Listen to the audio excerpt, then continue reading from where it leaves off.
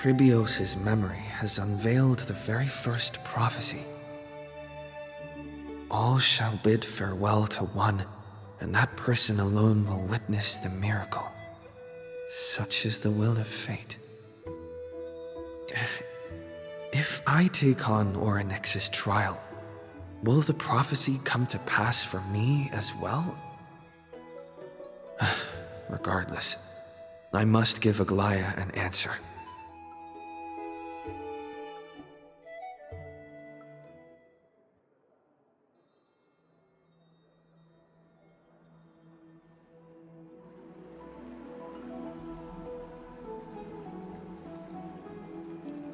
Ah, it's you, Cass. I finished the anthology of poems you lent me. Here it is.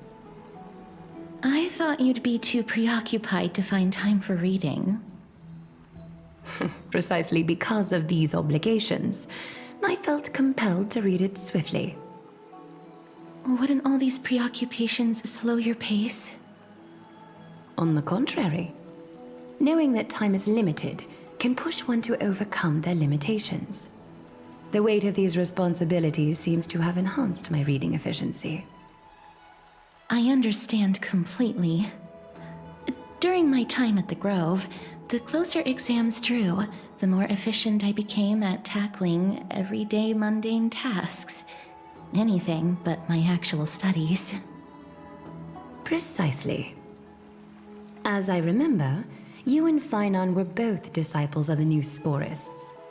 I assume that Anaxa's exams were as unreasonable as the man himself, correct? The courses Professor Anaxa taught were Introduction to Alchemy and History of Mythology. And to be perfectly honest, those two courses were the students' greatest nightmares. The history of mythology taught by the blasphemous great performer himself. I can imagine their fear. Now that I think about it, students would often rush to the podium during class to challenge him on those blasphemous ideas. May I ask, Lady Aglaia, has your relationship with Professor Anaxa always been like this? He openly dismisses people's faith and questions the very justification of the flame chase journey. Our positions have been destined to be at odds. While you were studying there, I assume you must have heard of his nickname. A Dromus draped in finery? As I see it, this nickname is more of an insult to the Dromas. Despite his insufferable arrogance, I do hold a certain respect for his nature as a scholar. To remain true to his principles, he is unafraid to stand opposed to the world, and that requires considerable resolve. Anaxagoras' life is almost like a satire. As a Chrysos heir, he refuses to heed the prophecy, while he disrespects the gods. The gods have chosen him. He was indeed chosen by Circes. Is something weighing on you, Cass?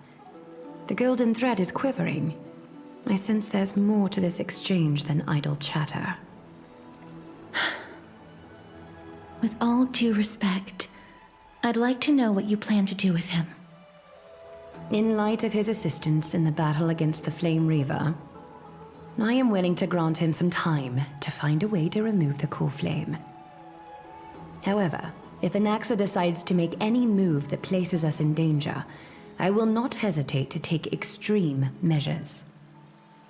Just as I feared. The Flame Chase journey is the destined path for the Chrysos heirs. Yet he now seems more like an empty shell.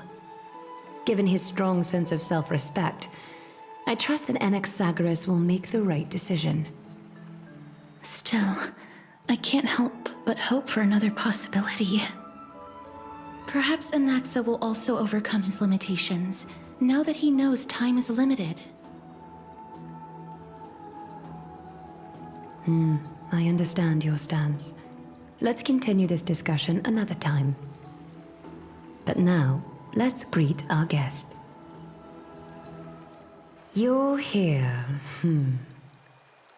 Does this mean you're ready to take on Orynyx's trial?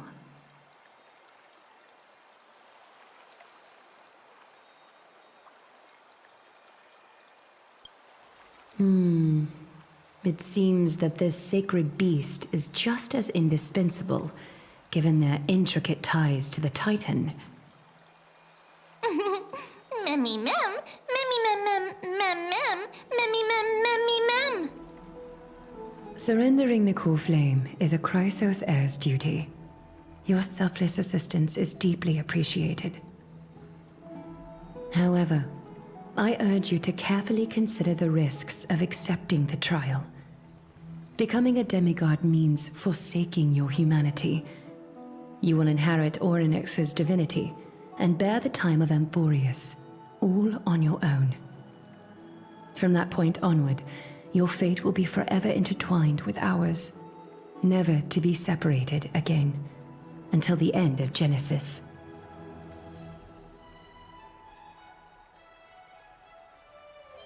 It's exceedingly rare to find a capable Chrysos heir. If this path proves unattainable, I am willing to lower my expectations. There are still many priests of Yanissopolis and their descendants in the city. If I'm left with no other option, I'll try to find someone worthy among them.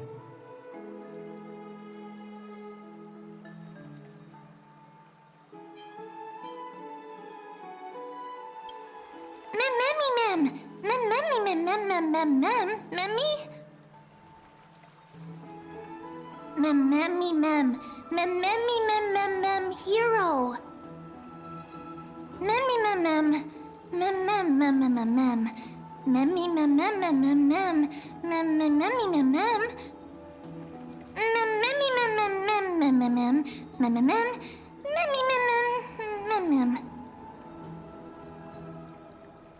It looks like you know that Titan rather well.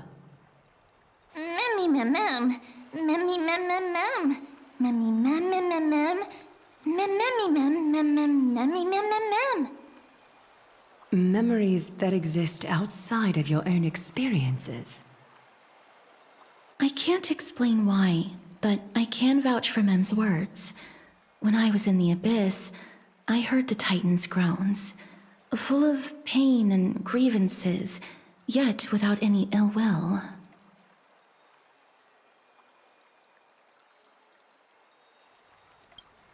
Since you've made your decision, go back to the bath chamber and get some rest. Trinem will call for you when the ceremony is ready. It is difficult for me, as the guide, to absolve myself from blame for things to have progressed to this point. Time and again, you have risen to the occasion for Akima. Merely rewarding you with some honeydew is no longer able to express the extent of our gratitude. When the dust settles, I hope that we'll have the chance to have a long chat regarding your return journey and the curse of the sky. It's about time that we lift the taboo and discuss things openly. Before leaving, I should go and say hi to Casterus. Mister, may everything go well for you and Mem. It's nothing. I only came to discuss some matters with Lady Aglaya. Previously, I lent her an anthology of poems that Lady Trianne had gifted to me. Tracing back, this anthology was something left for Lady Trianne by a bard before their passing. Although personal properties should be cleared out once their owner has passed on, Lady Trianne gave this book to me since she knew how much I like to read. It just contains an allegory. In a faraway land, in a city known as Styxia, a dragon corrupted by the black tide descended one day, swooping upon the city like death itself. It swallowed the princess of the city whole before it was suppressed. After taking down the evil dragon, the warriors discovered that the princess's life had already met its end. Overwhelmed by grief, the queen hired an alchemist to resurrect the princess using the dragon's flesh and blood. However, having lost memories of her previous life, the resurrected princess turned into an evil dragon herself and wreaked havoc on the city. As a result, the prosperous Styxia met its demise.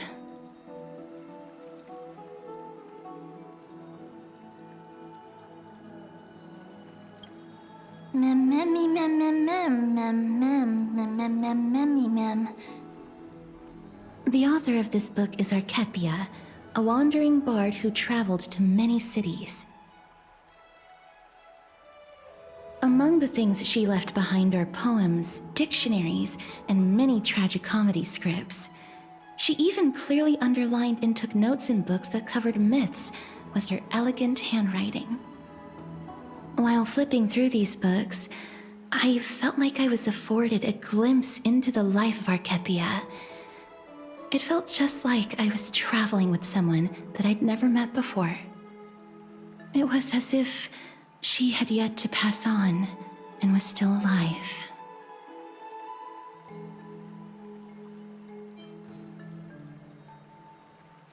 That's right. Writing, drawing, and taking photographs. It seems like human nature to try and leave records of things. Speaking of taking photographs, when I was helping you to take the photo previously, I did not look through the photos in your photo stone out of courtesy. But I'm also very curious about the story of the rosy celestial maiden. Despite having visited many cities in Amfореus, I still understand nothing about the world beyond the sky. If there is an opportunity... Forget it. Let's talk about this in the future. For now, I only hope that you'll be able to complete the trial safely and obtain Orynyx's blessing. I don't think there's anything else to do here. Time to go back and talk to Dan Han. May you complete the trial safely and obtain Orynyx's blessing.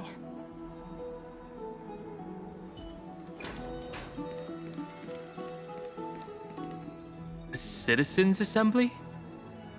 That's right. Oh, partner, you're back, just in time.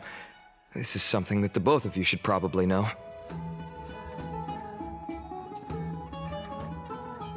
I wouldn't call it trouble. I just think it will be favorable if the both of you understand the situation in Akima better. Do you remember the Council of Elders that was on our heels previously? It seems like they've made their move. Some background information for you. The Council of Elders is an authoritative body in Amfореus, made up of different city representatives. They hold legislative power over the Holy City, and are in charge of presiding over the Citizens' Assembly held once every few years. This is the most important social event of Akima. It is highly influential, and can even affect what happens to the Flame Chase journey. Despite her vision and wisdom that spans across thousands of years, even she cannot win over the hearts of everyone. Perhaps you should retake some exams next time we visit Paperfold University. Every 5 to 10 years, the Council of Elders organizes a Citizens' Assembly at Dawncloud. During the assembly, the representatives will vote on major issues, such as whether the Chrysos heirs led by Aglaia should still hold the right to govern the Holy City, and whether the Titan's conquest should continue. It sounds like some sort of system to balance the heroes and the mortals. That is correct. However, the problem lies in the fact that there are ill-intentioned extremists in the Council of Elders. They view the Citizens' Assembly as a way to restrain the Chrysos heirs, and hope to take complete control over the Flame Chase journey. We can refer to them as the opposition. During the assemblies held in the past 100 years, the voices supporting the opposition have been growing stronger in the shadows. It's only thanks to Aglaya that the flame chase journey has been able to continue to this day. The Citizens' Assembly is just around the corner, but this time, there seems to be a new variable to the situation.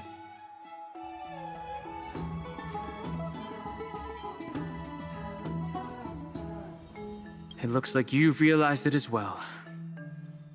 I'm afraid that the Council of Elders might want to take advantage of Professor Anaxa. Aglaya will surely take back Circe's core flame, but with Anaxa's current condition, it's so unique that nobody knows how taking the core flame away from him will affect him. He has always been someone that is only concerned about his own research. I'm certain that he must want to escape from the monitoring of the Golden Thread and protect himself. If the opposition were to offer an olive branch at this time... You suspect that he might betray the flame chase journey and defect toward the Council of Elders? Anaxa has never believed in the prophecy, so technically it cannot be considered a betrayal. However, he has taught many Chrysos heirs, and has long been considered an important ally of Akuma. I truly do not wish to see comrades turning on one another. I have a better understanding of the full picture now. Is there anything that we can do?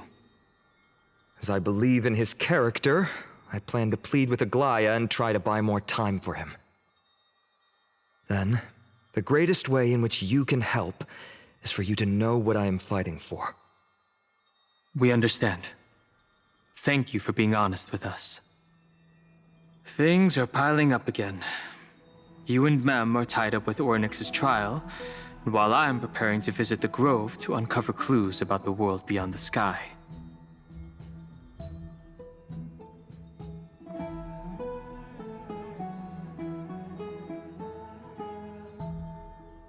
Allow me to apologize for the fact that we always seem to be troubling you. I hope that Ornyx will show more benevolence and be more accommodating. I remember that they seemed quite fond of you back in the Abyss. Go and rest and regain your strength. We'll meet at the Vortex in a few days. Oh, right. You can read this scroll if you want to find out more about the Council of Elders and the Citizens' Assembly.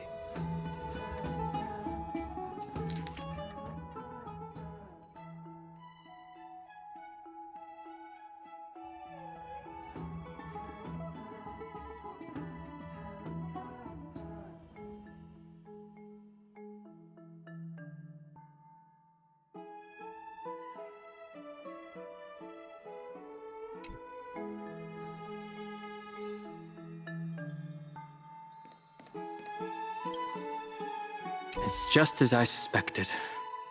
The troubles afflicting the flame chase journey aren't just external issues.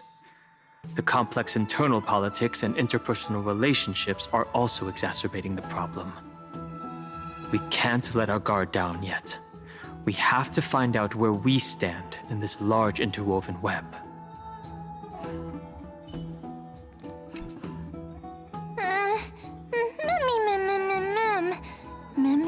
Nervous.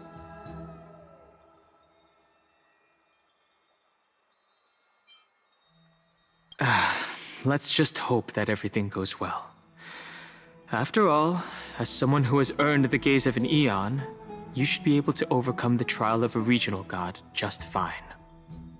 We've also unknowingly gotten used to sleeping with the midday sun shining brightly above our heads. Get some rest.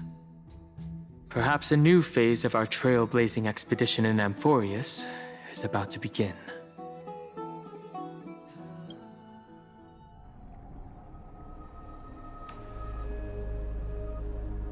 Esteemed one, Ornyx's vacant totem awaits.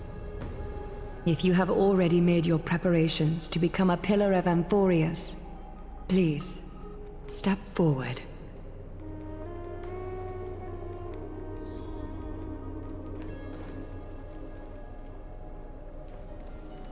Mister, I'm sorry, but I'm not sure what I should say to help calm your nerves. Right. Perhaps something like, as long as you can successfully complete this trial, the rest of the flame chase journey will be smooth sailing? No, that sounds a little strange. Don't worry, it won't take up too much of your time. Don't worry, you'll definitely make it back alive? Oh. Sorry, it seems like I've made the mood even heavier. In any case, may everything go your way.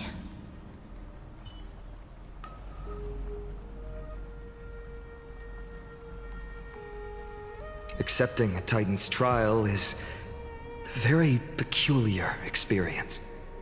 I'm afraid that I'm not able to accurately describe it. You can only go and experience it for yourself. I believe that you'll be able to pull it off.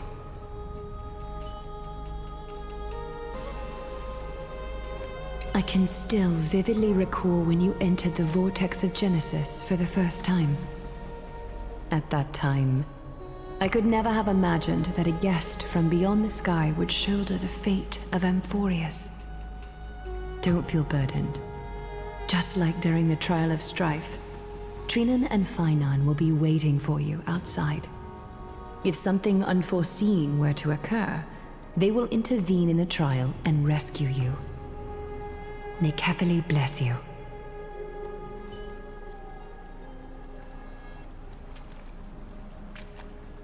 Little Gray and Mem, thank you. Your resolves cannot be questioned. We praise your pure selflessness and courage. May Kefali light your path forward. Get ready to assume Orynyx's divinity, Trailblazer.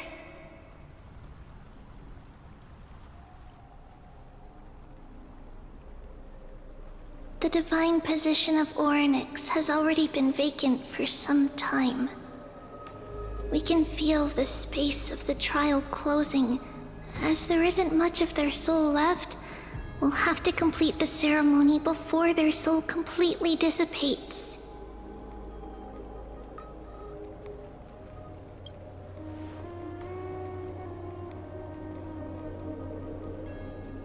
The eighth core flame coveted by the miracle, that once belonged to the great veil of Evernight, Orynyx. It shall now be returned by the two elected heroes of the Chrysosairs, a traveler who is upright and courageous, and a sacred beast that invokes miracles. Who? Mem. Both of you, please, come forward.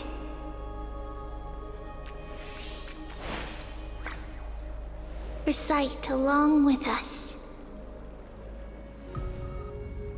O Majesty of the 12 Titans, pillars of the world, we seek your divinity to mend the rifts of the world.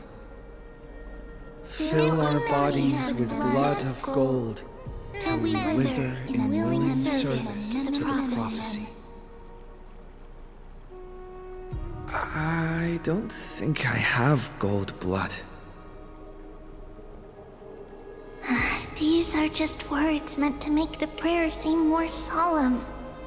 Please, focus.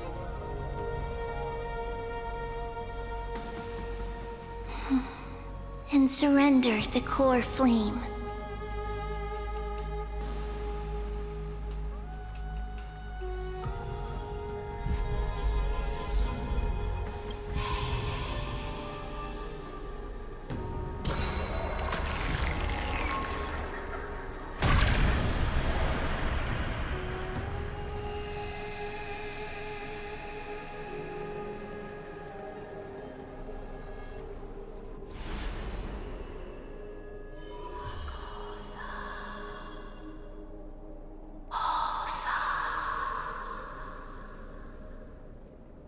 Orynyx. Their soul has been waiting for a long time. Perhaps they're also quietly waiting for the arrival of their successor.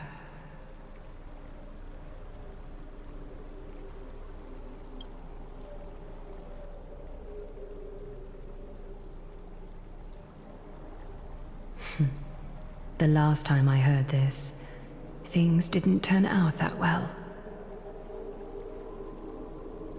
Don't worry, Aglaya.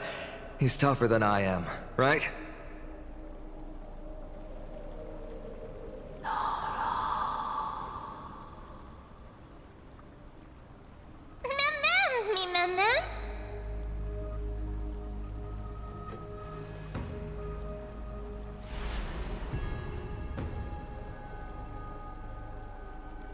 Traveler from beyond the sky, let us pray that the Titan acknowledges your worthiness. Although he loves cracking jokes at inopportune times, his determination is as strong as the Chrysos heirs. He will definitely succeed. While he's away, I would like to have a chat with you, Aglaya.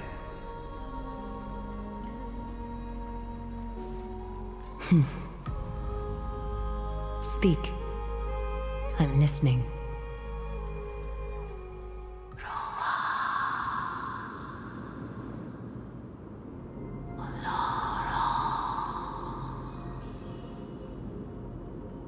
Slap, slap! Wake up!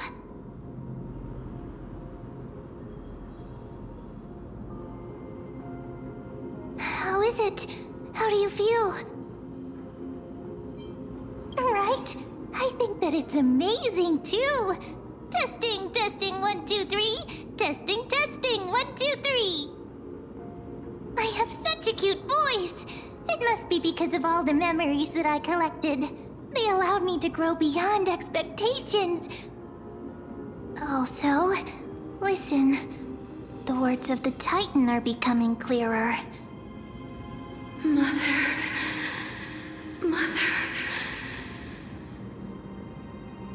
It hurts. Have I finally reached the end? Are the years of isolation coming to an end? Or next. Oh, how heartbreaking. Ever since the figure draped in the black cloak robbed them of their core flame, they have been relegated to waiting in isolation in such a confined space. We are going to help alleviate their pain, right? Memories. Broken. Mother. Where? Mother? Who are they calling out for?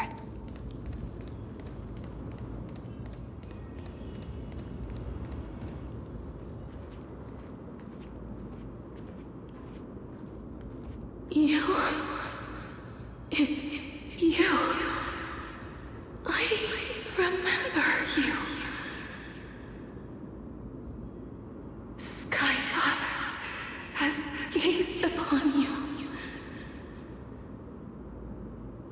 Mother is calling for you.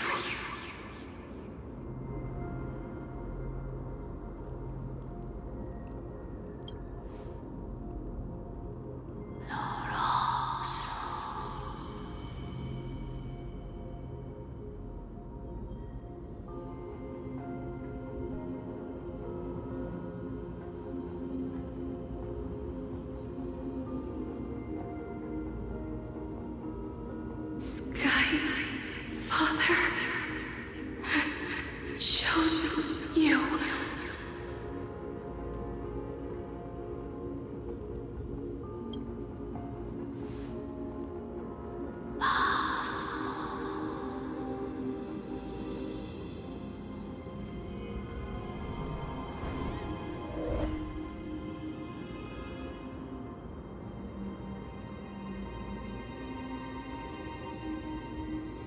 Mother is no longer responding.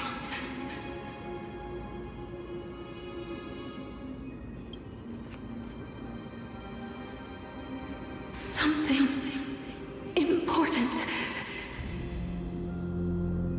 An important matter. Oryx, listen. listen to me. Aren't you tired? Throughout the long years, you have always been protecting the fate of Amfореus. Each time people draw strength from within their memories, every single ripple falls onto your shoulders. There's no need for you to bear this any longer, Orynyx. From today onwards, someone else will bear time on your behalf. This is why we have come. Freedom. Freedom. I want freedom. Oh, poor child. Everything will be fine. Let us help you.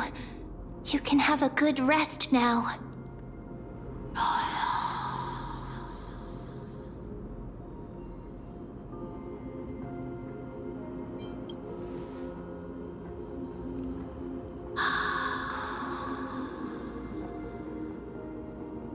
You have potential, strength, willpower, powerful, and tenacious.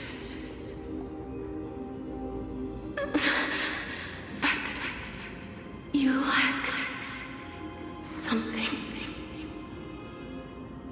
Just one thing. Lacking something? What is it?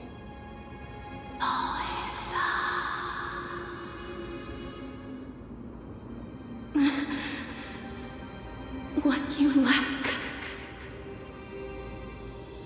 is a future.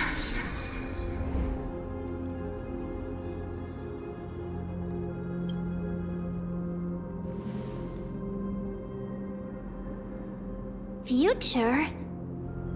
Traveler from the sky, you should have dissipated already. The gaze from Sky Father stabilize your form. Because from the moment you crossed the sky, your life was cast away. Right now, you are simply a collection of walking memories. What? How is that possible?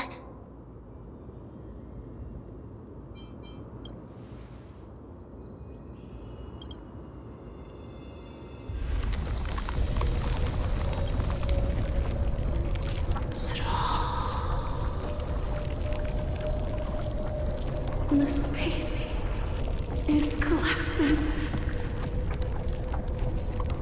Someone must inherit the authority of time. If the pillar is lost, the laws of time will collapse. Amfореus will succumb to eternal disorder.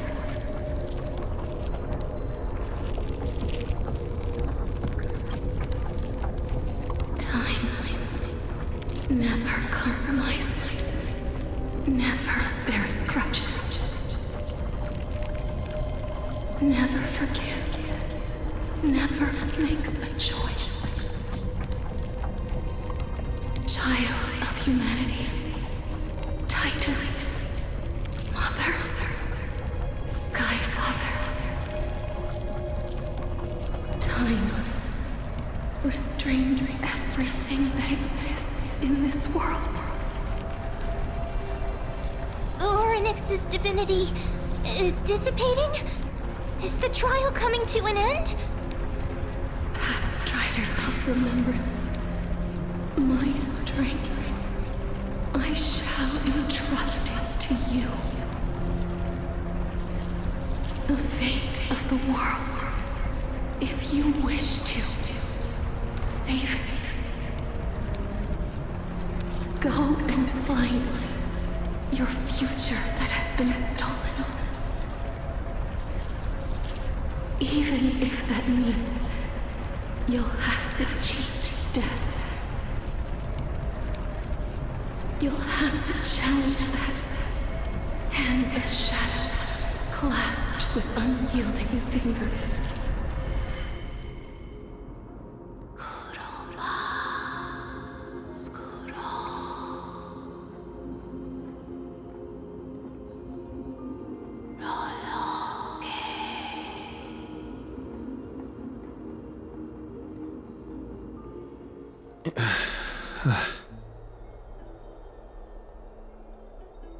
You're finally awake.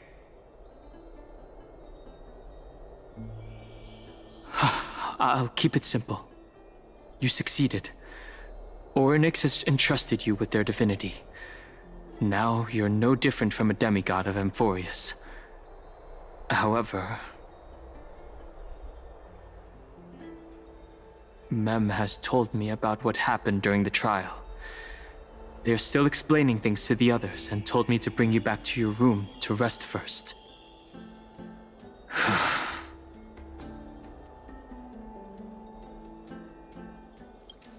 There's something that I've never told you. When we landed on Amfореus, our car was pierced by Nicodor's lance. Do you remember? Back in the ruins of the Abyss, this is what I said. You passed out when our car got hit. I blacked out too, but not before dragging you out. It's a good thing we were in the car, or we would have been crushed to pieces. Actually, my account kind of made light of the situation. What actually happened was much more complicated. You were severely injured back then, with several wounds still bleeding profusely. I struggled to carry you out and used the last of my strength to stem the bleeding. But then, I was also hit by a falling rock and lost consciousness. The last time I checked, you still weren't breathing. But when I regained consciousness, I saw that you were alive and full of energy. So I never brought this up again. I'm not sure whether the gaze of Fuli has anything to do with this matter. But according to the Titan, you are living in the form of a memory right now. Just like those objects of the past and the miracles of Orynyx. Perhaps Mem is the anchor rope that ties you to the present. I had assumed they couldn't stray too far from you, but the truth might be the exact opposite. It's not time for us to despair yet. There must be a way to save you. Orynyx mentioned finding your stolen future and cheating death. Considering Mighty's indestructible body, it seems to suggest that there is some kind of miraculous power in Amfореus that can even reverse death. The key seems to lie with the Hand of Shadow, whose whereabouts are unknown. Hey, are you all right? I heard you two talking about Thanatos. Cass is also very concerned about the warning. She has left the vortex and returned to the garden. Shall we go and look for her? Thanatos is the Titan that Cass has always been looking for. Regardless of whether there are any clues, there's probably no one else that understands death better than her. Let's do that then. Oh, right. There's something that I have to tell you. The Chrysosairs already know everything that has happened to you. I was too worried, so I told them everything. Please don't hate me, okay? Let's do that then.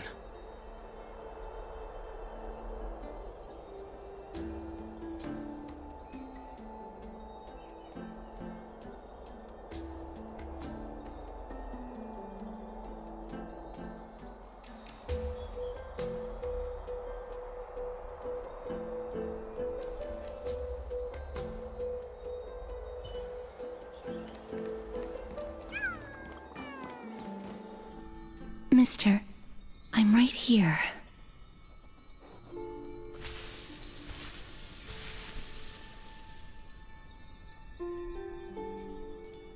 Please stay there and slowly turn around.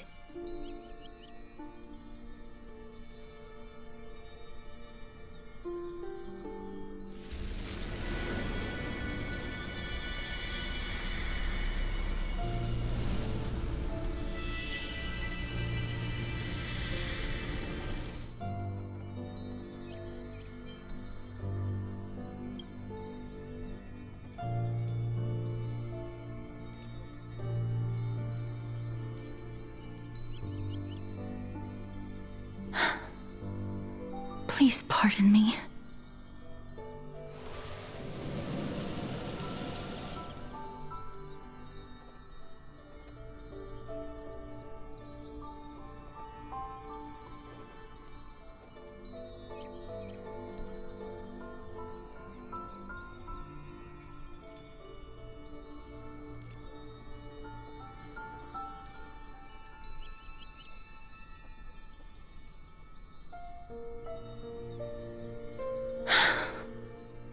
Just as I expected. I cannot feel anything.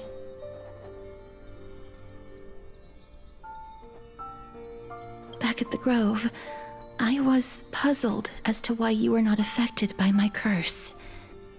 I thought that it might have been the special ability of a traveler from beyond the sky. Never did I expect that this would be the true reason. I'm sorry. I should have noticed that something was amiss earlier.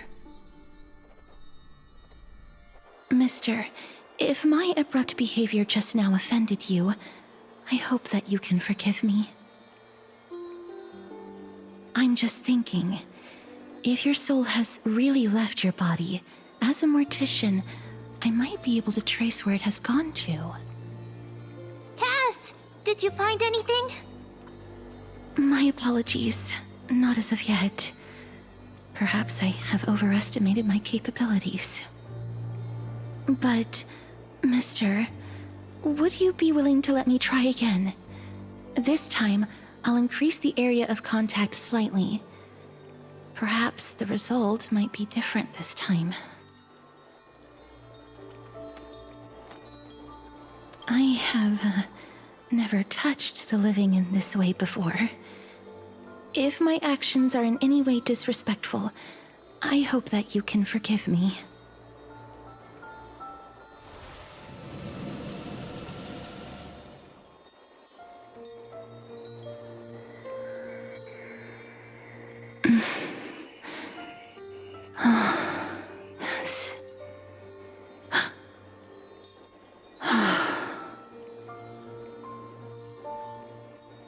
I seem to have caught a glimpse of something. Your soul is currently roaming someplace and cannot find a way to escape.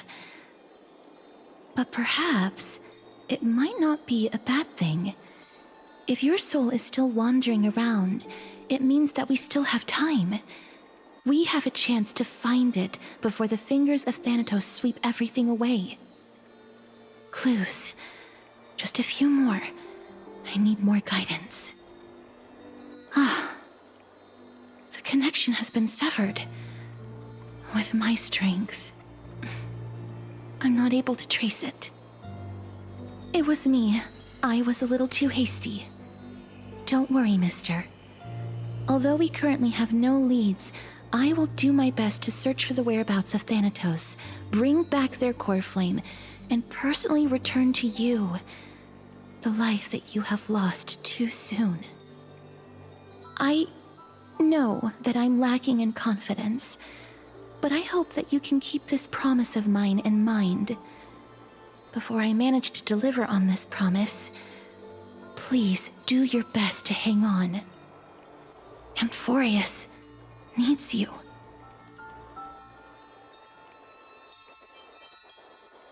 Lady Aglaia and Lord Finon are currently discussing some matters in the paths.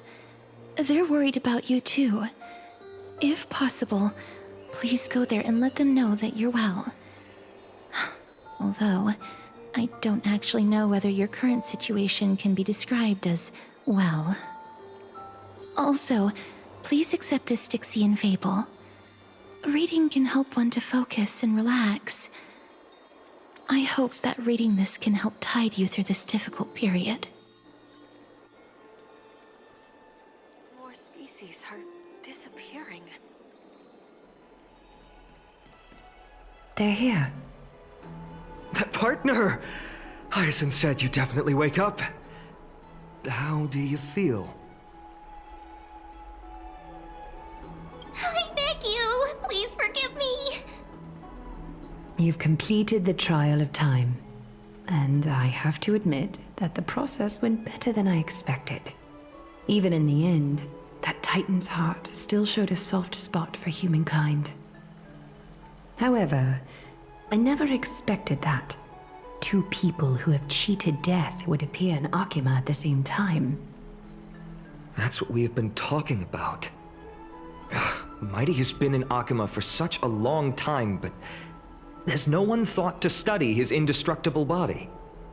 If there were even any minor breakthroughs, we wouldn't be as clueless as we are right now.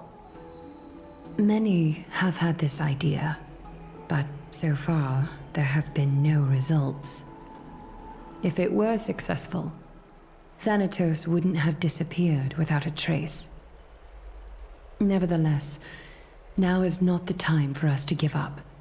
At the very least, we can still see a glimmer of hope. Cypher. If anyone in this world knows the whereabouts of death, it would be her.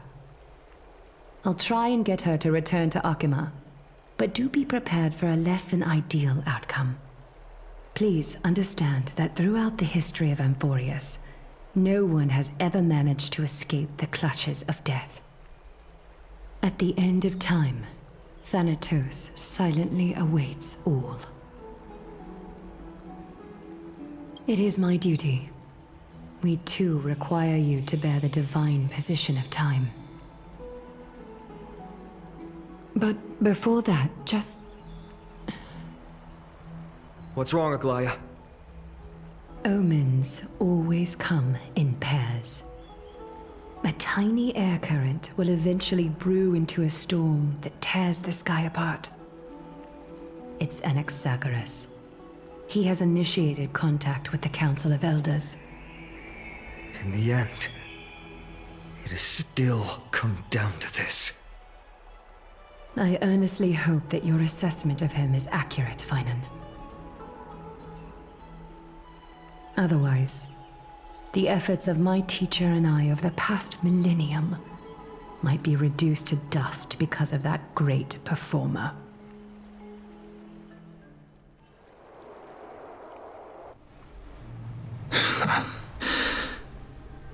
I'm back here again.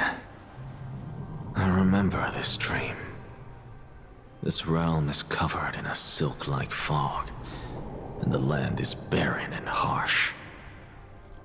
The crowd of travelers leaves tracks everywhere. Hey! Excuse me! What is this place? Where in Amfореus are we?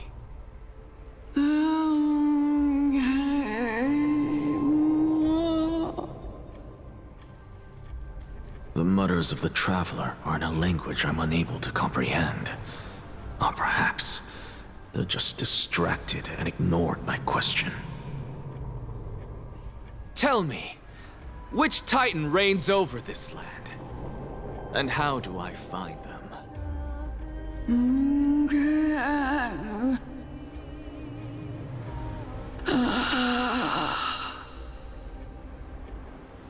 Hand of Shadow. Hand of Shadow Thanatos. Could this possibly be the Netherrealm? Not Netherrealm. Then where is this? River of Souls? The outskirts of the Netherrealm? Are you heading downstream toward the Netherrealm? The Netherrealm Nothing but an illusion. Titan rejects you, me. Listen. What? The traveler lifts their wrinkled fingers and remains silent. I look in the direction they are pointing and listen closely. There. A massive shadow brought the sound of rushing tides. The sound of tides. I can hear it.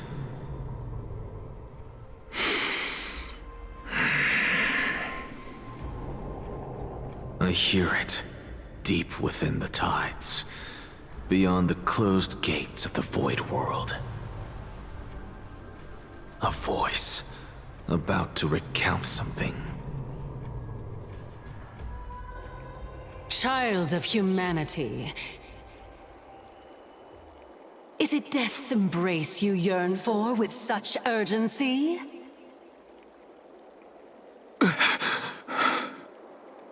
Oh, you have awoken. Welcome back to the mortal realm. Your consciousness is dissipating much faster than I expected. Ultimately, it seems like the Titan's core flame is incompatible with a mortal body. How much longer can my consciousness remain in the mortal realm? In my estimation, at best, you'll see 15 more entry hours. 15 days and nights. What is it? Are you finally starting to become attached to the mortal world now? On the contrary, 15 days feels a little too long for solving a singular problem.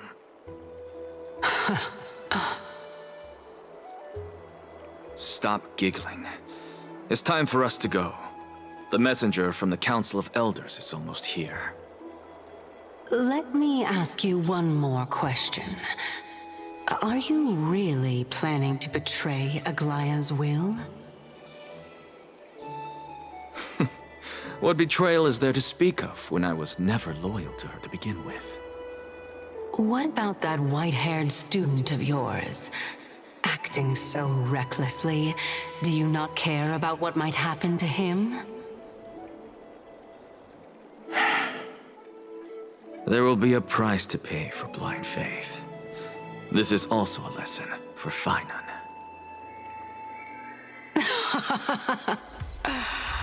You truly are a strict teacher. Of course. This is how I've always been.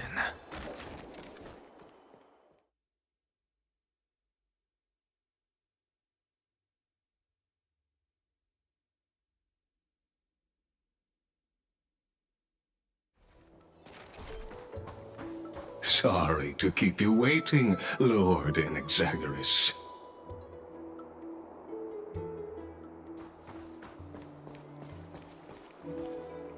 It's been a while, Lord Enexagoras.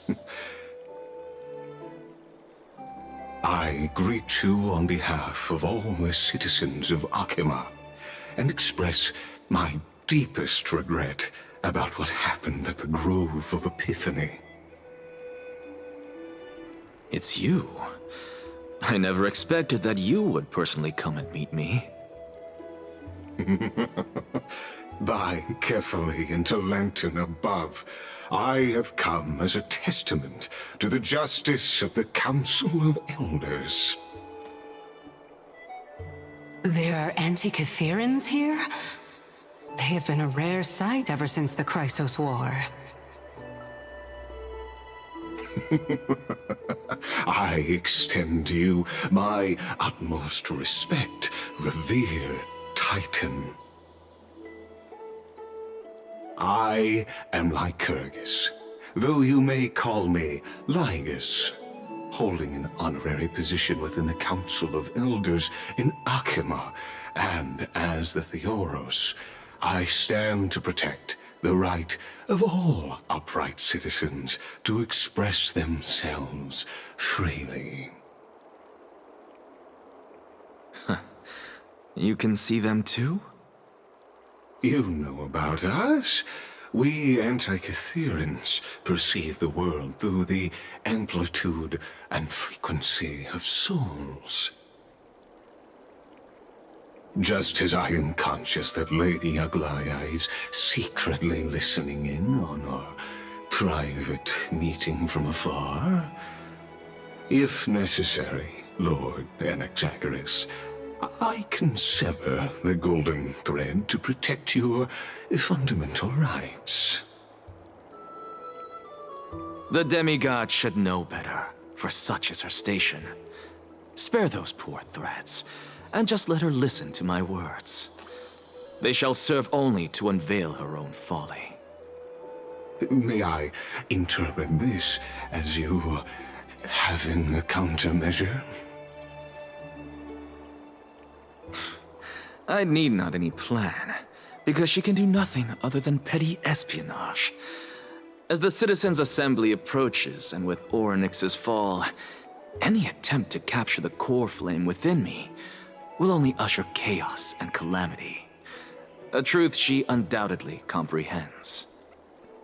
While I, Anaxagoras, serving as the Grove's special envoy to Akima's Citizens' Assembly, have long known the extent of your abilities. Let's forego the formality of asserting authority, Lord Lygus. Lead the way. Very well. Surely Lady Kindness would appreciate such assertiveness in an ally.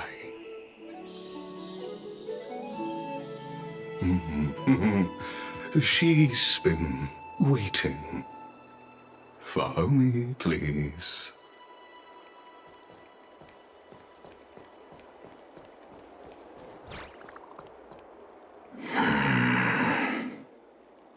Is there something on your mind, Lord Anaxagoras?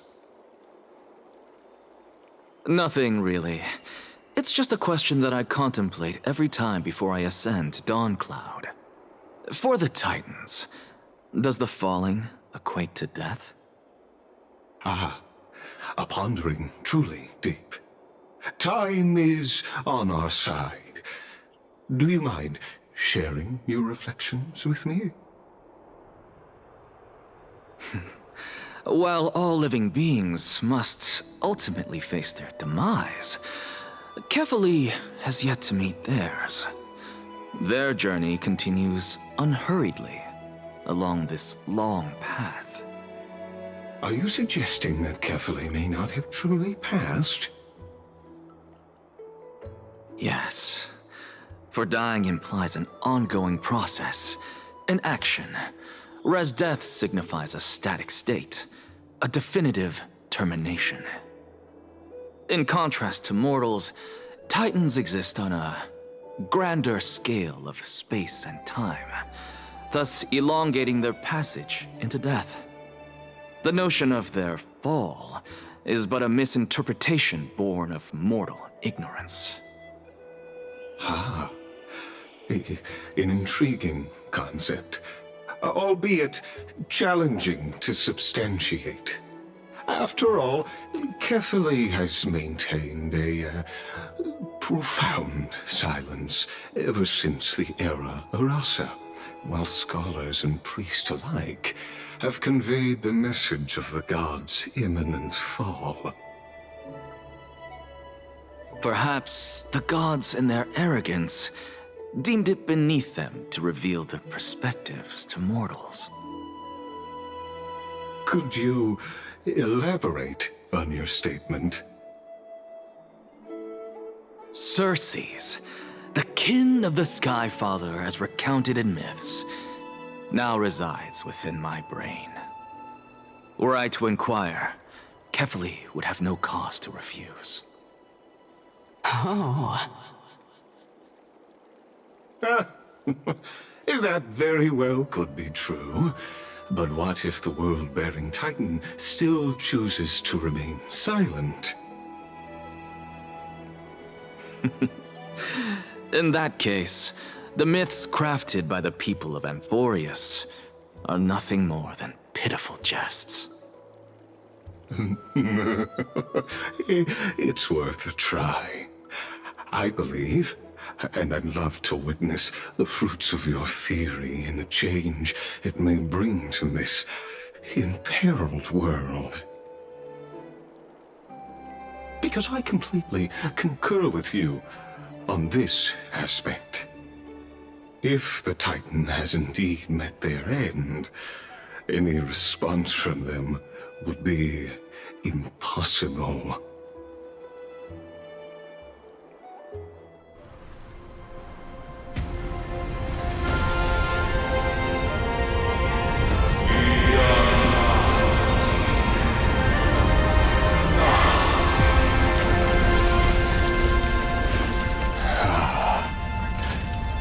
Please, Professor.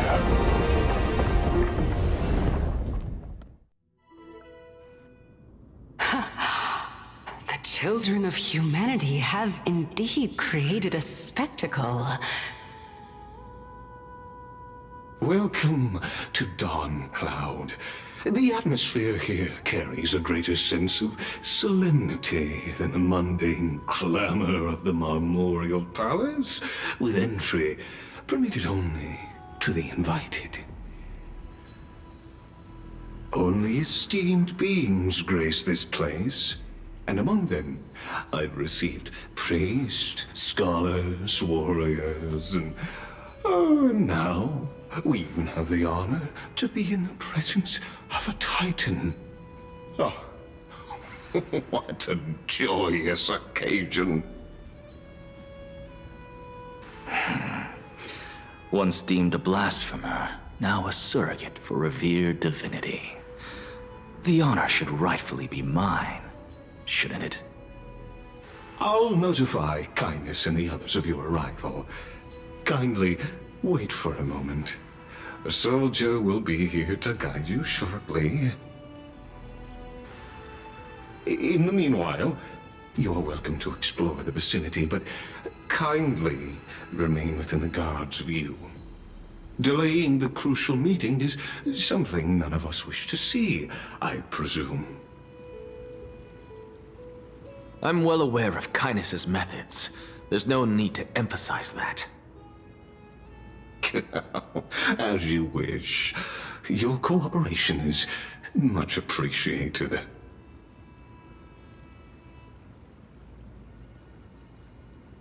Alas, I had hoped for a brilliant plan from you, but it turns out you just left one cage to enter another. Save your concerns. I know very well what I'm doing. I shall depart to explore the surroundings then.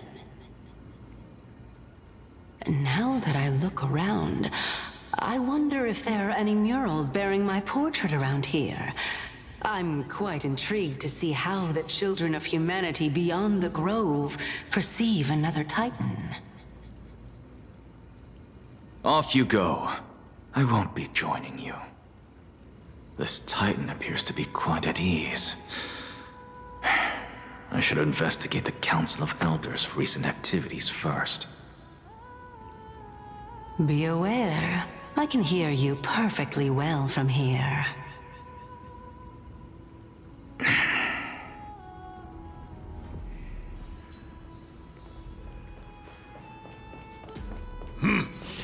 Even blasphemous scholars can come here, it seems. Looks like my presence here is quite unwelcome.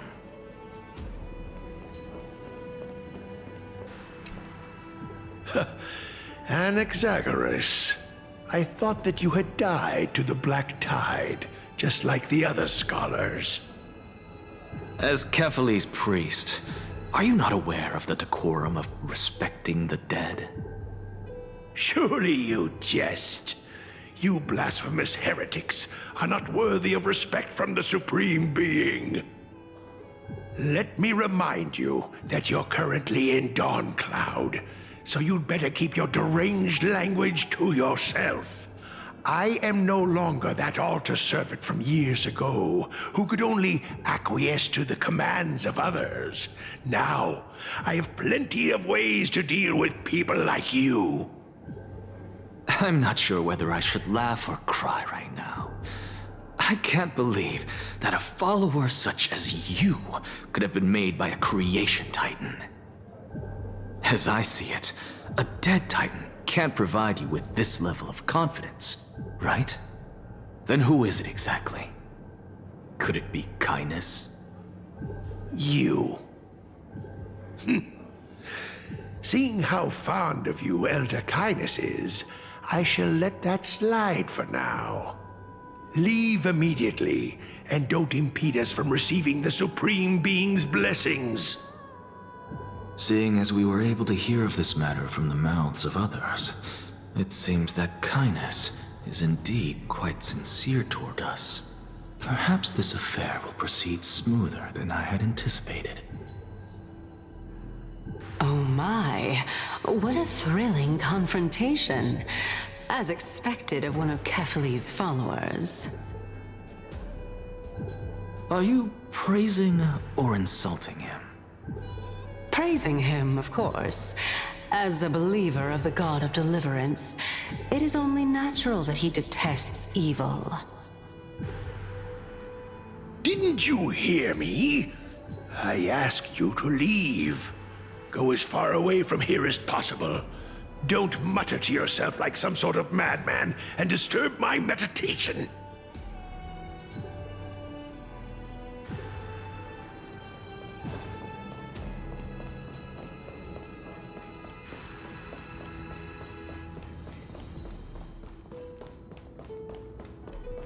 Professor Anaxa!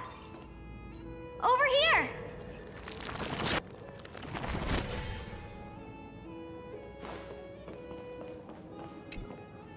Professor Anaxa?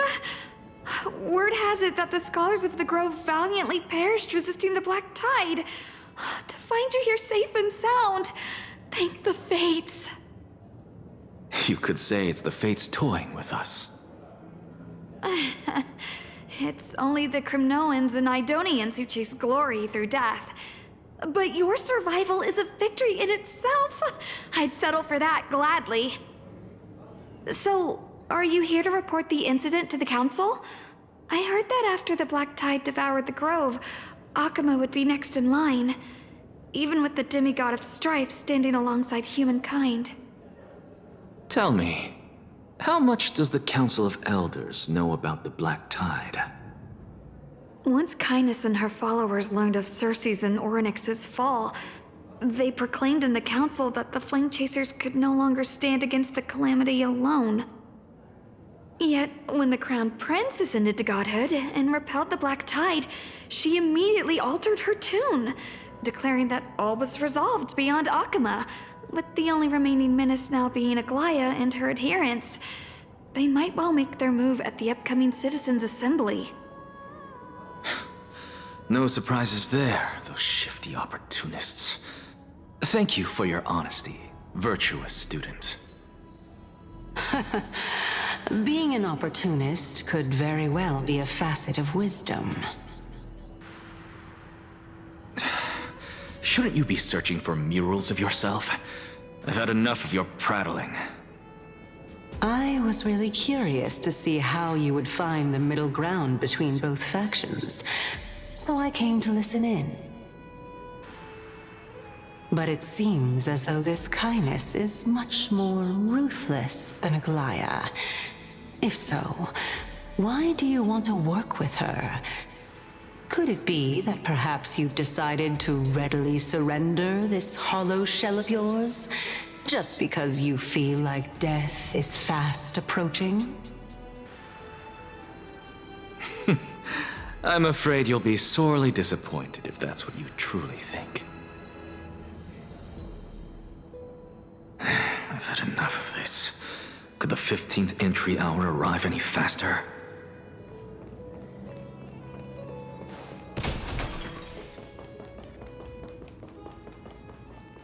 Oh, my.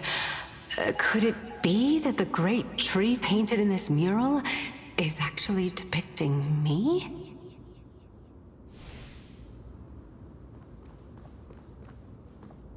Every plant, every tendril, no, even every leaf could be the embodiment of Circe's.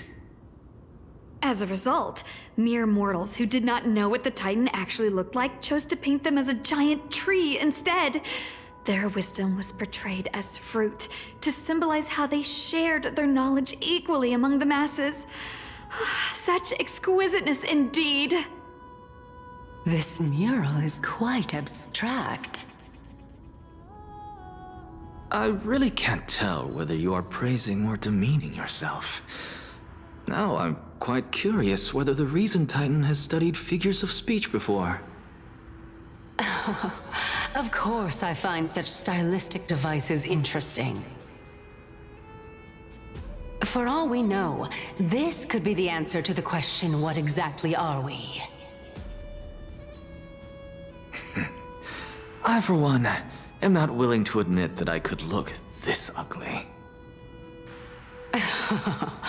Was this the reason why you failed in your attempt to refine my soul when you were ambushed at the Grove? Since you are aware of this, why did you save me back then? From my perspective, this point alone was enough to separate you from the average person. How do two lunatics coexist in the same brain? Therefore, it seems that your journey to Dawnfloud this time is not just to seek protection. What, then, is the intention behind your actions? The entire plan is stored in my memory, so why don't you look there? Then don't mind if I do. 1 year old, 2 years old.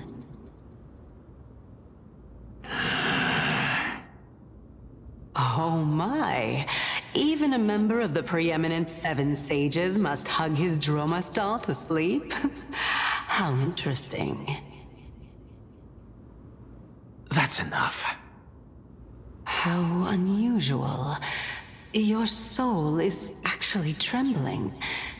This must mean that behind this toy hides a secret that nobody knows, right? Since our days are both numbered, I don't mind telling you more about it. This is a present that my sister gave to me. It's a doll that was made to look like our family pet. So there are other members in your family, eh? Are they also living in Akama? Don't you just love to pick through my brain? Go on, continue flipping through my memories. It won't take long. You'll discover the answer when you reach the memories of when I was 5. Oh, the black tide is everywhere. I can't bear to look. When I was young, I couldn't accept this outcome either.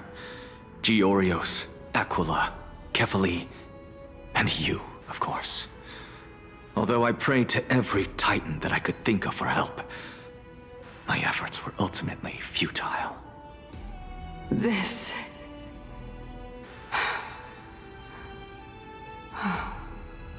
Could this be the inception of your research into alchemy? Indeed it was. Everything started from that verdant courtyard of yours. When I was pursuing my education there, I naturally also came to learn of the Thesis' theory as well. Oh, I remember that person.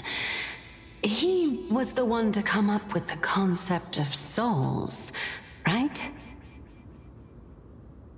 Not only that, he also believed that life, as well as the composition, movement, and transformation of matter, all stem from souls themselves. This is why I thought that, since all living things stemmed from the same origin, why could I not sacrifice myself in order to resurrect my nearest and dearest. Anaxa, you... I did it, teacher! But this is absolute blasphemy.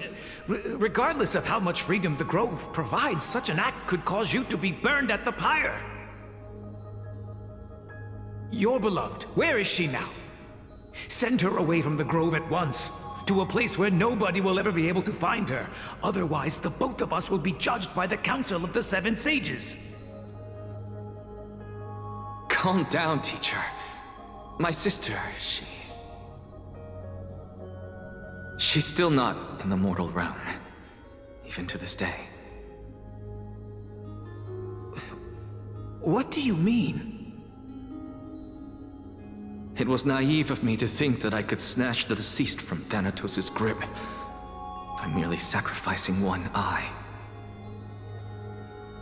Equivalent exchange. All I received for that price was but an opportunity to see her for one final time. Nothing more. Oh. Let it go, Anaxa. As one of my best students, I cannot watch you go down the wrong path without doing anything to stop it. Never do something taboo ever again. Don't disappoint the deceased, and never harm yourself. If you can do that, this classroom will still be yours, and you'll have a chance to live out your own life. Since I was able to see her one last time, I have no other desires. You're right, teacher. It's time for me to start a new life. I am sincerely glad for you, child. Now then, what topic would you like to study? I wish to continue Thalesis' research. Continue the research into souls, but you know that the Grove has long since understood his philosophy like the back of their hands. Even if you continue digging into this subject, your efforts will likely be futile. No, teacher. After my fleeting glimpse of the deathly fog, I finally understood a single truth.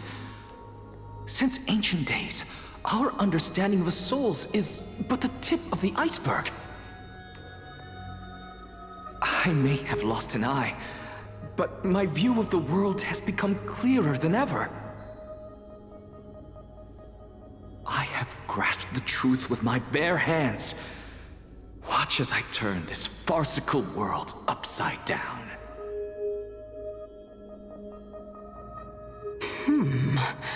Who would have thought such a secret lay concealed beneath that hefty eye patch of yours?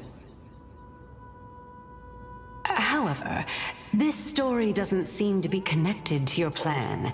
In fact, I'd say that they aren't related at all. The answer lies within the tale. If even you cannot understand it, perhaps you should relinquish the divinity of reason to me. After all, it'd be a waste for you to hold on to it. My story ends here. Now it's time for you to tell me your secret. After all, this is what equivalent exchange means, correct? As expected, you laid a trap for me to step into. Unfortunately, even if I was willing to talk about my past, I may not know more about it than you do. Oh? Are you saying that the renowned Reason Titan is now admitting a lack of wisdom? Your followers are going to be sorely disappointed by this. Child of humanity, remember this. Being cognizant of one's ignorance is the greatest wisdom of all. Now I understand. No wonder you asked me to answer your random, nonsensical questions. Not only that, you're the only one who can shed light on my query. As the saying goes, onlookers see most clearly. Is that so? Lord Anaxa. I saw you muttering to yourself and was wondering whether you were caught in a delirium of reflective thought. I'm sorry to interrupt you, but time is of the essence. I have a message from Lord Lygus. Lady Kindness has met up with the Council of Elders and is awaiting your arrival, so please depart forthwith. It's finally time. Carefully. The one who created the world, and the one who bears the world.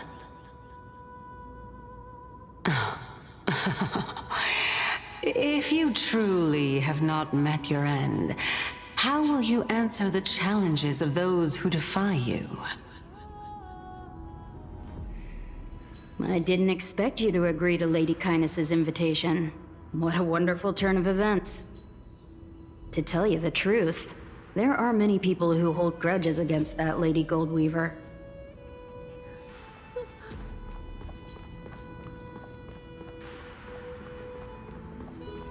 Isn't that the dromas draped in finery? Avoid his gaze. I don't acquaint myself with blasphemers. Don't worry. He's too full of pride to pay us any attention. Your nickname is Dromus as well?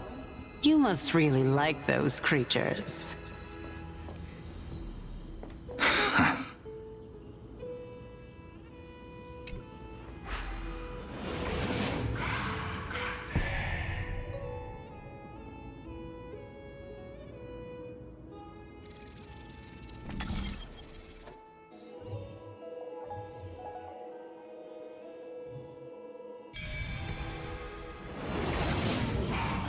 A student of Empedocles?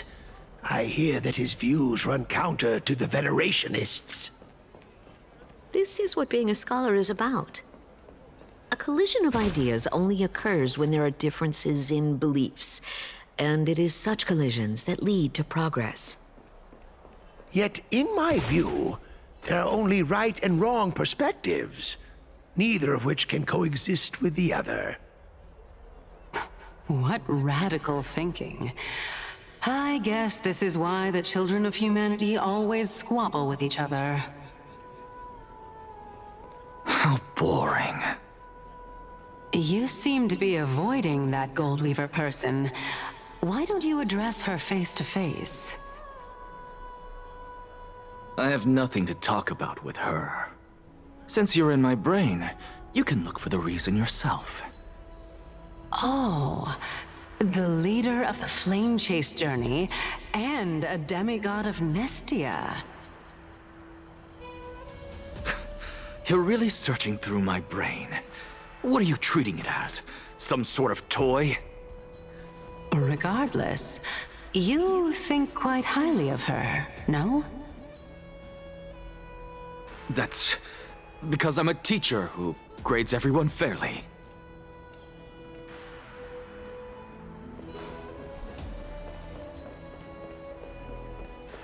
Lord Lygus and Lady Kindness are just ahead. I'll take my leave for now.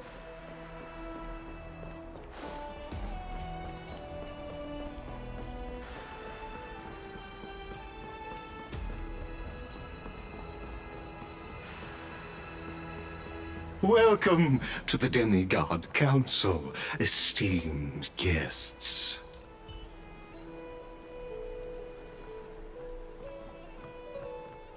Lord Anaxagoras, oh, I've heard so much about you. Head of the Nusporists of the Grove of Epiphany, notorious blasphemer, a Chrysos heir who bears Circe's core flame, a survivor of the Grove calamity. Did I miss anything? Well, if so, please be so kind as to enlighten me.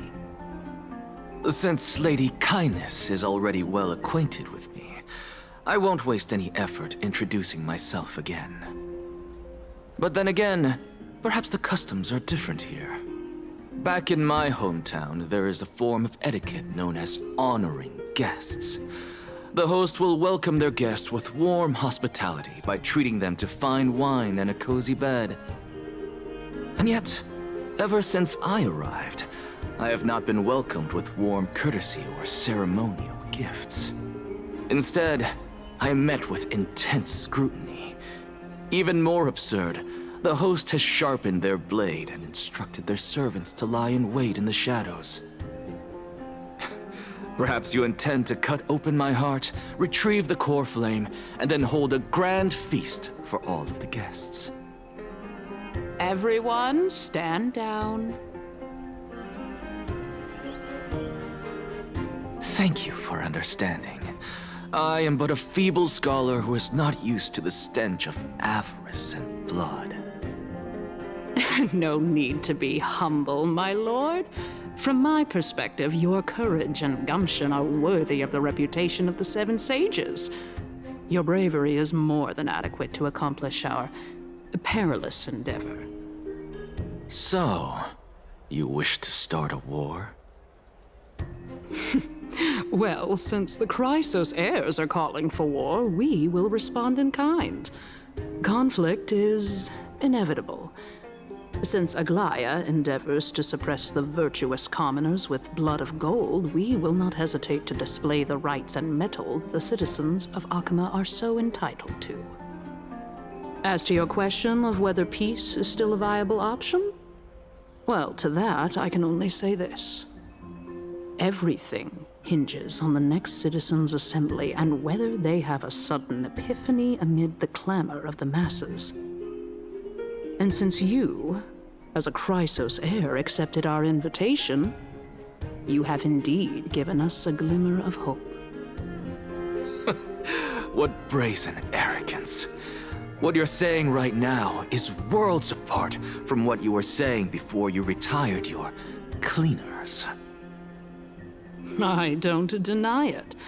After all, they're responsible for cleaning up any threats, and just a moment ago, you were on the side of the Chrysos heirs. But now that you're an ally of ours, we can continue talking somewhere else. As you know, these walls have ears. I was fortunate enough to have the opportunity to discuss a treatise about the Venerationists with your teacher, Empedocles. Yet, it seems you subscribe to the Nusporists instead, Lord Anaxa. I've heard that this school of thought is one with many detractors. It's normal for ideas to have supporters and dissenters, just like how there are two types of people in this world, geniuses and dimwits.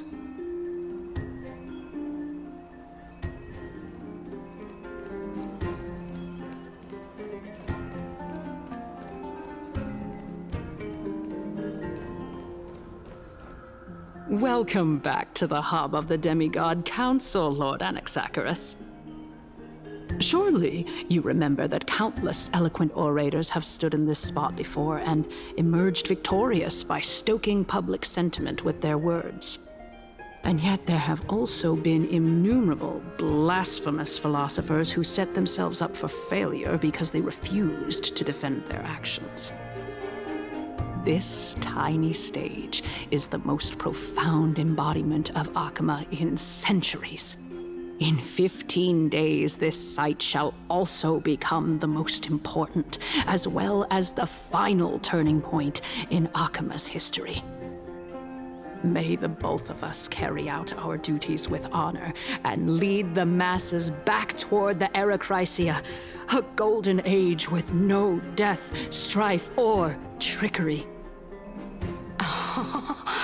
Oh my, 15 days and nights. That aligns perfectly with the date of your demise. Could such a coincidence truly exist? Using death to prove myself fits my intentions perfectly. What strong conviction you have. as expected of the hero who dared to stand up to the Gold Weaver. As expected, she misunderstands you. That's enough, Lady Kindness. Dispense with the niceties. I only accepted your invitation so that I can serve the commoners alongside the members of the Council of Elders. Don't test my patience with such superfluous formalities. Well, you say that now, but surely you also require my aid as well, so that you can stay alive even when being pursued by the Golden Thread? You worry too much. She won't show her hand too freely, as she still needs to garner support from the masses at the Citizens' Assembly. Even someone like me can tell that only a sliver of her humanity remains. Surely you're not asserting that she will definitely act in a rational manner. As you're no doubt aware, Aglaya covets the core flame that I possess, which makes it the bargaining chip that allows me and the rest of you to negotiate with her. However, in return, I'll need the Council of Elders to support me as much as possible. Naturally, this includes the guards as well. You're well aware how valuable Circe's core flame will be in the era Chrysia that you are desperately pursuing. Talk is cheap, so you'd better act prudently as well. I understand. After all, this battle of wits is just a means for each party to acquire what they need. As long as your request is reasonable, the Council of Elders never shortchanges its allies. Since we're both intent on mutual cooperation, let's not mince words and just speak plainly to each other. Let us decide how much we can secure for ourselves and how much we're willing to sacrifice, like true philosophers, with our words and wisdom. Continuing from the earlier topic, let us discuss our common enemy, Aglaya. She is the second most experienced Chrysos heir across the whole of Akama, who has gradually lost her humanity to the ravages of time and the ablation of the core flame. A formidable opponent indeed. Admittedly, there is ample reason for her to take your life.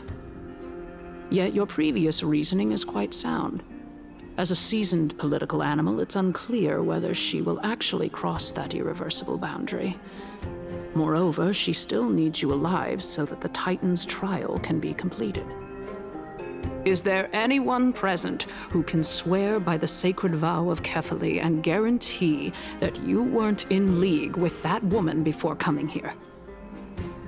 Are you just trying to pull the wool over our eyes and aid her in her savagery?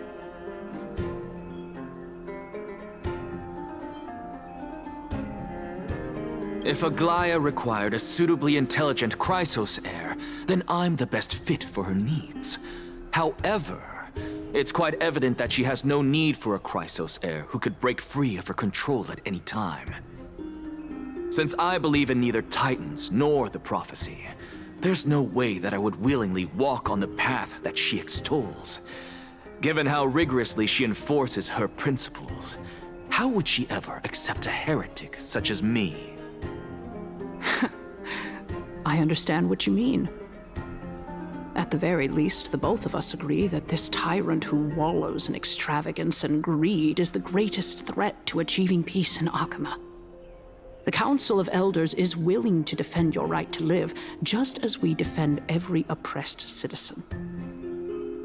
However, I regret to say that sentiments in favor of the Chrysos heirs and Aglaya are only growing in magnitude.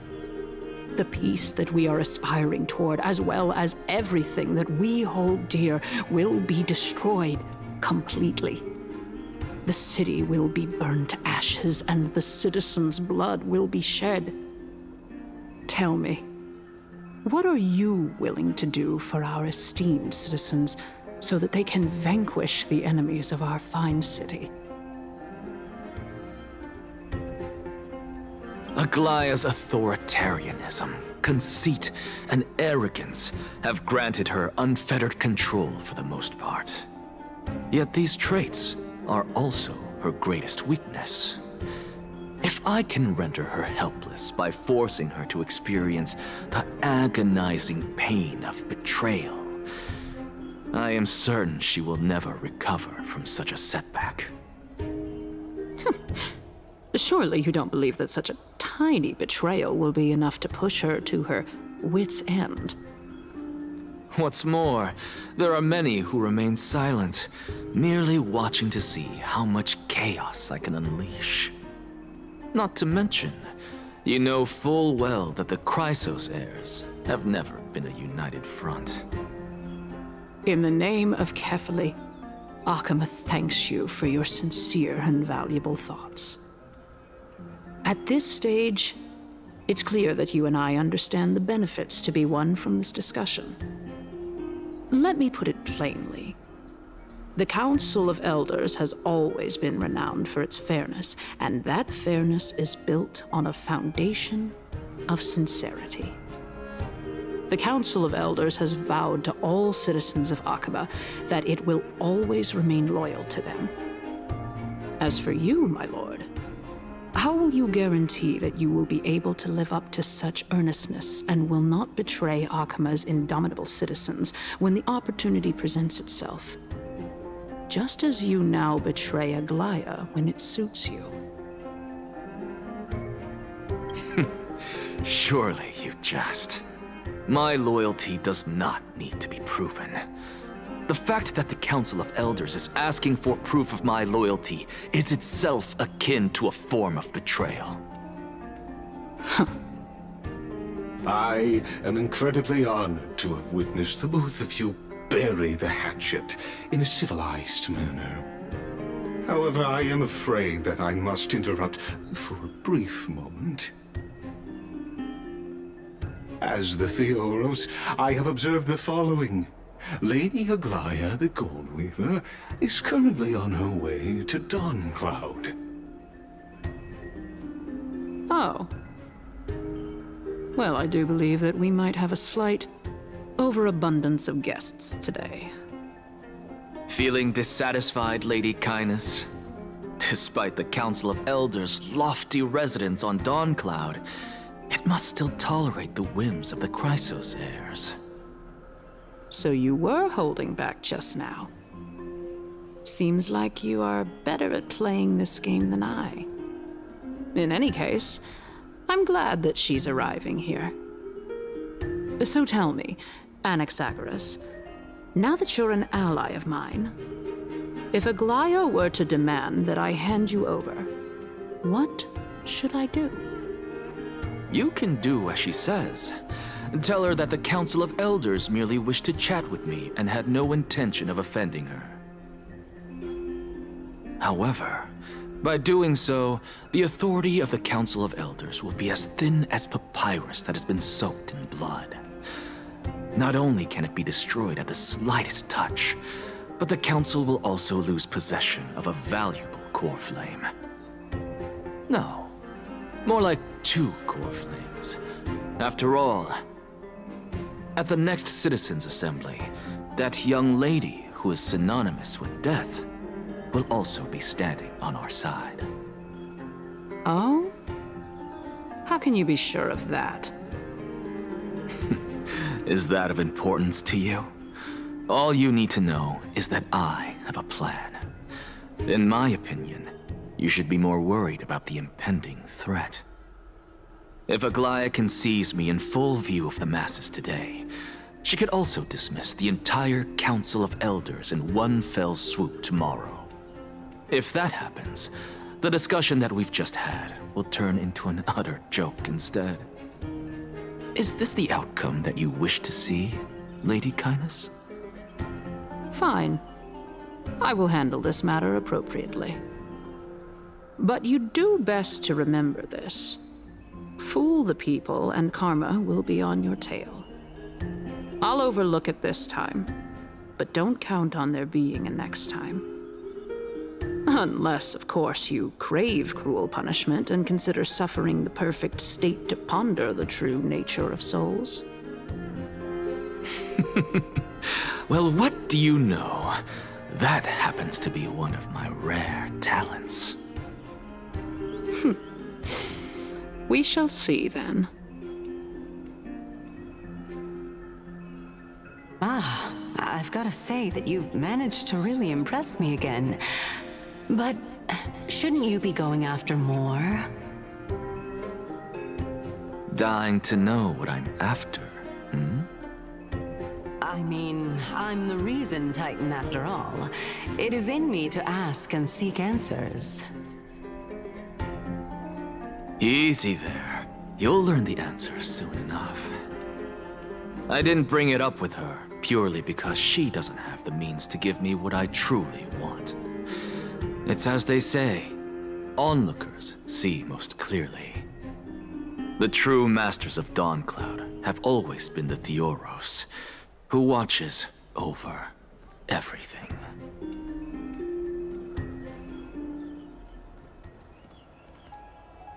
An expected visitor. Welcome once again. You know, you could actually skip all the pointless debate and come straight to me to seek an audience with Kefali. I have no reason to refuse you, do I? You may not, but kindness has. Whoever gets hold of Kefali's core flame will get to rule over Akama. She's wary of me, so naturally I had to gain her trust. I would say that debate was not at all pointless. Very true. In my view, this individual has gone to great lengths to get close to Kefali. He might very well be plotting something nefarious against the Titan. Are you still willing to let him pass, knowing this? Yes, very much so. All living creations are always free to visit Kefali's transcendent vessel. This comes with being the World-Bearer. How convenient it is to be able to hear what they say. It is truly my honor to speak to a venerated Titan in person. Please, go ahead. Let me join you both on this journey. Oh, a bygone myth tells of an occasion where Kefali once answered their followers' questions on the peak of the holy mountain. Their followers have since believed that scaling this Titan cliff is one way of being with the god. Hear that? It's not every day that you get to climb a mountain with Circes. You should sing me a hymn of praise. Titan hymns are beyond me.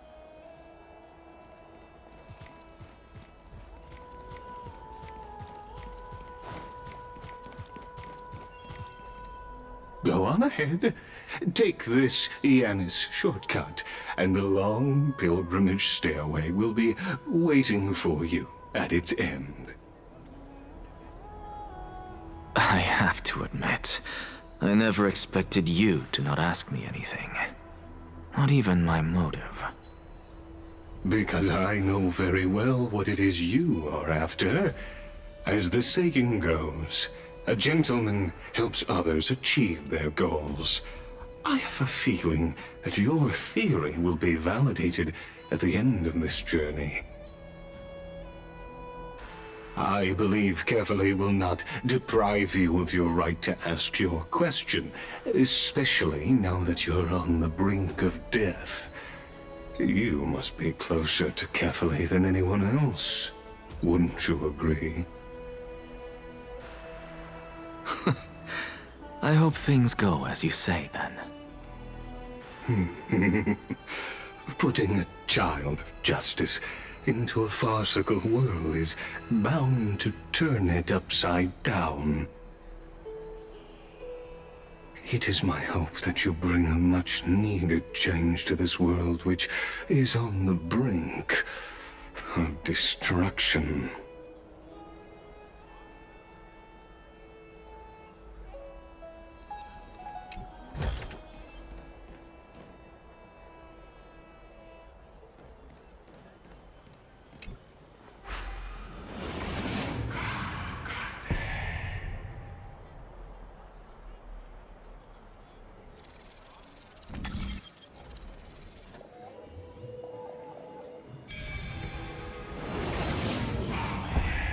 Honestly, this is my first time going up to Dawn Cloud's peak.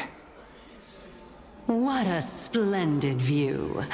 Isn't it about time you recognize the magnificence of us Titans? Well, I don't see how this place is different from those temples in the city. All they have are magnificent facades. And even though I've come this far, I'm still doubtful about getting useful clues from him. I must be getting ahead of myself to be expecting to hear something nice from you. Oh? Haven't you been in my head for some time now? It's high time you get used to how I feel about things. Alright, we're just a short hike away from Kefali. No time to waste here. So the intellectual debate from earlier was too draining for you, huh? If Amfореus gets a new lease on life, you should focus on strengthening your body and stop shirking social interactions. Save your concern. The Titan is in sight. Can you make it? Why? Are you going to carry me up if I were to fall now? I know how far I can go, so just hold your tongue and come along. Fine then. I guess I won't say any more. I'll just wait till your soul dissipates completely to gain control over your body. Wait. Who is that? Cersei's? Hey, look at that. Huh? What should I be looking at? Am I hallucinating? Or do we even get to see souls when we're close to dying?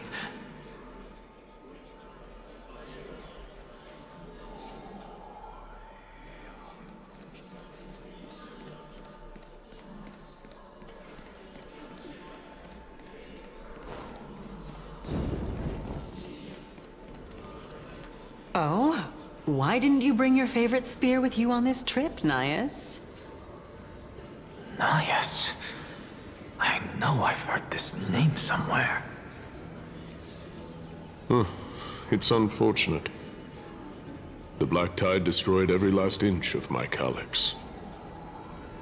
How could that be?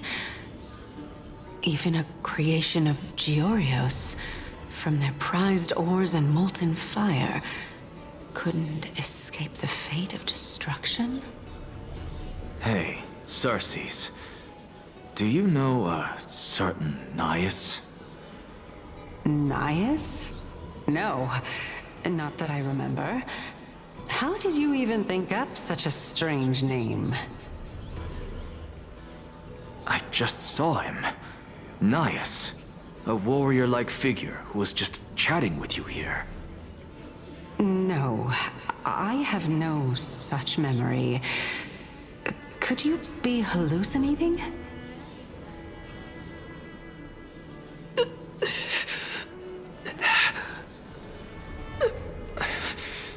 This is a departed spirit?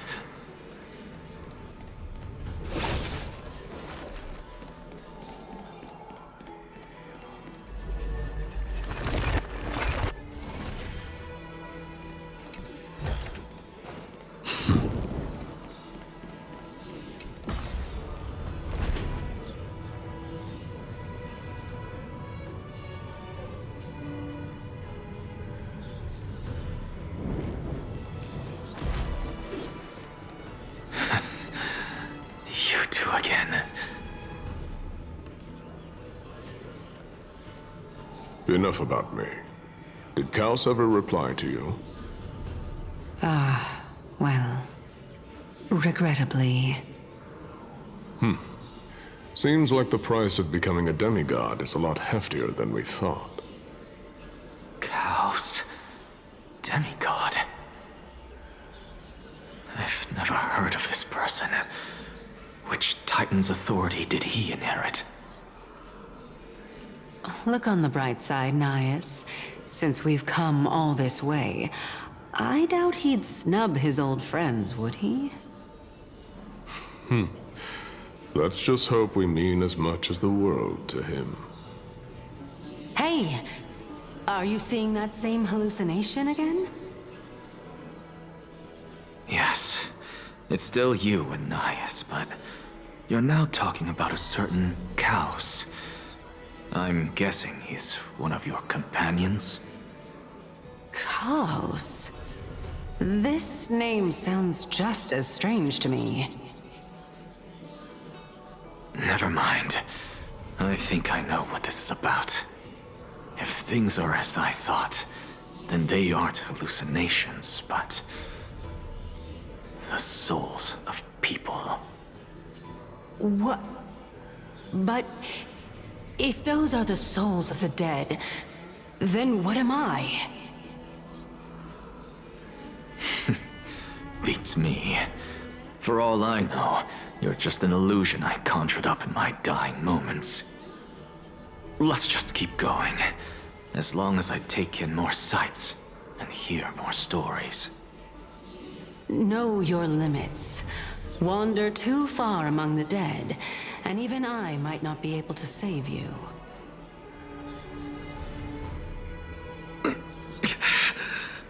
I'm fine. If this is indeed as I thought, then this will be very amusing. That's all.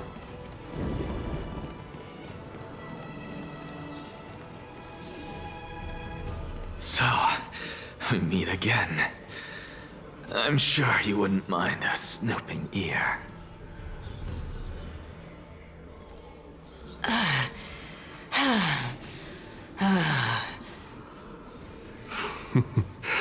Can you keep going? Of course. I'm just...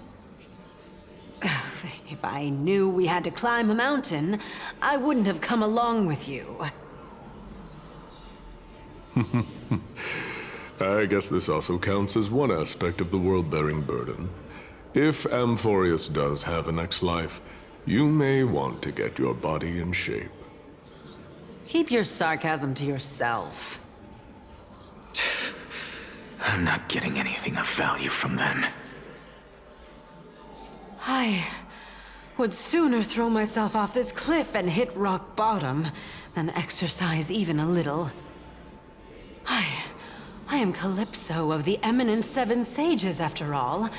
Training would make me no different from those Helcalithist barbarians. Calypso. She's one of the Seven Sages. A member of the Grove? No, she can't be. I would know her name if she really were one of the Seven Sages. Hey, Circes. Does the name Calypso ring a bell? Circes? Daggone. Doesn't matter. I can do this myself. Looks like I'm nearly there now. The land of the dead.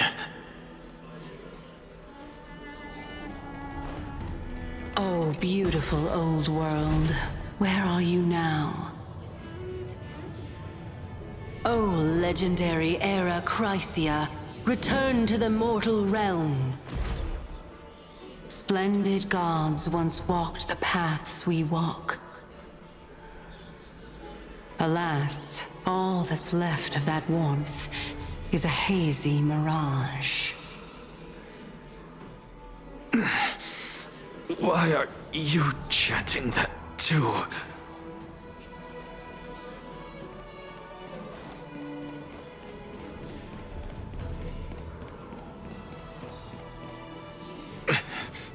We're here, finally.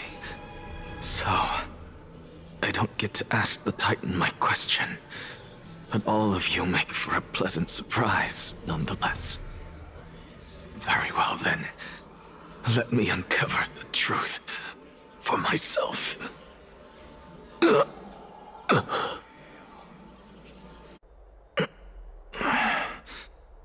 I still fail to make it in time?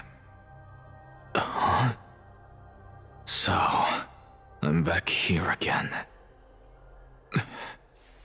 This is... I can hear it. I hear it from the depths of the tides, behind the closed doors of the void world. A voice ready to tell me something. This time, the voice is a lot clearer than before.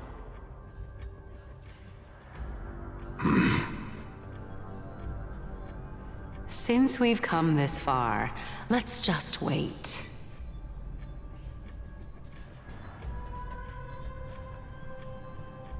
Lord Nias and Miss Calypso, are you both here to visit Chaos too? Yes, and we've been waiting for quite some time now. Regrettably, he hasn't answered us. The worst-case scenario is that he's already been overwhelmed and crushed by the world-bearing burden. You're overthinking, Lord Nias. I can still sense Chaos' soul in the area. And besides, we both know Chaos' nature.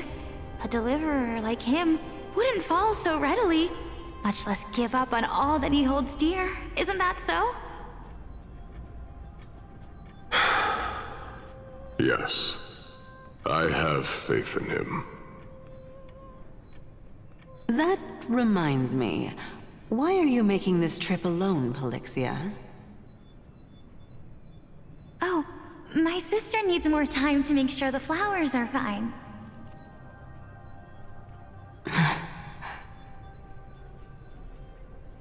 Such a pity. Both of you have hearts kinder than anyone else. Yet you are born only to take over Thanatos' divinity. Everything that I see and hear this time has left me shaken to the core. What may seem like a mundane conversation is in truth a once-in-a-lifetime exchange that has revealed the ultimate answer to Circe's question. The conjecture has taken shape and must now be solidified into a theorem. Next, I only need to seek verification from Kefali. By doing so, I can answer Circe's question and reclaim my body.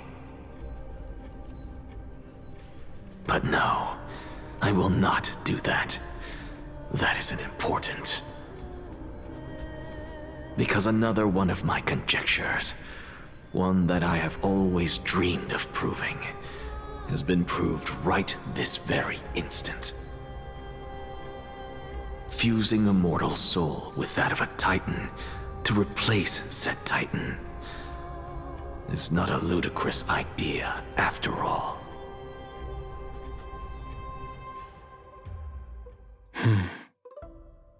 What are you thinking about?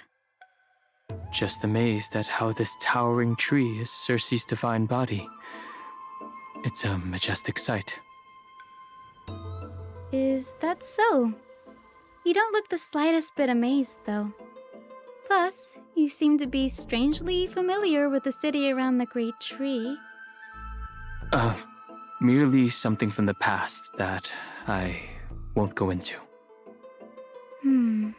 Events of the past, huh? I was also a child when I looked up at Circe's. Their leaves and branches reflected the sparkling stars, and their trunk was like a pillar that supported the sky and ground. I stood at this very spot back then, imagining the day when I could climb to the top of this tree, because I would be the closest I can be to the sky at that spot. You're a sky priest, yet you study at a place that is home to the Reason Titan. That's rather counterintuitive. Don't read too much into it. I mean, can mortals even hope to reach Aquila's realm? They're a strict and draconian god, nothing like Circe's. Reason is willing to share what is theirs with others, but Sky only expects people to revere them. You get what I'm saying, right, Denny? After all, the titan that imprisoned you and Grey here in Amfореus is none other than Aquila themselves. Yes, I didn't count on provoking the ire of a local god. But there will always be people who dream of soaring towards the sky. The Grove has a wealth of research on Aquila, and that is exactly what we are here for. It's just, I never thought Grey would meet with something like that before we set off. As a physician, I should have been there by his side. Bad luck tends to come in streaks, so don't beat yourself up over it. Besides, Aglaya needs you here to uncover the truth behind what happened to the Grove. Let's just make the most out of this trip and keep a lookout for any documents related to the Death Titan. They could be useful to him. Yeah, there is no rest for the weary, huh? In any case, what we're looking for could be anywhere in this enormous grove. Let's split up to cover more ground. Danny, with your skills, I'm sure those monsters born of the Black Tide will pose no threat to you anyway. What about you? Will you be alright on your own? Have you forgotten that you're talking to the chief physician of the Twilight Courtyard? Have more faith in me. I'll be just fine. The silence in here is near deafening. With the vast amount of knowledge it holds, this academy is akin to a labyrinth of information. Even the cleverest of scholars would easily lose their way in here. I should gather my thoughts before heading in. In the myths, Aquila, the Titan who reigns over the domain of the skies, is a colossal bird that overlooks the world beneath them with 100 eyes. As long as they continue to soar above the clouds, the people of Amfореus will remain trapped on the ground. Hyacinth's forebears were priests who worshipped Aquila. Nobody is more familiar with the taboos of the Sky Titan than her. Seeing how Aglaya has sent her here as a guide, it's possible that she has plans to have Hyacinth take on a trial in the future.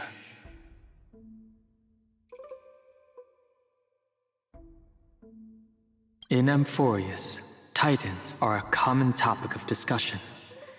People create myths that in turn conceive Titans. It's a tricky task to keep an objective view when among the people of Amfореus. Is there a way to step out of the situation and look at it from a different perspective?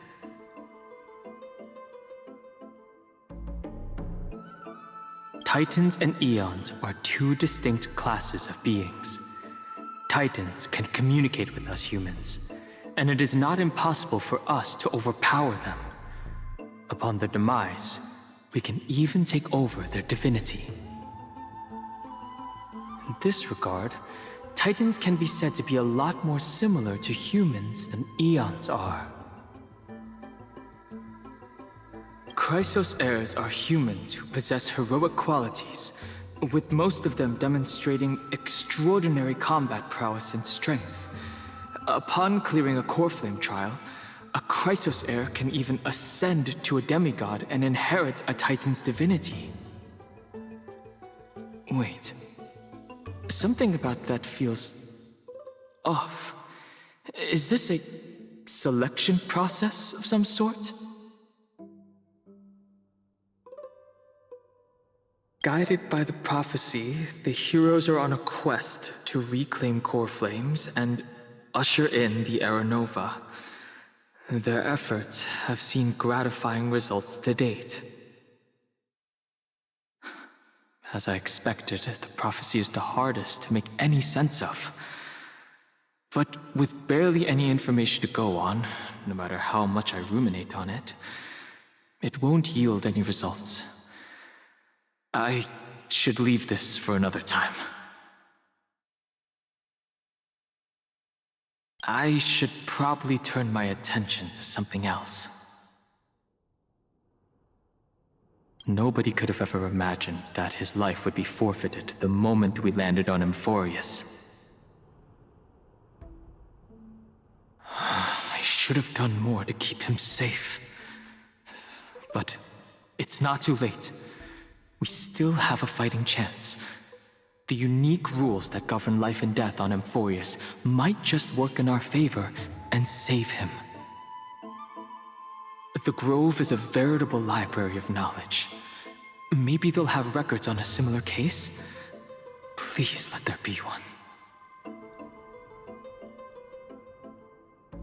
The clock is ticking. I should search for more clues as I move. The night sky feels unusual, now that I've gotten used to the eternal light of Akama.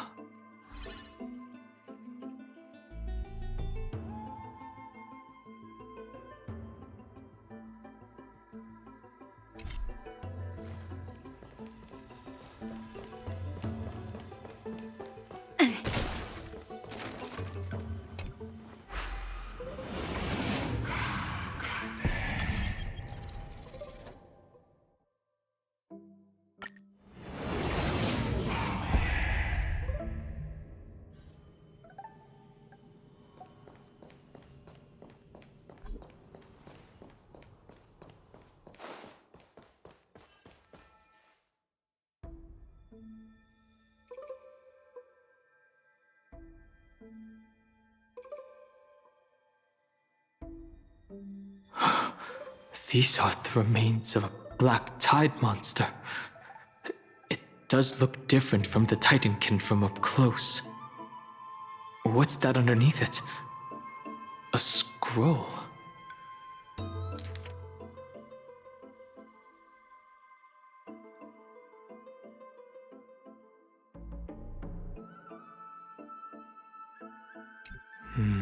As I expected, the Grove doesn't forbid discussions about the sky.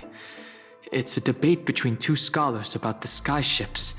Galaya also made mention of the ships when she interrogated us. A memory I'd rather forget.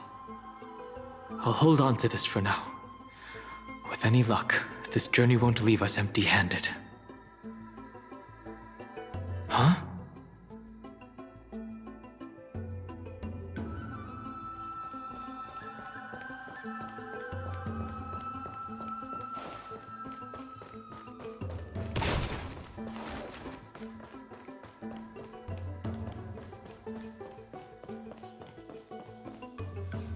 That's Hyacinth. Why is she surrounded by so many monsters? As much faith as I have in her, it's probably a good idea to help her out there. Really now? This is way more trouble than I could have asked for. Need a hand? Or you could sit back and watch. I can't tell if you're serious or not. But being hard to read isn't without its perks, I suppose. I'm kidding, Danny. Lend me a hand, pretty please? All right, now let's get him!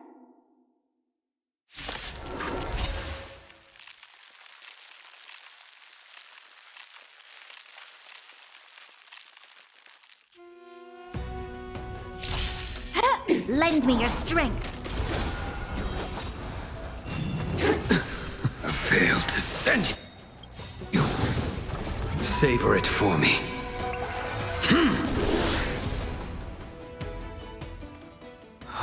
This place is practically in ruins. What happened? There shouldn't be this many monsters here. The Black tide is remarkably quick to detect the light of Amfореus.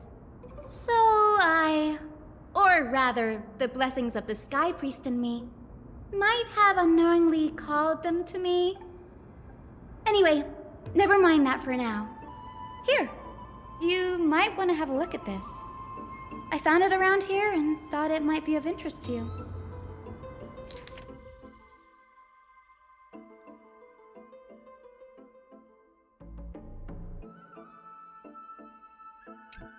Anaxagoras. He's the scholar who fused himself with the core flame of reason. This is new. I didn't know Professor Anaxa was researching the sky. He's never mentioned anything about it.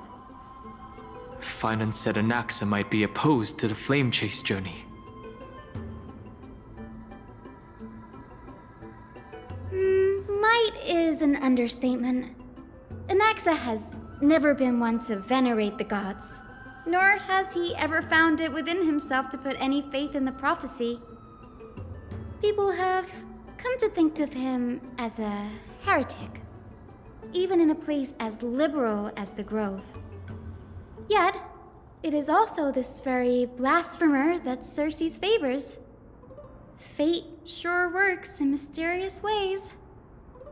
I picked up a scroll on my way here too. It looks like it may be related to the one you're holding. Oh?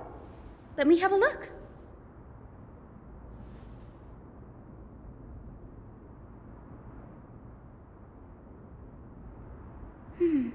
By the looks of them, these scrolls are records of two conversations that took place in the same setting, one after the other. There's still much I don't know about the Grove. Do you mind if I ask you a few questions? Sure, go ahead. The Grove of Epiphany is home to 7 schools of thought. While all 7 schools are founded on the ideologies of Thalesis, the first scholar, each is unique in its own way. Among them, the Venerationists revere and worship the Titans the most. As the sage of the Venerationists, Euthyphro has always been at loggerheads with Anaxa. If we were to place the 7 sages on the scales of Talanton, Anaxa and Euthyphro would be placed on opposite sides to achieve balance. A very illustrative explanation. Thank you. Nearly everyone in Amfореus has heard the story of the skyships by now. Aquila's stature is loftier than the heavens, and their divine retribution is merciless. That's why it's no use building giant skyfaring ships. Oh, but I do wonder if a supercharged mini Treaty cannon could slip past their watch. That was a joke, right?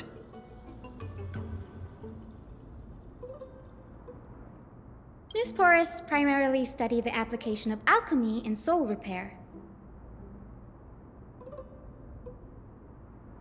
Everyone considers Anaxa a blasphemer, but that has never stopped him from sharing his ideas, no matter how taboo.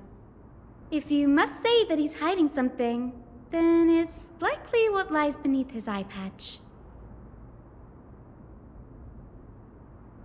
Anaxa often says that every failure brings us one step closer to the truth. Perhaps, to him, the crash of the skyship carries a different interpretation. The firmament is not impenetrable. On the contrary, it was precisely because the skyship represented the first step toward breaking free from the shackles of the earth that it provoked the wrath of the Sky Titan and brought divine punishment upon itself.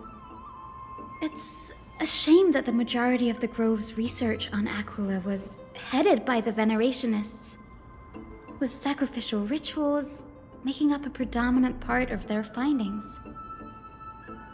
Discourse about more esoteric subject matters in relation to Aquila dwindled even further after the skyship incident. So much so that even the scroll is completely new to me. Don't worry about it. We'll just collect everything we can find on the Titans for now. There's something else that's caught my attention, though. This says that Anaxa is conducting secret experiments of some sort. That's what I'd like to know. What are these experiments he's involved in? Even I, the assistant lecturer, know next to nothing about them. I have a bad feeling about this. Could there be more to what happened at the Grove?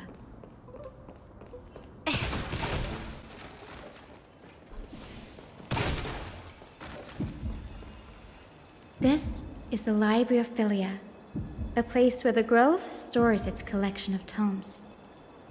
Other than books written by the 7 schools, you can also find philosophical texts, ballads, and religious writings from the Outlands here. Cities that desire to learn from the Grove were apparently expected to contribute knowledge of equal value to what they sought. We've had more than our fair share of hilarious episodes over the years. For instance, it's said that the Erythrocheramists once borrowed a manuscript from a certain author, but ended up returning a copy instead of the original. What's more, the original manuscript was supposedly then hidden here. That doesn't seem like a nice thing to do. Nice? No need to hold yourself back, Danny. You can just tell it like it is. Their behavior was no different from bandits. Well, if you don't mind, did the Grove ever rob Castrum Kremnos? Whew, you've got me there. Some said you couldn't even find a dictionary in Castrum Kremnos, so I guess they were spared. There are too many books in the Library of Philia. Flipping through them all will take too long. Why don't we use the Biblioslate to search for the texts we need? We can bring them back to Akama for reading after that. Agreed. This place isn't safe. We should leave as soon as we're done. There are still several more scrolls strewn all over the place. I'll gather them while you pull up those texts. This way, nothing will be overlooked.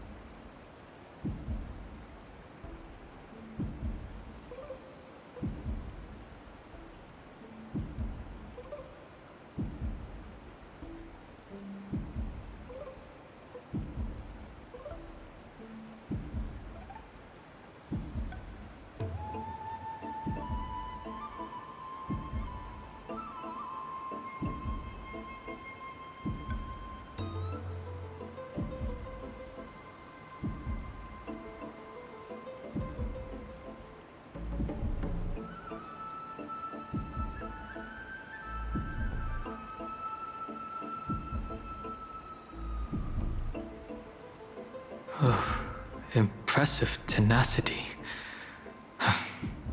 Hopefully it helped him survive the Black Tide.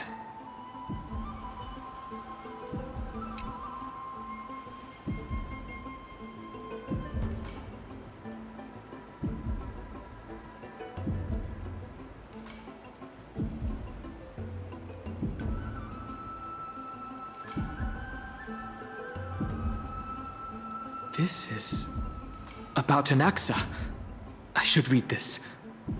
Hyacinth, you should come have a look too.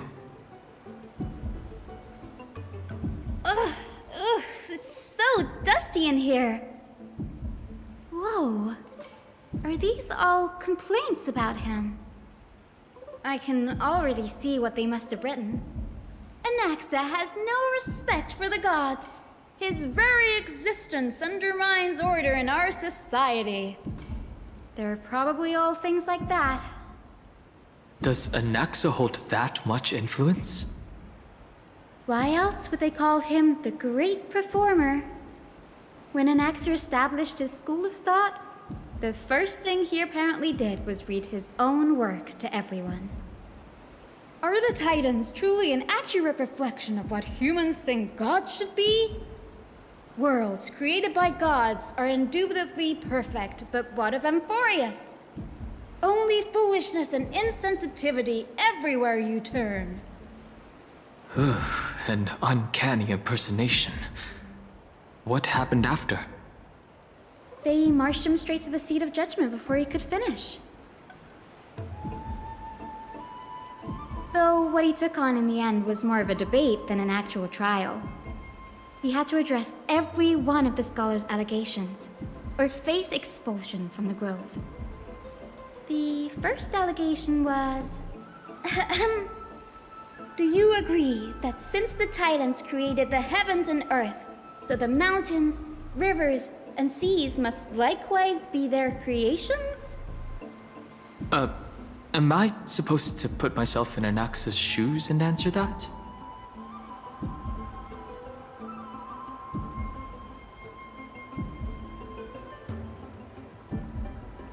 As told in the myths, the seas, the skies, and the earth are all, beyond the shadow of a doubt, creations of the Titans.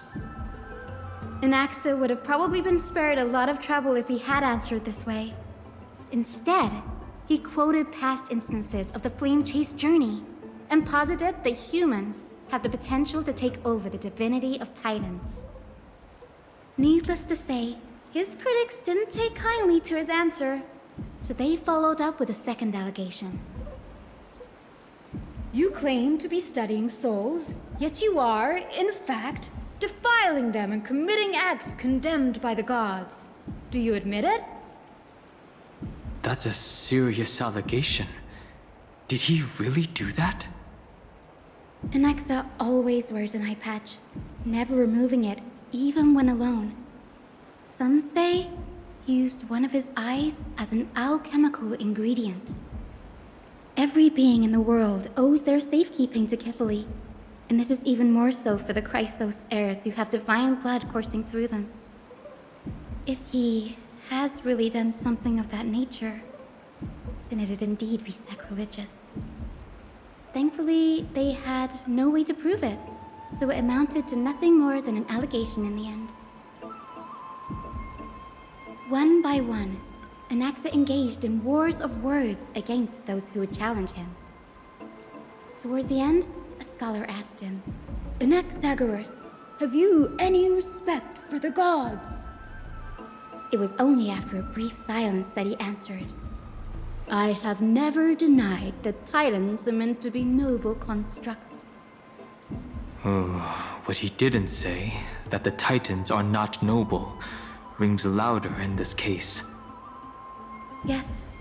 I'm not sure how that controversy was eventually resolved, but what's for certain at least is that Anaxa was allowed to stay in the grove where he continued his research, despite being regarded as a heretic.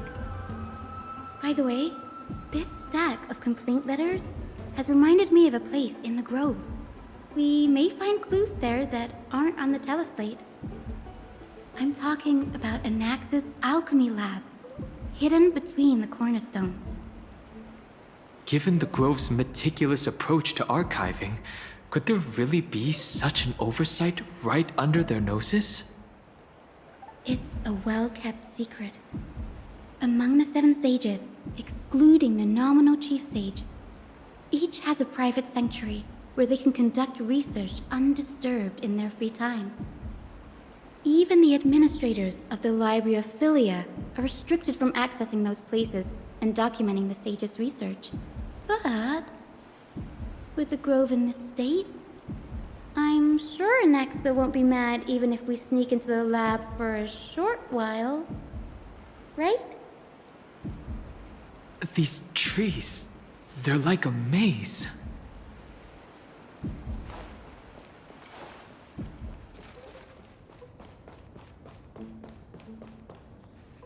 This is the place, but where is everything? Materials for alchemical experiments, matrix diagrams, and even the seal to the lab. They're all gone. Did the black tide destroy it all? No wonder we didn't see any defense mechanisms along the way. Have you ever been here before? No, not even close. Not only are alchemy experiments high-risk activities, but Professor Anaxa also has a penchant for using bizarre materials. Students often saw him walk in looking right as rain, but come out covered in soot with his hair singed. Naturally, no one dared to come near this place. Huh?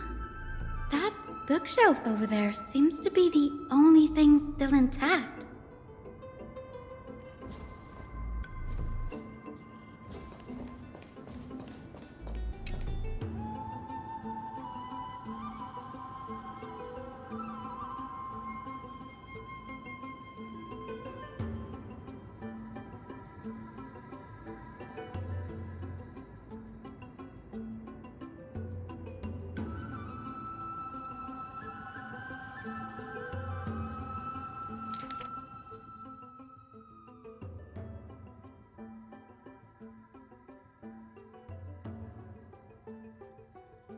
What's going on?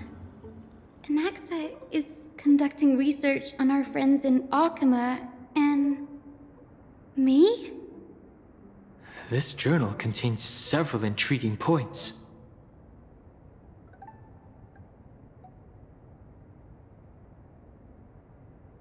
From the Abyss of Fate to Castrum Krumnos, I've seen many a Titan creation during my time in Amfореus. Life forms created by Circes can also be found in the Grove. But fusing them with human souls through alchemical means? I can't even begin to imagine.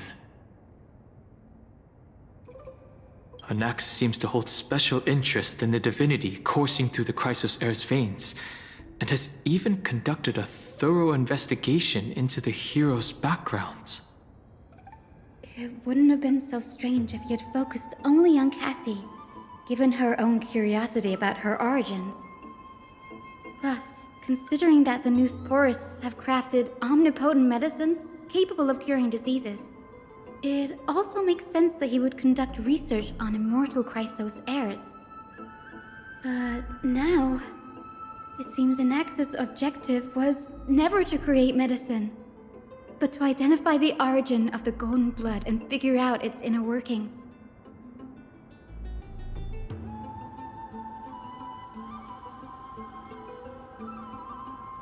Through alchemy, Anaxa aims to refine the golden blood in the Chrysos heirs to a degree of purity equal to divinity.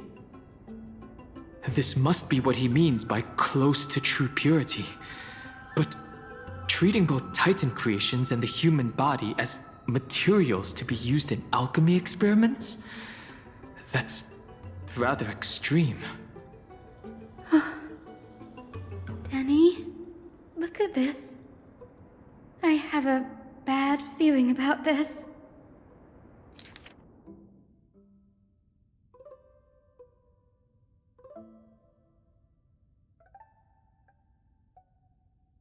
My biggest fear.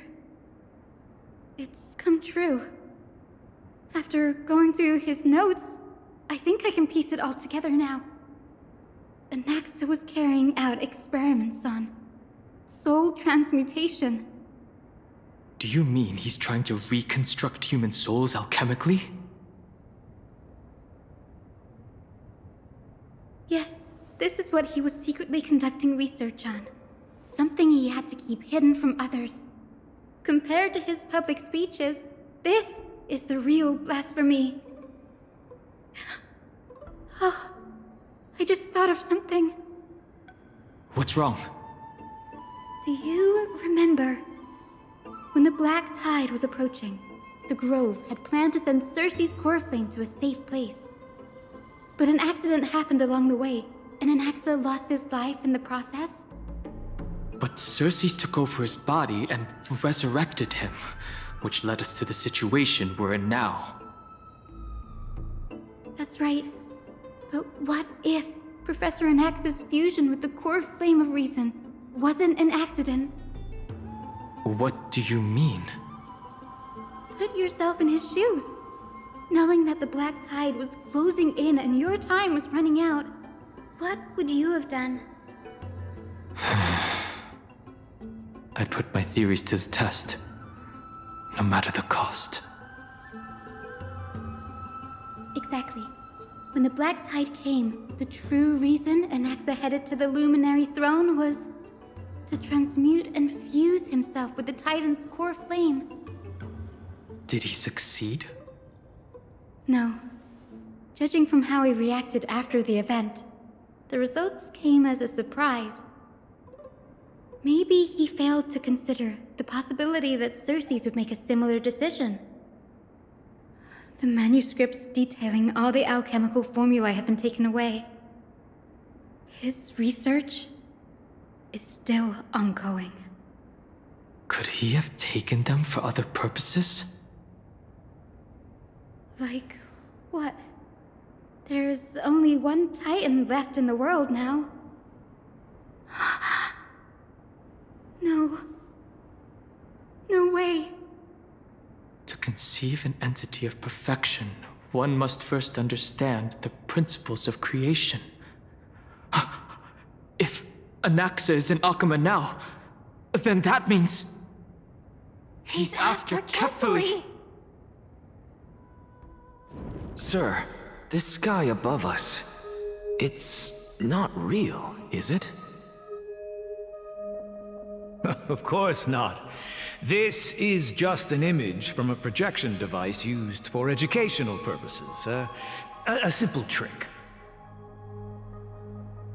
The day-night cycle has been lost to this world, so that students like you may still learn about the night sky. Astronomers have harnessed the Titan's miraculous power to manipulate the light, projecting the nights of the past here for you. Much like how the sky above the Holy City is also illuminated by Kefali's dawn device. So, the skies of Akama are fake too. You mustn't conclude that, Anaxa. You should know that only a child would expose a trick and be proud of it. Often people know more than they let on. They simply choose to feign ignorance because they have no other choice. Then they're just deluding themselves. People believe in Kefali's tale of Genesis, accepting wholesale whatever the priests preach. But we're different. We've already walked out of the firelit cave of ignorance. We have already realized that we live in a world where Titans make the rules. Even when we look at the sky, we're only seeing what they allow us to see. Rather than gazing at this mockery of a night sky fabricated by them for the rest of my life, why shouldn't I be the one to take control of the projection device instead? So much time has passed since you sowed the seeds of doubt in my heart, child. Many a night, I find myself penning down all my theories and wild ideas, only to burn them to ashes when I open my eyes in the day. Why? Because we'll face death by burning if word gets out? As a sage of the Venerationists, my soul has already become inextricably linked to the great tree. Every word I say and every move I make is certain to influence every leaf, every branch, even the tree itself. But above all else, my days are numbered. Instinctively, I have my doubts about the golden blood and the human soul, yet I have no means of verifying them. The golden blood in my veins is woefully thin, and I am loath to waste what little time I have left obsessing over a hypothesis that cannot even be proven in the first place. But I can, sir. I can do it for us. The time is right. Give me all that I need, and I shall accomplish this grand feat on your behalf.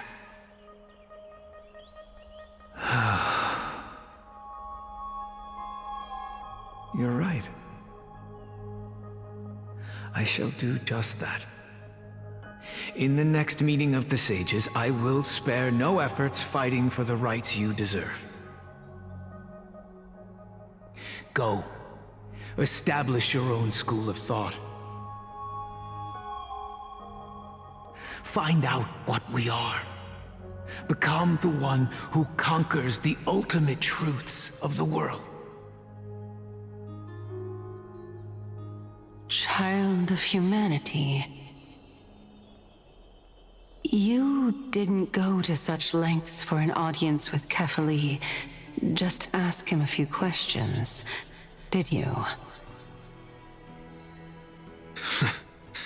So, you figured it out. If I were as foolish as a Dromus, perhaps I'd throw myself down and prostrate before their greatness, begging for the gods' prophetic wisdom. Well, sorry to disappoint, but I'm no Dromus. Alas, I am a human, standing tall on 2 feet, possessing both intellect and pride.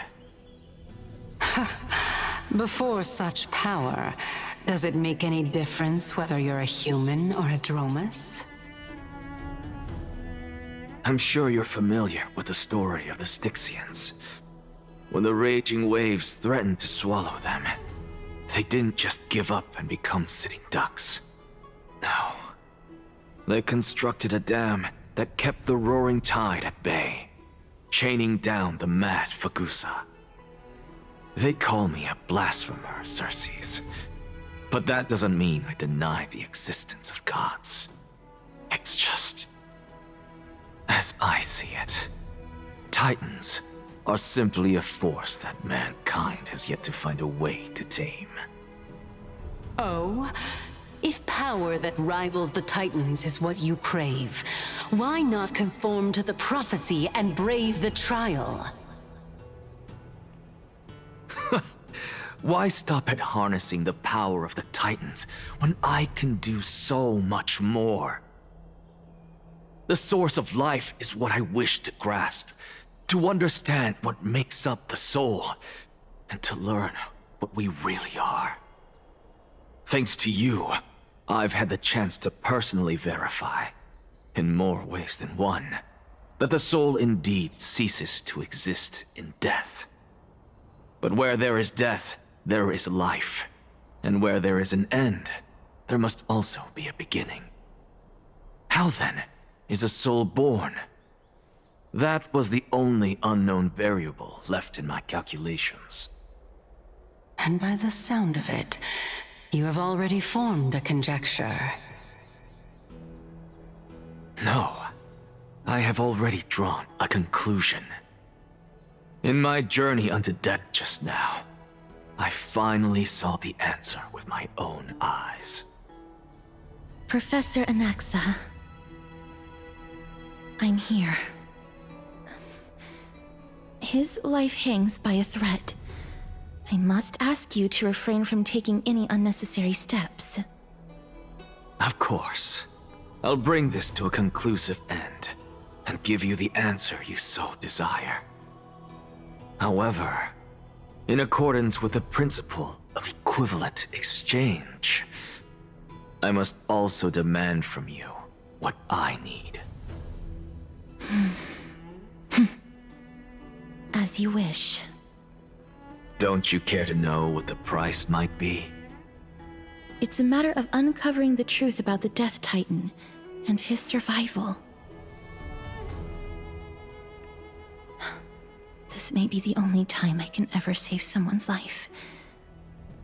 There is no need for me to think twice. I see. In that case, let the show begin. Indulge me. Am I correct to say that you intend to prove Thanatos' whereabouts and prove the nature of our existence now? Before I begin, I must confess I had been stuck in a cognitive trap all this time. As unrelated as these two propositions may seem at first glance, they are in fact logical equivalents. They are merely two different ways of telling us about what the soul is at its core. The reason I say this is, as I've mentioned earlier, the answer was hidden in my journey unto death. Professor, you were in the Netherrealm? Yes, I am but a living dead man now, but that's not important. What truly matters is, I overheard a conversation between heroes. That's not all. Remember how I said you were a part of that conversation too, Circes? And I've told you that I have no recollection of such an event. That was likely just an illusion conjured up by the mind of a dying man. Of course you would remember. Because that wasn't you. That was Calypso, one of the 7 sages of the Grove. Calypso? Huh?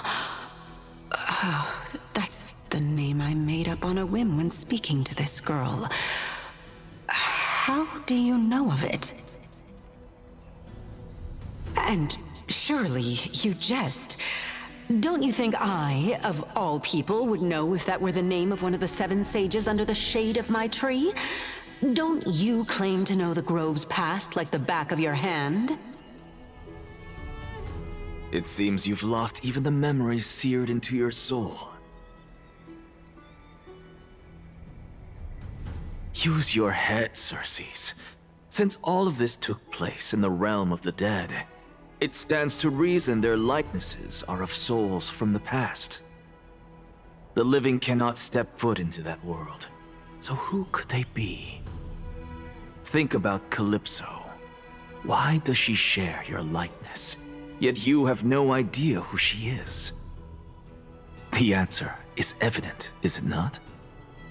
Those fallen heroes are the mortal incarnations of the Titans before their ascensions to godhood.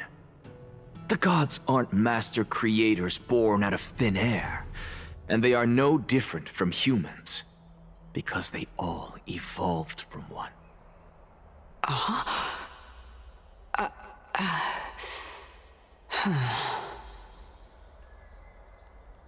Does this answer disappoint you? Yes, because you've answered nothing. If I truly was once human, as you claim, then where do the children of humanity come from? Even on the off chance that you speak the truth, this brings us no closer to grasping Thanatos' whereabouts. How are we to find them? I knew you would say that. But it matters not. I know what I'm doing.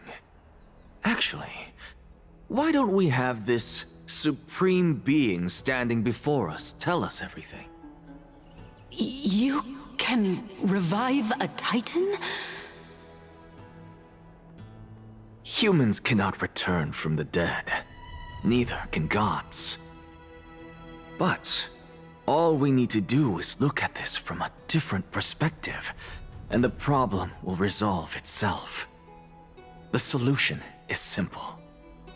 Just like what you did to me.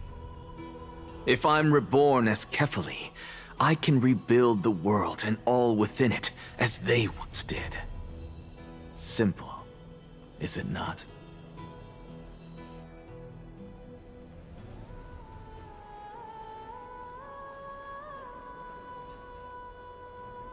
I have news from Hyacinth and Danhung.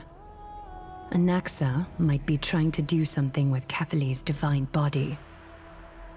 Kefali? But what could Anaxa want? Is the Council of Elders going to sit around and let such a sacrilegious act unfold? That is not possible. He is indeed the great performer, capable of fooling anyone and everyone with his tricks. I'm sorry. No need for guilt, for this is good news to us. The Council of Elders has found themselves a traitorous ally. Anaxa's ambitious desires will be something we can exploit. What we should be doing now is to keep our eyes peeled for whichever trickery Kindness is up to, and react accordingly to thwart her plans. Being Akima's political center, the Demigod Council holds just as much significance as the Vortex of Genesis. Someday, after my duty is over, this site will take the place of the battlefield where you hunt gods, become the next challenge you ought to overcome. Till then, it's best to get used to this place as soon as possible.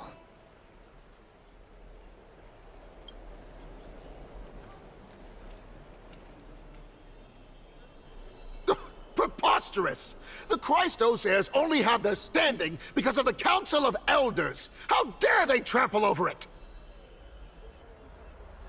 Wow. These people are shooting daggers with their eyes.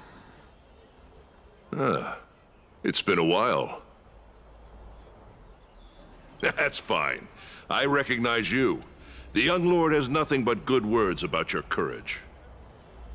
It has indeed been some time, Lord Krateros. What brings you here in such haste? Shh. Keep it down. Be more vigilant. See those duplicitous dogs over there? They do the dirty work for Kindness. I've already ordered my people to hold them back, but we should still lay low. Unless you're itching for a bloody fight to get a workout in. My bad. So, did something happen? Did you hear thunderclaps last night? Thunderclaps are beacon signals of strife. They are a message from the young lord. He threw a spear bearing several words at Akama. Watch out. The Flame Reaver is back. I guessed as much. We didn't actually kill them back at the Kremnos Arena. I figured this is something you would want to know. We Kremnoans never back down from a fight. So if you plan to take that thing down in a battle, reach out to me anytime. You have my gratitude. I will let Aglaya know about this right away. Remind her to be on her toes while you're at it. That vicious Kindness has been unusually active lately.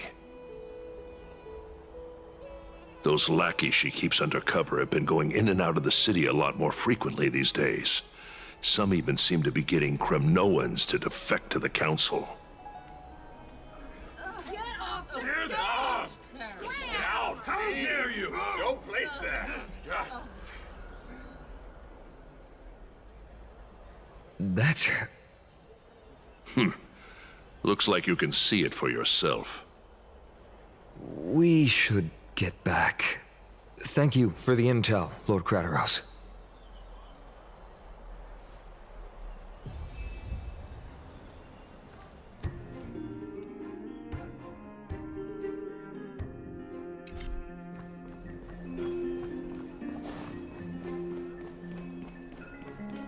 By Catholic into Lenten above, as the Theoros I have observed.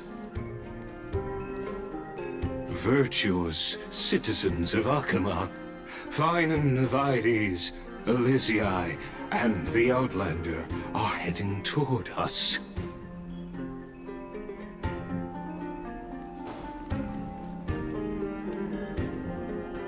Aglaya, what happened here? I know about the poisonous fangs of that king snake through the golden threads. In the past, I would be confident about keeping her in check, but I admit I am now unable to do so. What do you mean? It is no longer about eloquence or arguments. I have been a demigod for far too long, that I hardly have any humanity left. Before I realized it, I have become no different from these hypocrites, no longer capable of relating to the people. This has come a lot sooner than I expected.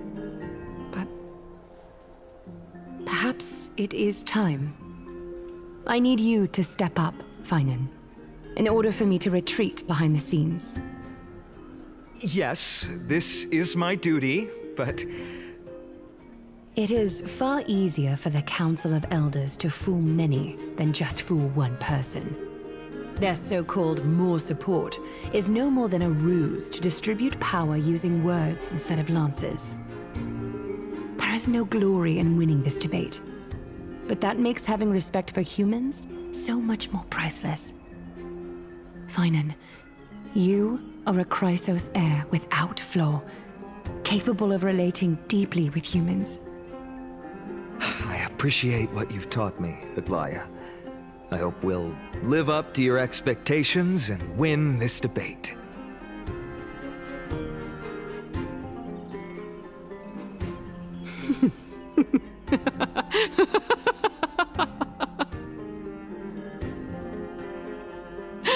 Oh, you've done well, Lord Calictus.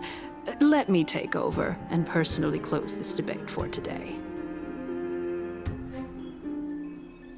Dearest counselors, let it be known that I sorely miss the blissful times portrayed in lyrical poems.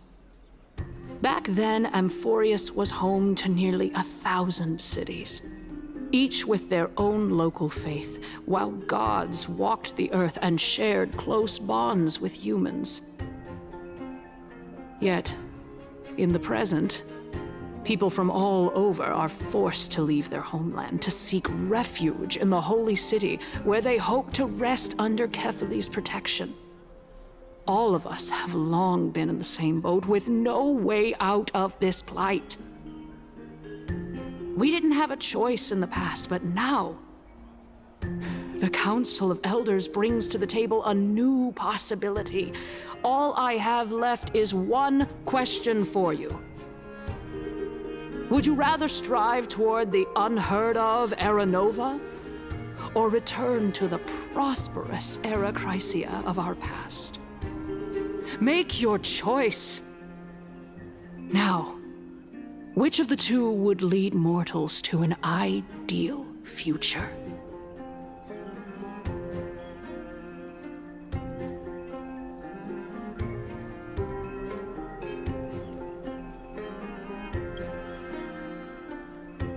Era Nova is a path of salvation the gods promised.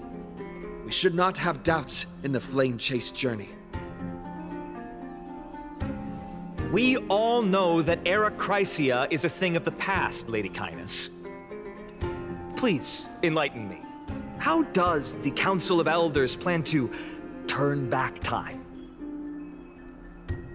Let the 3 Titans of Calamity be born, and Era Chrysia is nevermore. But bring demise to those Titans, and Era Chrysia will descend upon us again.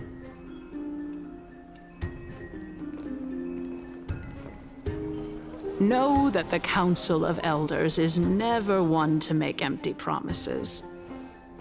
Look at who we have on our side. Anaxagoras, one of the Grove's 7 sages, and Castorus, Idonia's goddess of death. With the help of these 2 heroes, I can promise all of you that Era Chrysia will exist once more. Aren't they Chrysos heirs? They're supporting the Council of Elders instead? It's clear from the start that these heroes do not get along well in their group. All the more proof that Aglaya is unfit to speak on behalf of every Chrysos heir. I am in favor of Era Chrysia. Era Chrysia! Era Chrysia! Era Chrysia! Era Chrysia! Era Chrysia! Era Chrysia! Era Chrysia!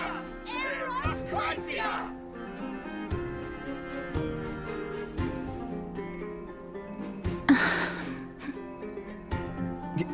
Castorus? Why are you standing over there? You finally arrived, Naxa. So have you, Cass. Don't worry, Aglaya. Well, I know that you have many queries. Could you continue to converse like how the citizens normally do? Tell me, dear citizens, if we successfully retrieve and return Thanatos' core flame without anyone passing the Death Titan's trial, what would happen next? The answer is simple. We will have a chance to rid the world of death and bring Amfореus back to an era when all beings live forever. We'll usher in a new future that will be entirely different from the flame chase journey. He's one of the 7 sages. That's impossible. I really don't believe this. Your proposal is much too idealistic. As long as the Black Tide still exists, how can we go back to the old days? Remember what I previously said? Kefali's core flame is guarded by the secret power of the Council of Elders. Plus, Fagusa's water curtain will be able to block out any external perceptions. Tell me, dear citizens, have any of you ever seen even a glimpse of the threat that this person is talking about anywhere within the walls of this majestic holy city?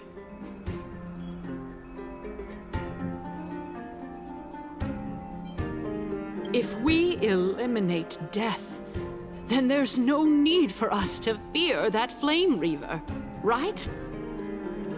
Citizens, let's loudly sing the blessed hymn. Oh, beautiful old world, where are you now? Oh, legendary Erechrysia, return to the mortal realm. After the destruction of the 3 Titans of Calamity, the flame chase journey will have to end. Erechrysia! Yes! Yes! It has to end! It has to end! It has to end! It has to end! This is bad. The masses are now totally riled up. Anaxa, pray tell. Everything that you've mentioned hinges on the premise that we can find Thanatos' existence, right? Thank you, Lady Aglaya, for still caring about this city. However, dear citizens, we are truly fortunate and blessed. For Castorus, Idonia's goddess of death, will surely find Thanatos under my guidance. What? With that, I solemnly promise that the core flame Lady Castorus brings back will be personally managed by the Council of Elders. Thereafter, if we are able to garner the support of all of you at the Citizens' Assembly, we shall spare no effort in ensuring that the Erechrysia will return to our world once again.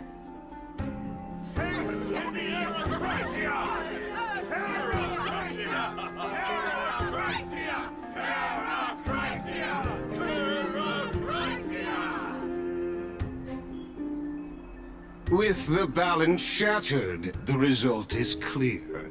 By Kefali and Talentin above, as the Theoros I have observed. Akama has chosen her destiny.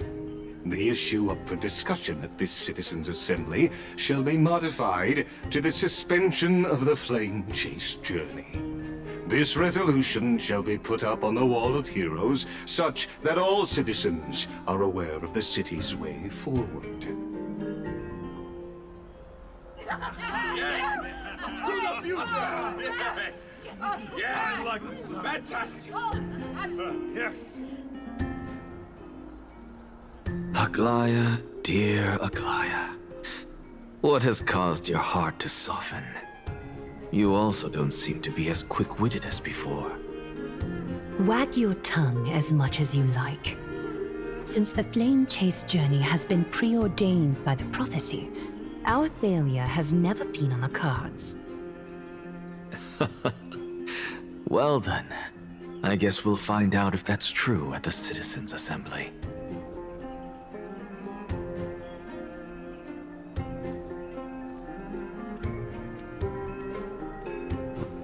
Casters? What's going on?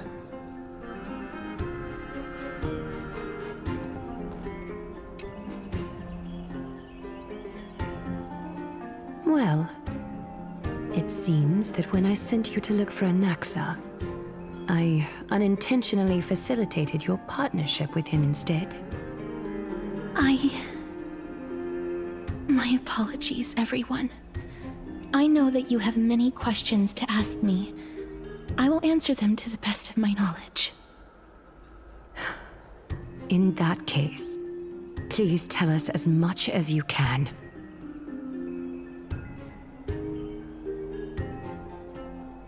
In actuality, he showed me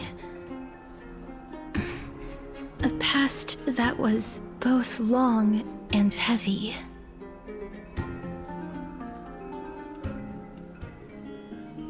The reason I say this is as I've mentioned earlier. The answer was hidden in my journey unto death. Professor, you were in the Netherrealm? Yes, I am but a living dead man now, but that's not important. What truly matters is, I overheard a conversation between heroes.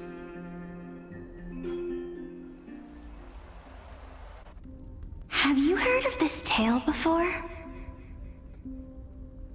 A tale about the ocean god's treasured pearl, our hometown.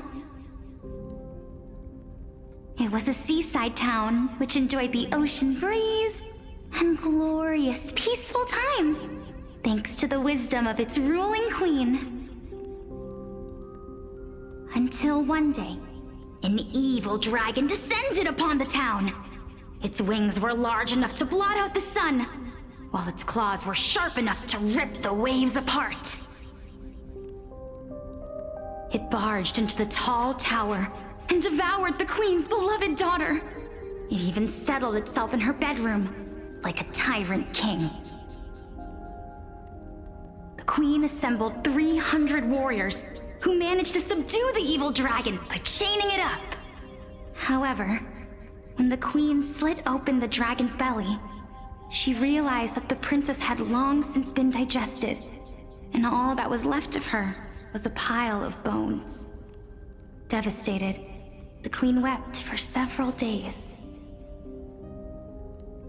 It was then that a devious, smooth-talking scholar arrived at the palace and suggested that the princess could be revived through the use of dragon bone and dragon blood. That liar called this process the secret art of alchemy. The princess was reborn! The queen was overjoyed, blissfully unaware that the evil dragon's soul still lurked within the princess's body. As revenge, the evil dragon swallowed the poor queen, the glib liar, the courageous warriors, and all of the town's innocent civilians in a single gulp. Worse still, the souls of the deceased were refused entry to the Netherrealm because they were filled with regret. Forced to roam the mortal realm, these resentful souls ultimately converged into a river of souls that would not retreat for a long time. The terrifying death had consumed all. Thereafter, our hometown fell into ruin as well. Until...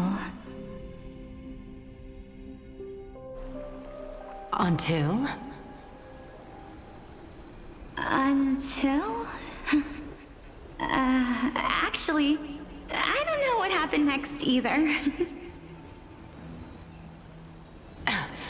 Oh, my. It seems that you still like to whet people's appetites even after all this time, Pelixia.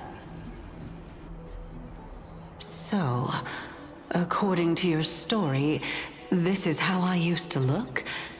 It's practically a mirror image. And yet, what exactly is this? A miracle that I created with alchemy. As for what it is and how I was able to accomplish it, I'll keep the answers to myself for now. Oh, my goodness. Is this cliffhanger really necessary?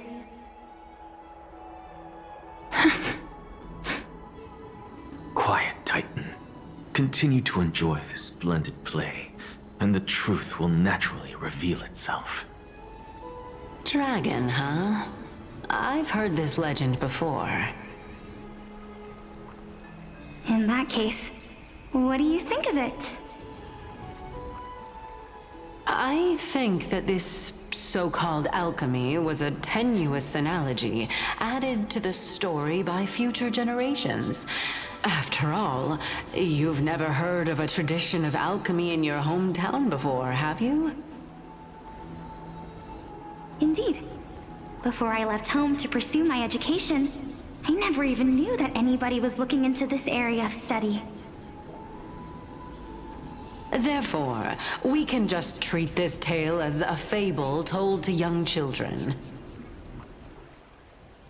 A fable, you say? If so, what moral is it trying to impart to the kids? I guess it might be the concept of equivalent exchange? Oh? I thought the moral might be closer to something like honor the dead. Huh. What? At a loss for words? No, I merely realized that we're both thinking of the same principle. If life is priceless, then there is hardly anything else in this world that is of equal weight to it, right? Indeed. As expected of the wisest scholar in the land. You flatter me. Why don't I ask you a question as well, as a form of equivalent exchange? Of course. What is your question? If I imparted my knowledge of the art of alchemy to you, would you use it to resurrect someone you loved? What? What kind of strange question is this? I got it. You're just trying to get me to tell you whether I like anyone, right? Let's just leave it at that. That was rude of me. Yes, I would. Oh? Death is inevitable. In the days to come, I'm certain that someone whom I cherish deeply will leave me for good. If such a mighty power really existed, I think I would use it without hesitation. After all, you, me, and the rest will all have to face that fateful moment eventually.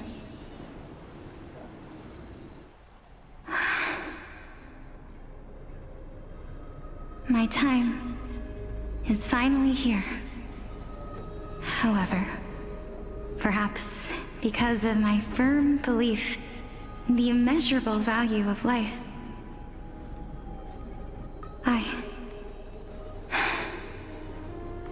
I am unable to complete the trial.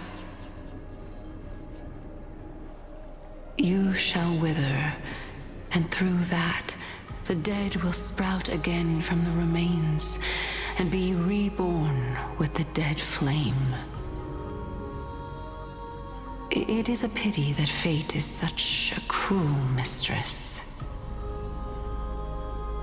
Is there no other way of interpreting those words? I'm afraid that the meaning is clear.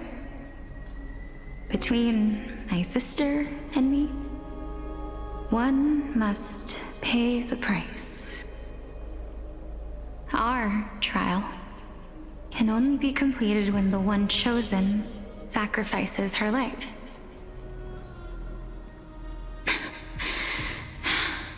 I'm afraid that the prophecy might even have selected a pair of twins for this exact purpose. Fortune makes fools of us all. My sister is prepared to sacrifice herself. And yet, I can't do the same. How absurd. My time is almost up, but I'm still afraid to welcome death. What should we do? If I'm ultimately not able to make up my mind... Since Chaos is willing to guide all of us and leave this trial to the end, there is still plenty of time for you to ponder. That's right. Don't allow the fog of an uncertain future to cloud your mind. Trial, prophecy, the topics that they're discussing seem familiar. But these three people must not have left their names in the epics. Otherwise, I would have some recollection of this. Amfореus's history before the Titans were born was complete chaos. Is that not strange by itself? I have long held three hypotheses about this. However, let's continue watching for now. Calypso, Polixia, and this warrior. I seem to have met him somewhere before. Regarding this matter, Nias, are you confident that you'll complete your trial? Of course. Though, I am worried about what will happen once I've emerged victorious.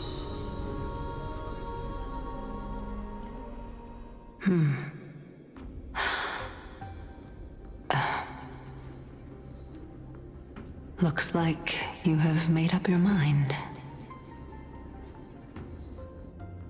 Yes, this is the safest course of action. Completely separating courage, honor, tenacity, sacrifice, and reason. You really know how to make things difficult.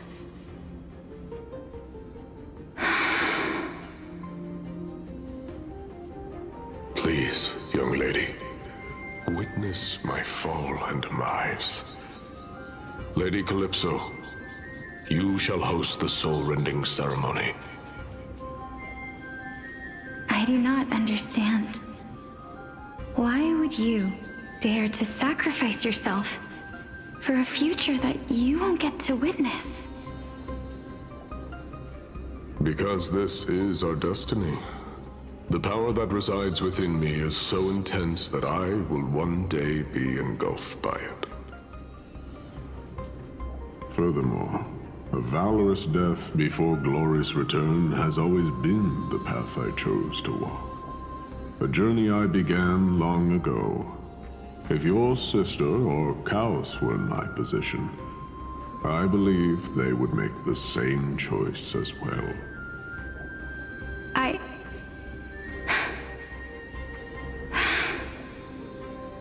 I'm not that brave. I don't know how I'm supposed to face such a serious affair.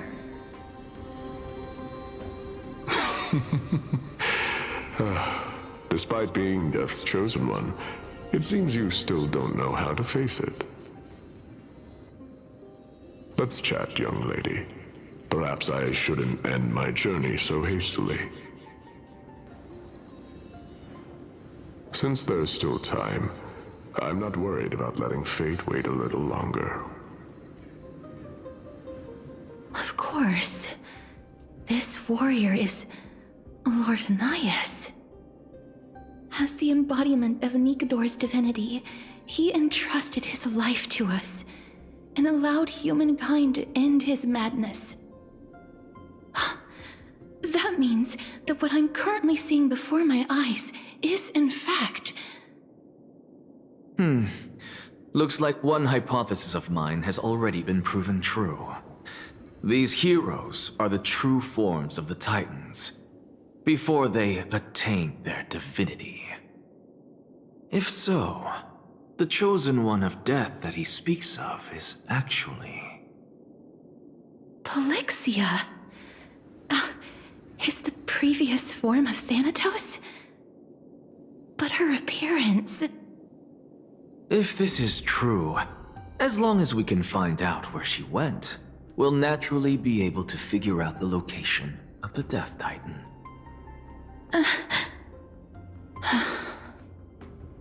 But before that, we first need to witness what ultimately happened to Lord Anaias.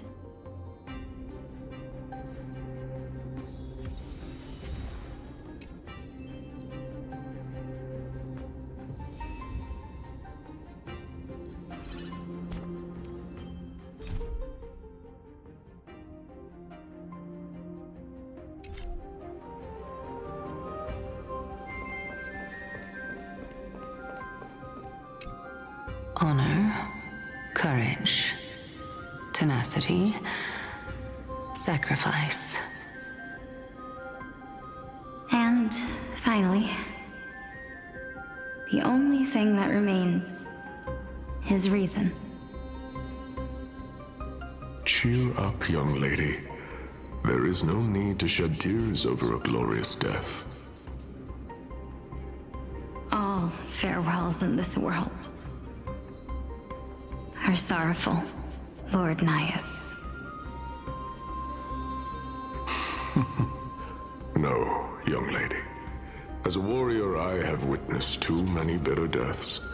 But now, all I feel is peace. I did not know until this moment that mortals could live their lives in such a way. Although only a sliver of your soul remains, you remain so optimistic. Or maybe the truth is that you aren't able to feel sorrow anymore. To be honest, I don't know either. But I am certain of one thing. This is not an acceptance of death nor apathy toward it. It's not even a feeling of despair. I am just enjoying what remains of my life to the fullest. Enjoying? Indeed. Along this journey that we've taken together, not only have I changed the world, I myself have also changed in the process. And now I have reached the journey's end. When I look back and see the grand epic that I've personally written, how could I not revel in that fact? But when you depart the mortal realm, won't all of your accomplishments be reduced to nothing? Separation and death are two sides of the same coin. Reconciling this doesn't come easily for a mortal.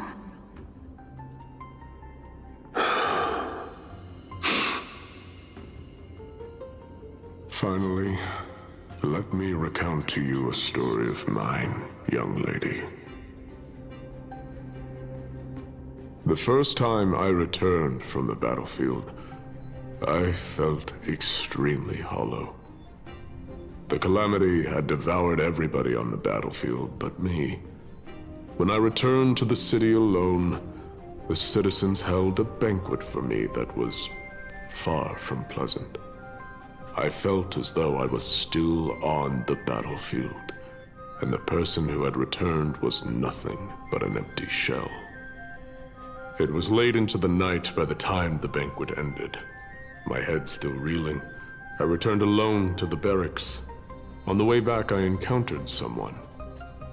It was a crazed scholar looking at the night sky and muttering to himself by the side of the road. Although I tripped over him and fell, I wasn't angry in the slightest. And maybe because I saw myself in him, I inexplicably asked him a question. Do you think that it'd be better if we just died on the roadside like a couple of stray dogs? To my surprise, he shrugged his shoulders and sighed. How does someone who is currently experiencing death, dying and living, afford the same amount of bliss?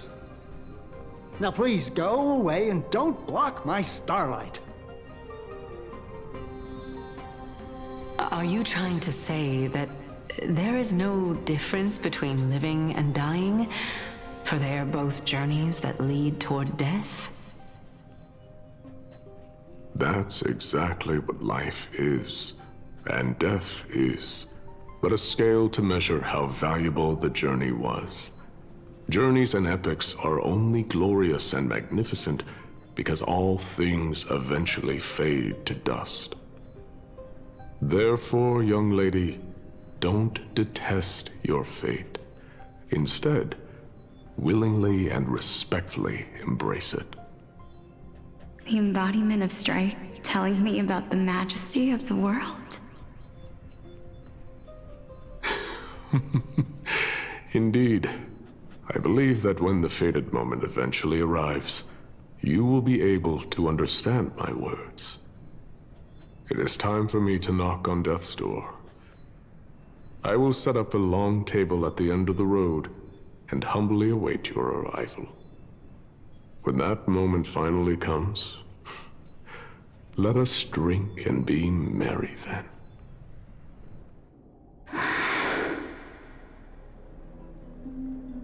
I knew this day would eventually come.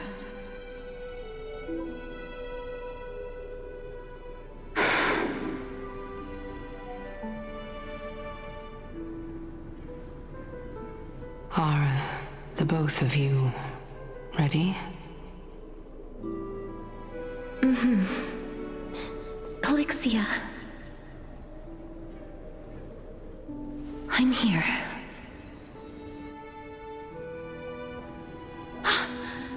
What? This...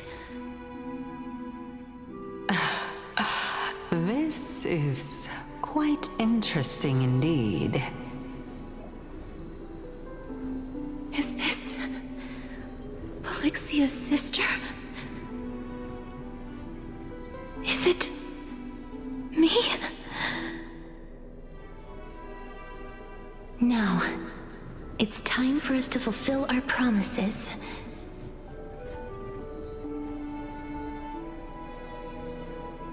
Are you afraid?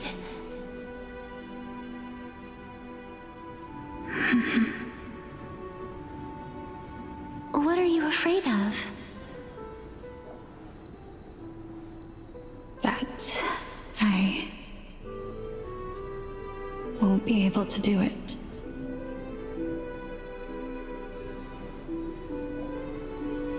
You shall wither, and through that, the dead will sprout again from the remains, and be reborn with the dead flame. As foretold in the prophecy, and according to our vows, once it all ends, we must face our fated moment head-on. Even if it was prophesized, do we have no say in the matter? It's so unfair. Why are we the only ones who are forced into mutual destruction? Let me do it, sister. Let me be death's sacrifice. I was never long for this world anyway. But you're different. I was the one who wasted your life after all.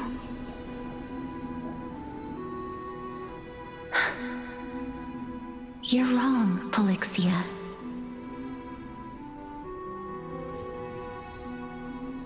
I don't think that my life was wasted. Just the opposite. When I finally arrived at this destination and looked back at the journey I took, I discovered that flowers had long since bloomed along the path I walked. It was you who sowed the seeds for this sea of flowers, one that is more beautiful than the promised land at the end of the world. Besides, I have lived a fulfilling life. Even though I was fated for sacrifice, none of the things that I've experienced will dissipate. Instead, they'll forever live on as memories inside your head. Will they not? How could my memories of you ever compare to the actual you? Well then, tell me. What exactly are we?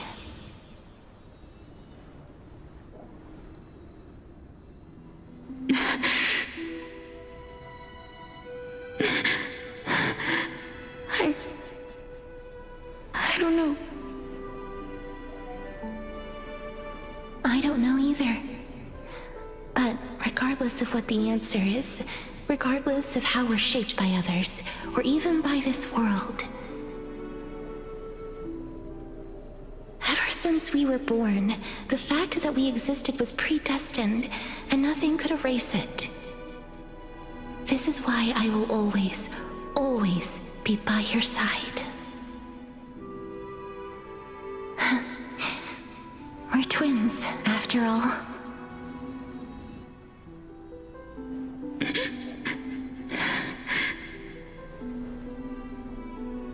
All right, my dear Polixia.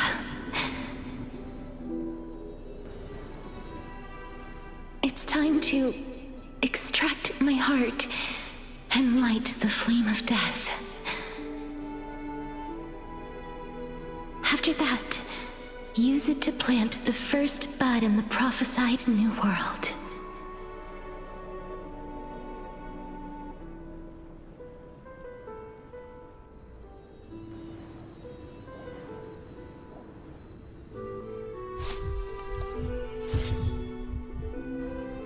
If I imparted my knowledge of the art of alchemy to you,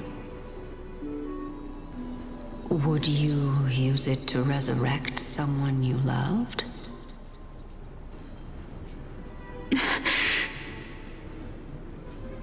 Death is inevitable. In the days to come, I am certain that someone whom I cherish deeply will leave me for good. If such a mighty power really existed, I think I would use it without hesitation. Even now, my answer remains the same. This is why, sister, I promise you,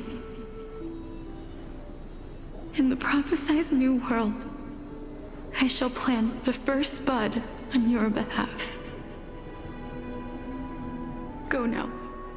Return to the ocean god's treasured pearl, our hometown. I shall open wide the entrance to the nether realm and grant you a second life. The living beings on this earth shall respond to my call and lead you to the sacred daylight. Remember, do not look back on the land of the dead, and do not stop moving. In the new world promised by the prophecy, march toward your new life. As for the price of our equivalent exchange, let me be the one to pay it. Everybody, we've come to the end. Unfortunately, I am not compatible with the Supreme Being, so I was unable to completely fuse their soul into my own body.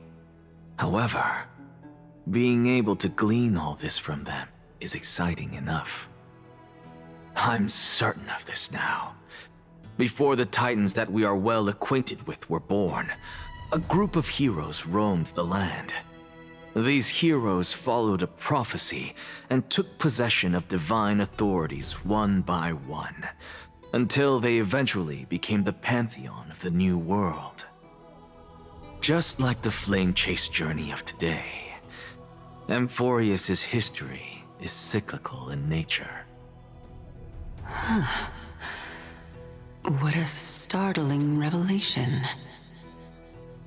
This means that the demigods, who bear the core flames, will also become the new Titans at the world's end, thereby shaping a new world? I believe that this is the truth behind the Era Nova as mentioned in the prophecy. This is utterly unbelievable. Besides, those twins in the past, even if they really are Thanatos, their whereabouts are still unknown even today. Are their whereabouts truly unknown? Didn't Polixia mention that seaside town, the birthplace of alchemy and the tale of the dragon? In our world, there exists a city which perfectly matches that description. Styxia. But the people there worship Vagusa and bear no relation to Thanatos. I have also never been to that place, as in the time of Idonia, it had long turned into underwater ruins. Take this. This is... the newsporist masterpiece, the Philosopher's Stone. It was made by transmuting all of the sages' wisdom into a single entity, with their flesh and blood as its foundation. Remember, I've mentioned before that the art of alchemy is all about conversion, tempering, and ascension. This process also applies to the pursuit of truth. Regardless of how unbelievable this sounds, the truths of the world have been refined from the impurities. Think about the story of the dragon. This stone will lead you to your real hometown, allowing you to reform the door to the Netherrealm and discover Thanatos' fate.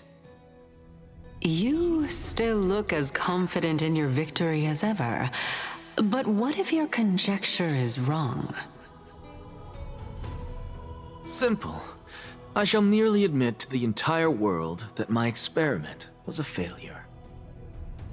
However, my line of thinking will not fail because I have already planted the seeds of doubt into the hearts of the masses. Actions speak louder than words, Castoris. With the assembly about to begin, don't forget the promise you've made. I have already searched for so long. I'm willing to try one more time. While we converse, his life is also slowly slipping away. But before I leave, I have another question. What exactly did we witness just now? That was the world imprinted in Kefali's soul. If we are to prove its existence, you must take the final step. Go. Do not disappoint me. I understand. Hey, child of humanity. Don't get antsy.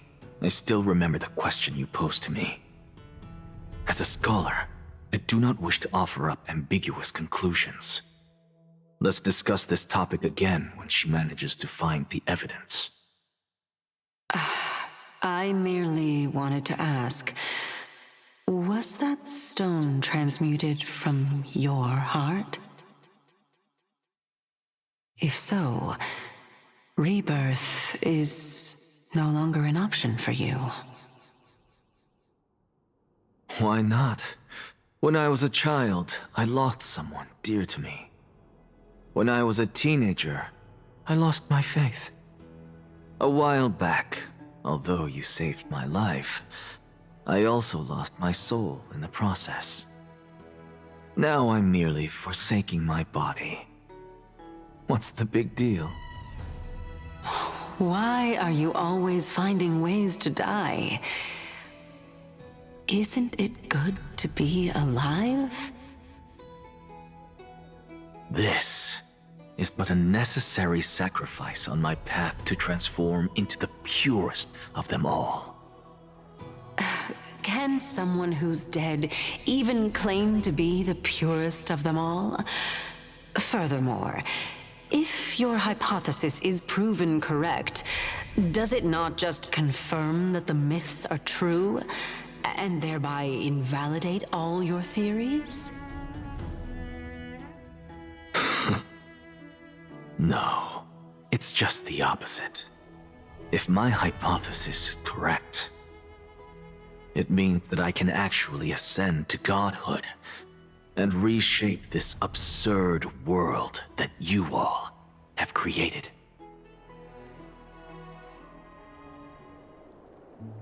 That's a lot to take in at once.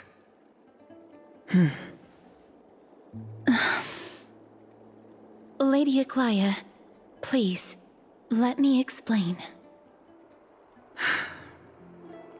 Go on. You know that the core flame of death has always been the greatest unknown regarding the Era Nova, which is why both you and Kindness desire to gain the power to control that core flame in the approaching Citizens' Assembly. Professor Anaxa has come to a consensus with Kindness. They want to suspend the trial once Thanatos' core flame is reclaimed, hoping thus to eradicate death from this world.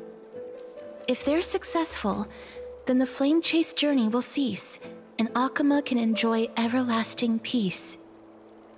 But I know this runs counter to your wishes. So long as we do not usher in Era Nova, the Black Tide will never be eradicated. Even with Lord Mighty on the front line, and the Black Tide not posing an immediate risk, the danger nevertheless remains. Honestly, it's difficult for me to assess the pros and cons in this decision. But someone must bring the core flame before we can begin negotiations over it. The Titan could be very near. I cannot let this chance slip by. Besides, someone has to make this trip to bring back Mr. Soul. Well said. You already had every reason to seek an audience with Thanatos. It's that great performer who has weaponized your wishes and placed us in this difficult situation. A world without death. Do you desire that too? If fate dictates that my path must oppose yours, I will do all I can to resist it and protect what I aspire to achieve. Lord Mighty showed me that without taking the first step, all talk of what follows is moot.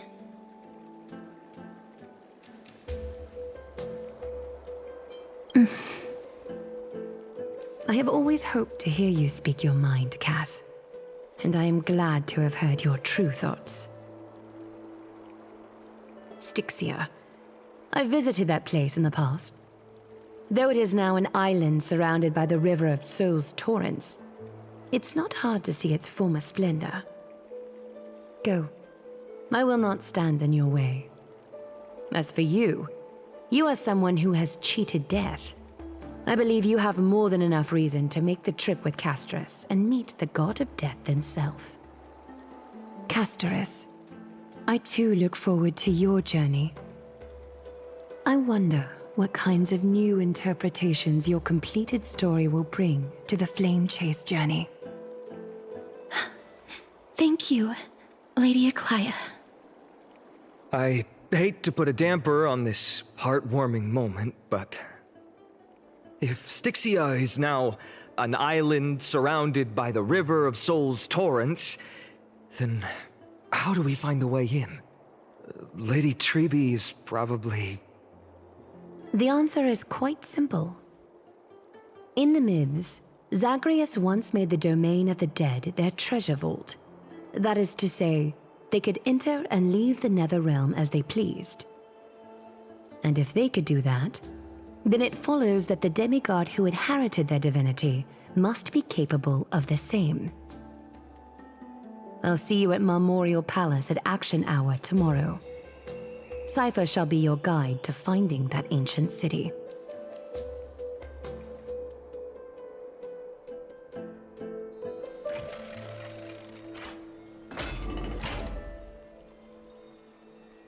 Dan Heng isn't back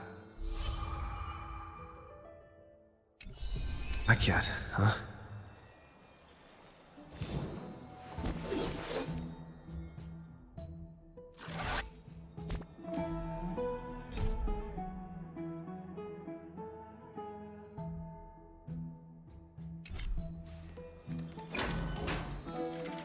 Hey, friend!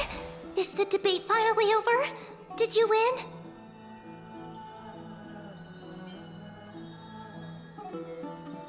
Oh, that means victory is around the corner. Well, moving on. I was hard at work even while you were at the debate. I borrowed a mountain of books from Cass to see if I could find a way to solve your problem. Let's see. I still have only 32 books to go. Really? Oh, that's fantastic news. I knew it. Hard work always pays off. Especially if you're as diligent as Ma'am. I feel like a huge burden has finally been lifted off my shoulders. Why are my eyelids so heavy all of a sudden? Oh, you're right. Then I'll go back to...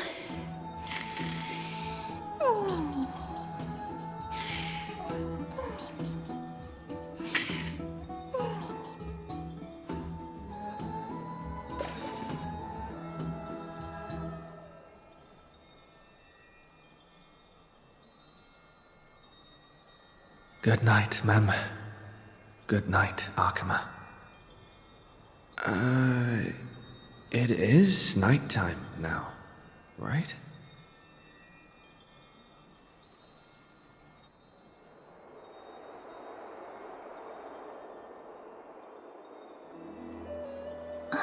Cass? What a surprise. Lady Treby. Is something troubling you? I just wanted to speak to Lady Trian for a bit before I set off. No matter how breathtakingly beautiful Styxia once was, the place is now the domain of the departed. There is no telling what we'll encounter there. I don't want to have any regrets. Has anyone told you that your eyes are sparkling today? Is that a figure of speech?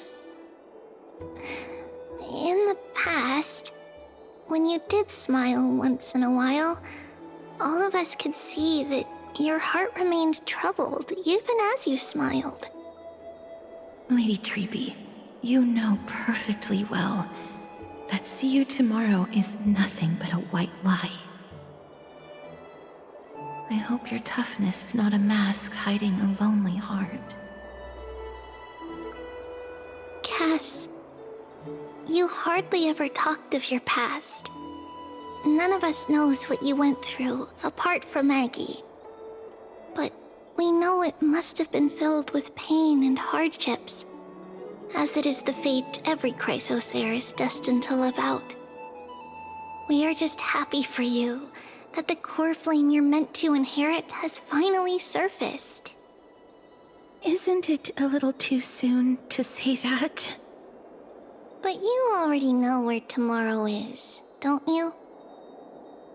There's no need to rely on anyone else.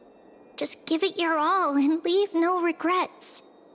We have always believed that your embrace is just as warm as everyone else's. Because we embrace others to comfort them. And Cass, you're the kindest Chrysosaur we know. Thank you, Lady Treby. This feeling... it's hard to put into words. I suddenly found myself with so many wishes. So much I want to accomplish before setting off. Then go do it, Cass. Trian was actually working on a surprise gift for you. It's a pity she didn't get to finish it. But now Trinan and I are working on it, and we'll make sure to give it to you. So, let's meet back here when you return from Styxia. Safe travels. See you tomorrow!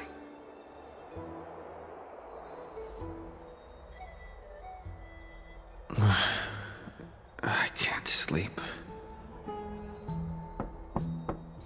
Huh? Who could it be?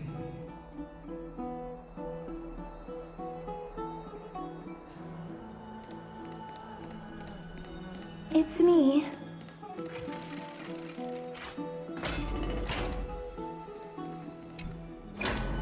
I hope I didn't wake you.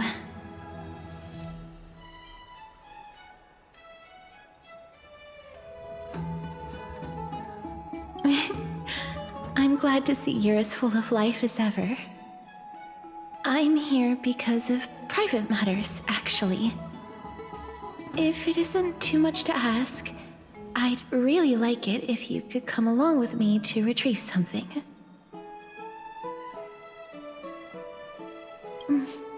Aren't you going to ask me what it is? It isn't a long way from here. Shall we?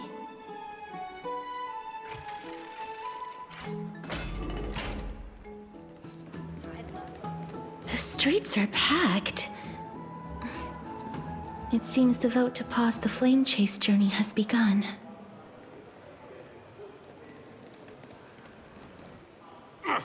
I want to vote! Tell me how I can vote! Take your ceramic shard, engraved with the Kefali rune, select the Council of Elders in your heart, and pray silently until the shard registers your choice. Then toss it into the dolium. The Council of Elders? More like the Council of Buffoons! The Black Tide took my hometown long ago! Who are they kidding with bringing back Erechrysia? It's all a sham to create their own Erechrysia in Akama! The Titans are just. So long as we do not overstep our bounds again, we will not incur divine wrath. Oh, please. The time when these deranged Titans should have vacated their spot to the demigods is long overdue. You'll see soon enough, you old fogey. And I pray that Talanton smacks some sense into you with their scales. We shall see how this turns out. That was quite a spectacle.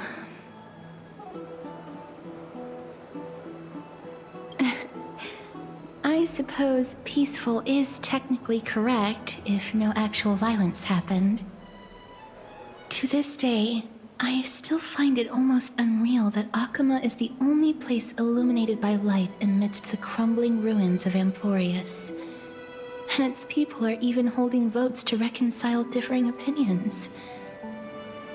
This peaceful sight is making me forget that this is the end times.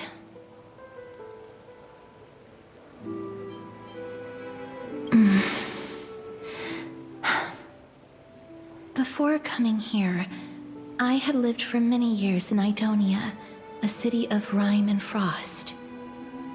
The people there were devotees of Thanatos, and were well known for their unique burial rites and traditions. Traditions that I played a major role in.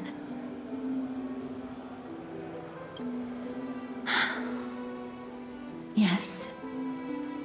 You now know me as the Mortician of Akama. But back in those days, I was Idonia's Maiden of War. I was trudging across the frosty plains on my own when the Idonians found me. They saw the curse in me as a blessing from Thanatos, and believed that my hands could correct the Eracrisia's mistake and lead them to meet the great god of death.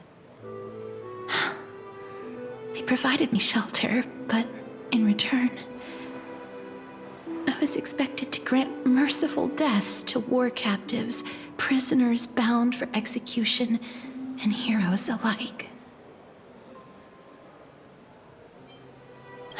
Yes. No matter how kind or cruel the means, nothing can change the essence of death. Taking away someone's life is never worthy of religious worship.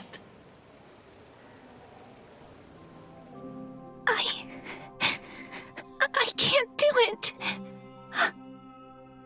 Their voices, they pierce my ears. The pleading, the thanks.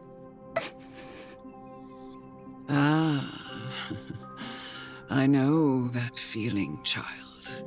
I was once as lost as you are now. But you must respect those walking towards death, just like how you should respect yourself as the Holy Maiden granting humans glory and liberation. What you're asking me to do is no better than the task of an executioner, and yet you want me to respect myself. No matter the titles, I am still taking away human lives. This won't be the first time that Edonia's fanatical nether warriors have faced death. On the contrary, recruits new to the battlefield often run away from their first fight. Death is the mightiest and gravest power in this world. The fact that you can wield it means you are deserving of respect. That's such a twisted reason. Then let me tell you a story. In Idonia, the great swords commonly used by executioners are called Draconian, in memory of Drakon, an elderly executioner. The sword has 3 air holes along its body. If the sword is swung down swiftly and accurately, the holes would make no sound, and the executed would also depart this world quickly and painlessly. But should the executioner have any hesitation, the holes would produce a piercing whistle. On that cue, the screams of the executed are sure to follow. Every executioner after Drakon is to hone their sword skills every day in preparation of future executions. Every swing of their blade must be more resolute than the last, for failing to do so will bring pain. Pain for the dying, as well as pain for themselves. No. I can never get used to this. You misunderstand, child. I am not telling you to get used to it. I'm asking you to consider the source of the dead's suffering and use that knowledge to fortify your future touches with more and more determination. Go, walk with the dead and love them as you love life. Then you'll no longer hear those noises.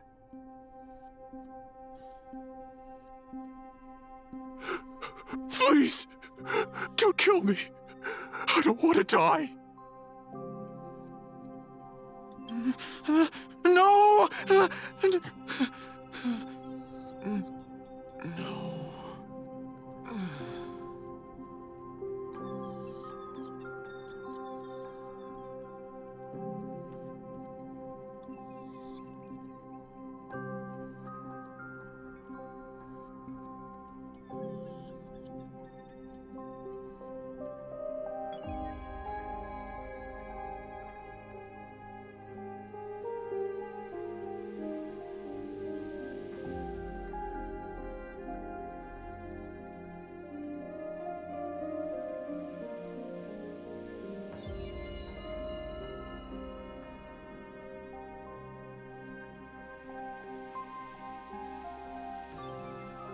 May you gain some insights through his sacrifice.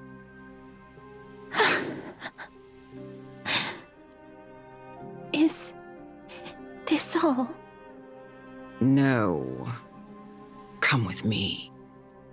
This is just the beginning of your life as the Maiden of War. You executioner!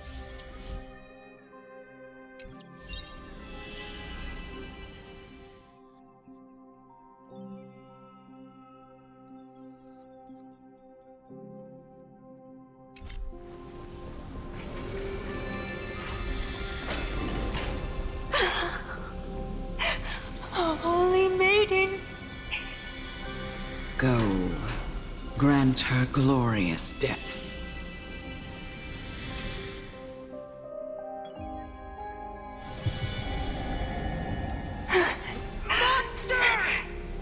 Thank you. Do it then, executioner. You heard him.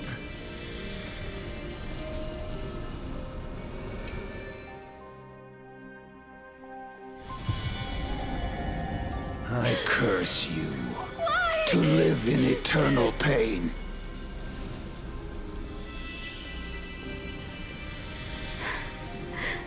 Please, grant me release. You know what to do.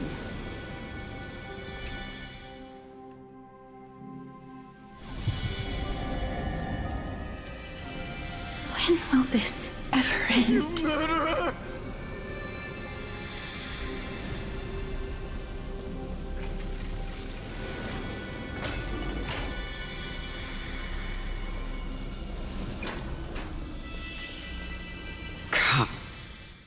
What are you trying to do with me?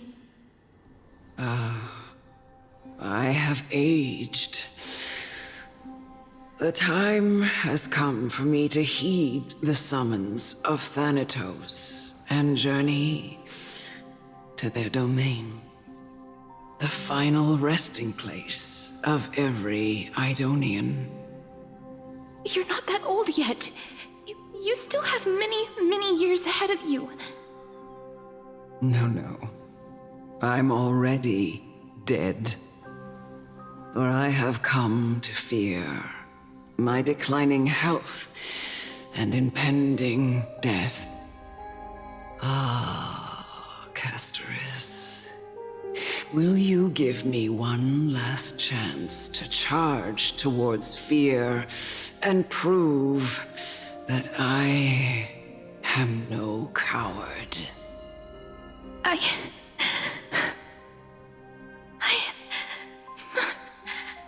can't take this anymore!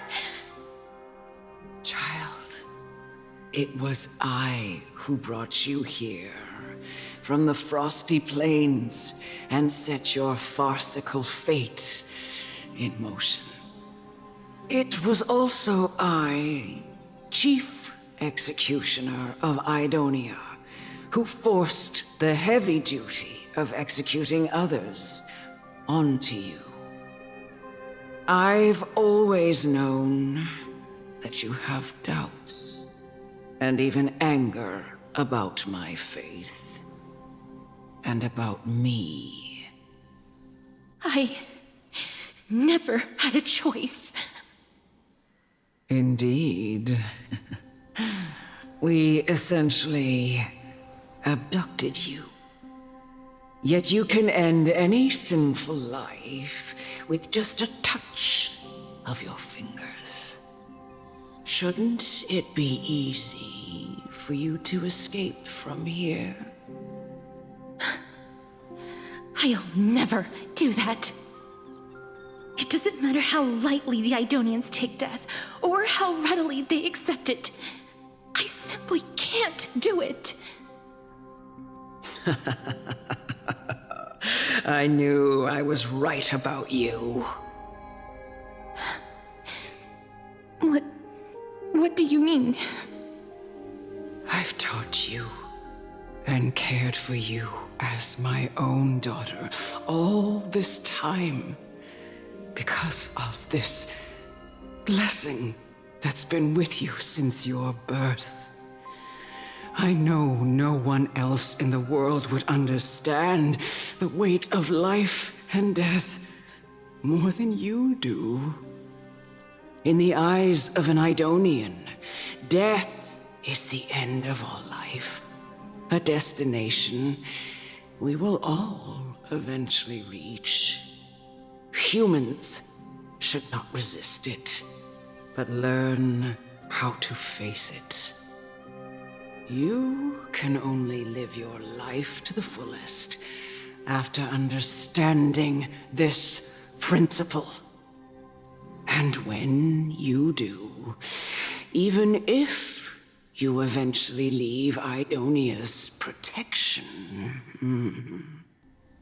even if you must carry the curse forever, you can live with your head held high, like everyone else. No! How can I? Come now.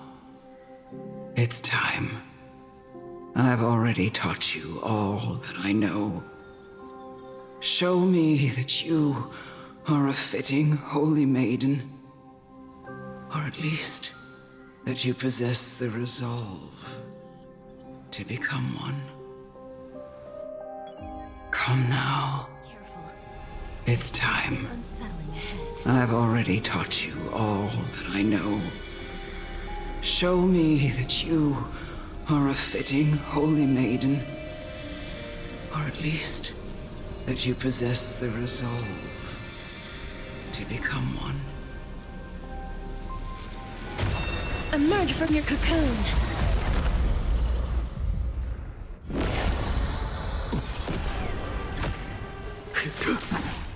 Well timed. This is double speed. Wilt here. I failed to send you. Embrace a new life.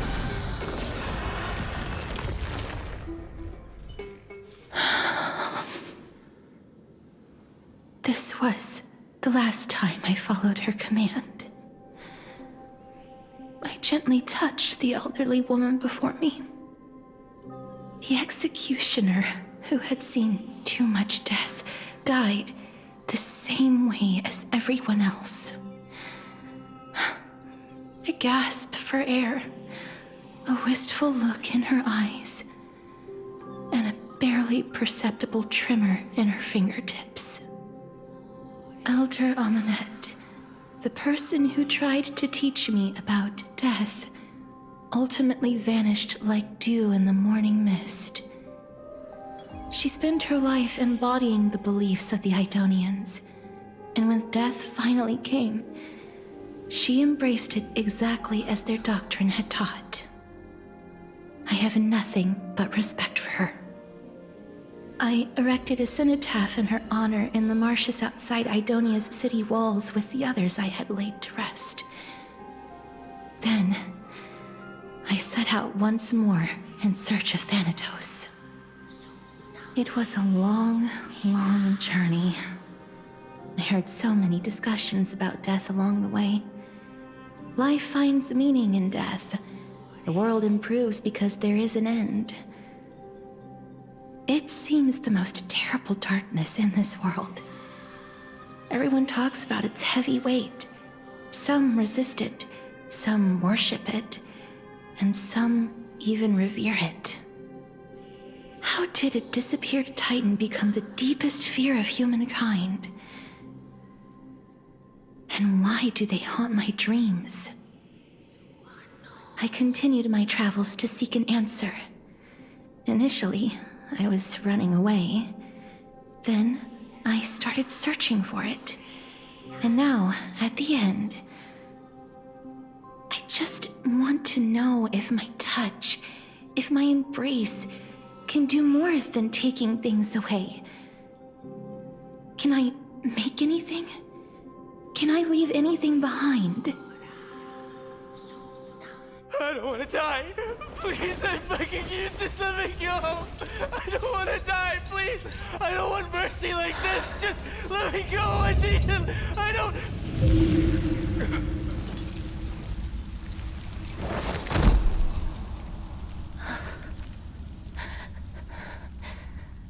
I hate these icy hands.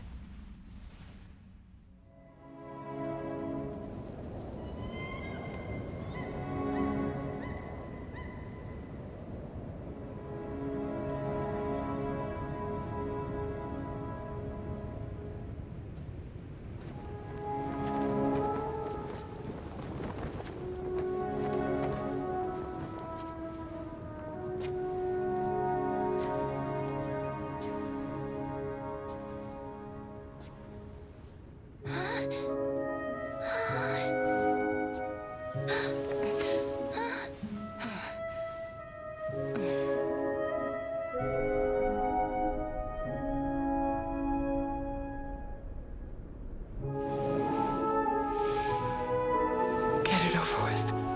End its suffering.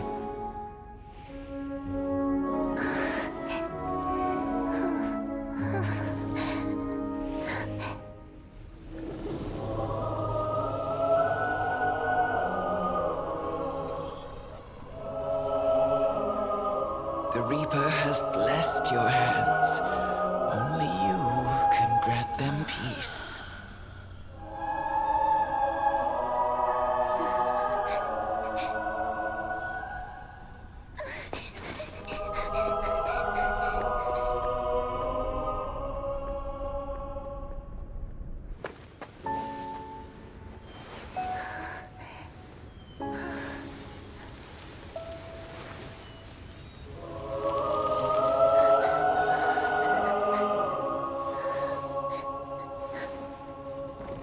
Embrace death. Walk alongside it.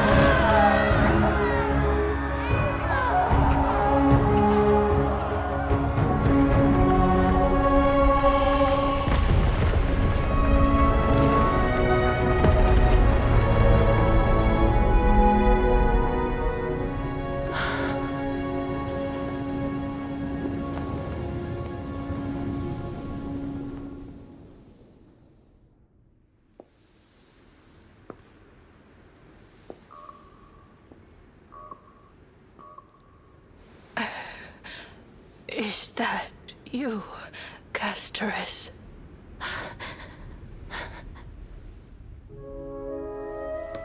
All of them have gone, heeding death's summon, crossing into their domain.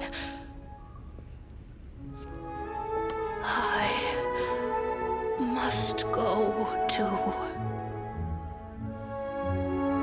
I don't fear it, just I have some regrets. Watching people leave this world again and again, it must be lonely for you.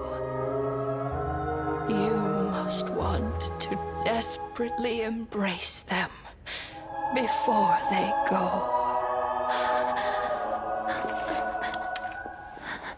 I can't. These hands, they're too cold.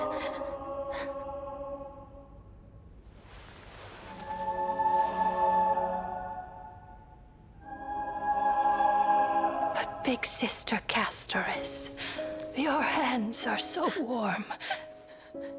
Just like anyone else's. So go on. Don't hold back. Give me a warm hug.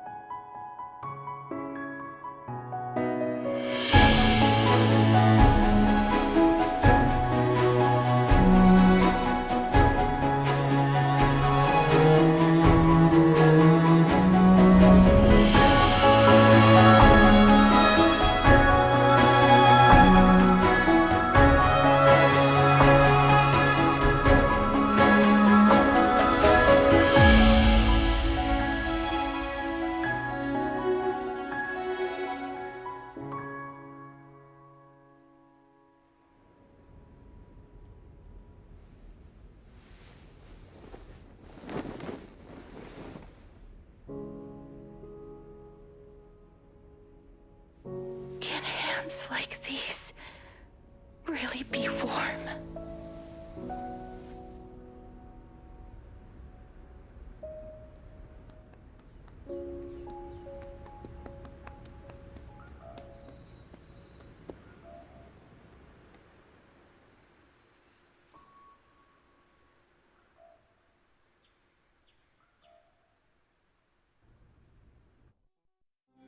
On the day that Ornyx's trial ended, you must have had many questions. I felt just as confused. Why, as someone from beyond the sky, were you so cruelly dragged into Amforeus's fate? I wished I could take action, but no matter how hard I try, I cannot simply interact with the living as ordinary people do. Even when we brushed against each other unintentionally in the grove. And it was obvious that nothing had happened. When an almost unattainable hope finally welled up in my heart. When I thought that perhaps my touch would no longer bring sorrow. Fate declared to me, it wasn't that the curse of death had finally been lifted, but that your soul no longer belonged to this world. And there was nothing left for my hands to take. Nothing. And did I really think this time would be any different? It's not that I don't understand this reality, just that I'm unwilling to accept it. Having walked such a long road, I am still unable to find the answer to life and death. I am resigned to eternal despair. Anything I wish to hold on to, death will inevitably wrest from my grasp. From that moment on, I lacked the courage to confirm it again. Until Ornyx laid bare the cruel truth before us. But now, perhaps I might have one last chance. Long ago, Trinan read a prophecy to me. At the end of the sea of flowers, the souls of the living shall warm thy fingertips, and after an embrace, there shall be eternal separation. I found no surprise in it, for her words sounded not like a foretelling, but a perfect reflection of my past. Embraces in this world are born of reunions. Yet, my touch speaks only of farewells. In that moment, I had no doubt that this destiny would weave itself through the entirety of my life. And yet, things have taken a turn for the better. Now that I can finally have an audience with Thanatos, perhaps I can rewrite the meaning of that fated prophecy. I have no reason not to give it my all. For your sake, and for my own.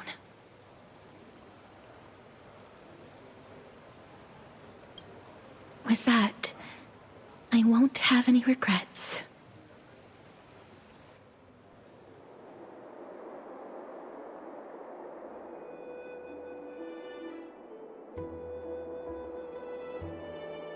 Let's put that aside for the moment. We've arrived. I want to retrieve a small gift I specially prepared for you. I made it myself, like the trinket I gave Lady Trianne. I want to leave something for everyone, if possible. The journey to seek an audience with the Death Titan cannot be an easy one. I want to make full use of every moment I have before we depart, so that I don't have any regrets.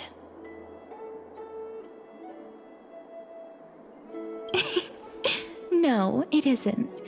You'll know when you see it. Look, it's right there. Huh? Where did it go? What's going on?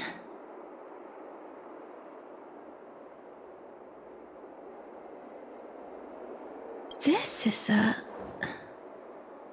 the coin of Zagreus and a slate. So it's her. It's Lady Cypher, the demigod of Zagreus whom Lady Aglaia had spoken of. She's a master thief who's left legendary tales all over Amfореus. So many years have passed, yet she's still announcing herself in such a crass manner. Let's just do as the slate says and look for Lady Cypher.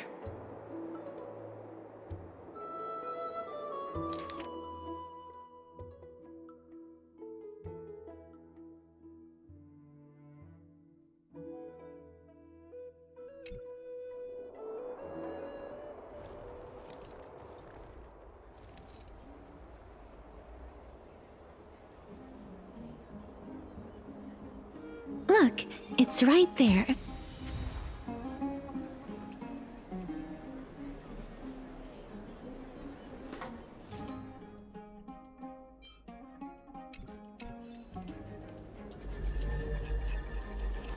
We must pursue her.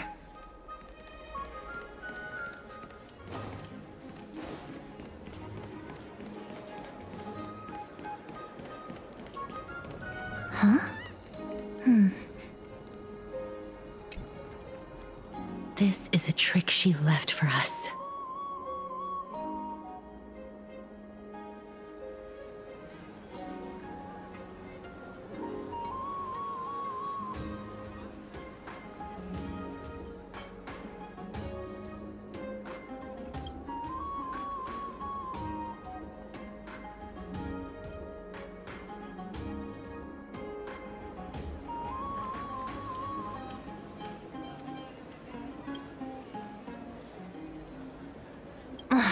She's incorrigible.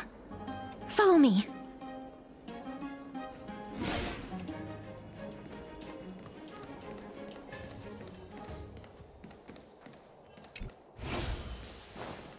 This is the right one.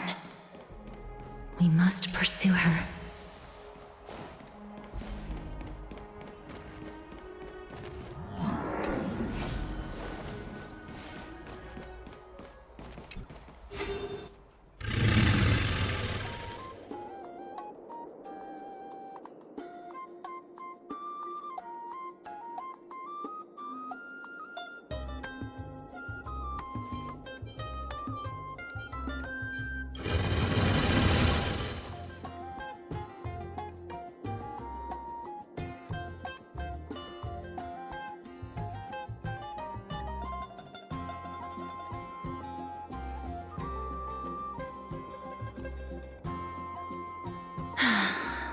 Lady Cypher, please come on out. You're still careless as ever. Shouldn't you keep such a precious gift near your bosom? Since you know it's a gift for someone else, please give it back to me. Stop hiding among the people and letting the wind carry your voice. Now, since I know it's a gift, that just means I need to milk its worth. The children of the wind never stay for long in one place. Unless your offer is tempting enough to still the wind. What say you? Name your price. I'll give you however much you want.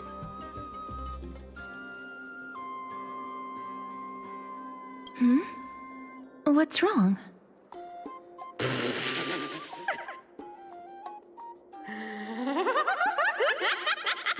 No wonder they call you Princess Homebody. Why don't you two come over to my place? It'll make a better venue for proper business discussions. You can find where I live through the winds I've sown. Right. Piece of cake. I can do that even if I can only sense your soul. All right, I'll see you there. Oh, by the way,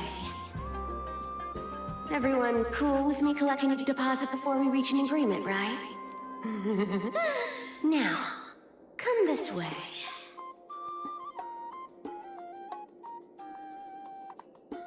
Where did my dew of divine blood go?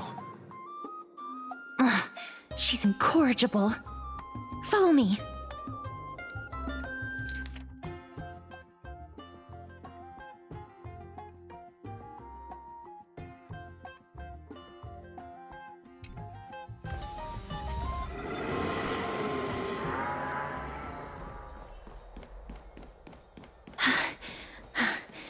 Here we are.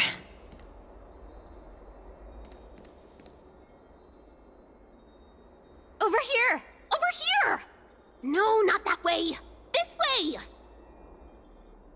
Come on. If I really wanted to hide, you'd never find me. So relax, you two. No need to get your hackles up. I'm not that scary, am I? Meow.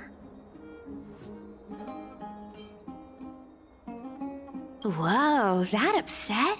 Calm down. I'm just putting on a show with the meowing. Some people might have been into that a millennium ago, but it's long since gone out of style. Loosen up, buddy. Shall we get down to business? Give me the jewelry piece first, or everything's off the table. The materials are nothing to wow at, but the workmanship is superb, as always. You're still skilled as ever, even after all this time. And you've put a lot of heart into this one. Mind your own business. Oh, come now. Don't be so upset. Relax. Relax. Look, isn't the view here just great? You can see what everyone is doing and where they're going, and they won't even know you're here. Now that we've broken the ice, let's get to the point. Everything I've said so far has been a joke.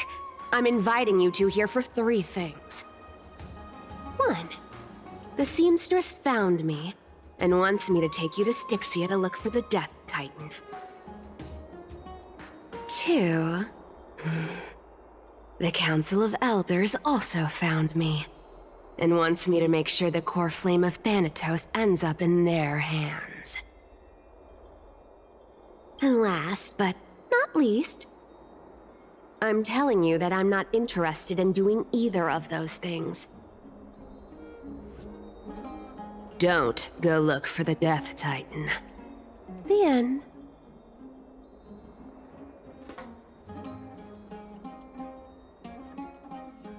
Wow, this is some high-quality stuff. And this room is full of it. How much are these worth, Did you get all this through that Aeronova gimmick? Some of it is family fortune. while the rest came from my business as a dressmaster. Don't liken the flame chase work to your shady dealings.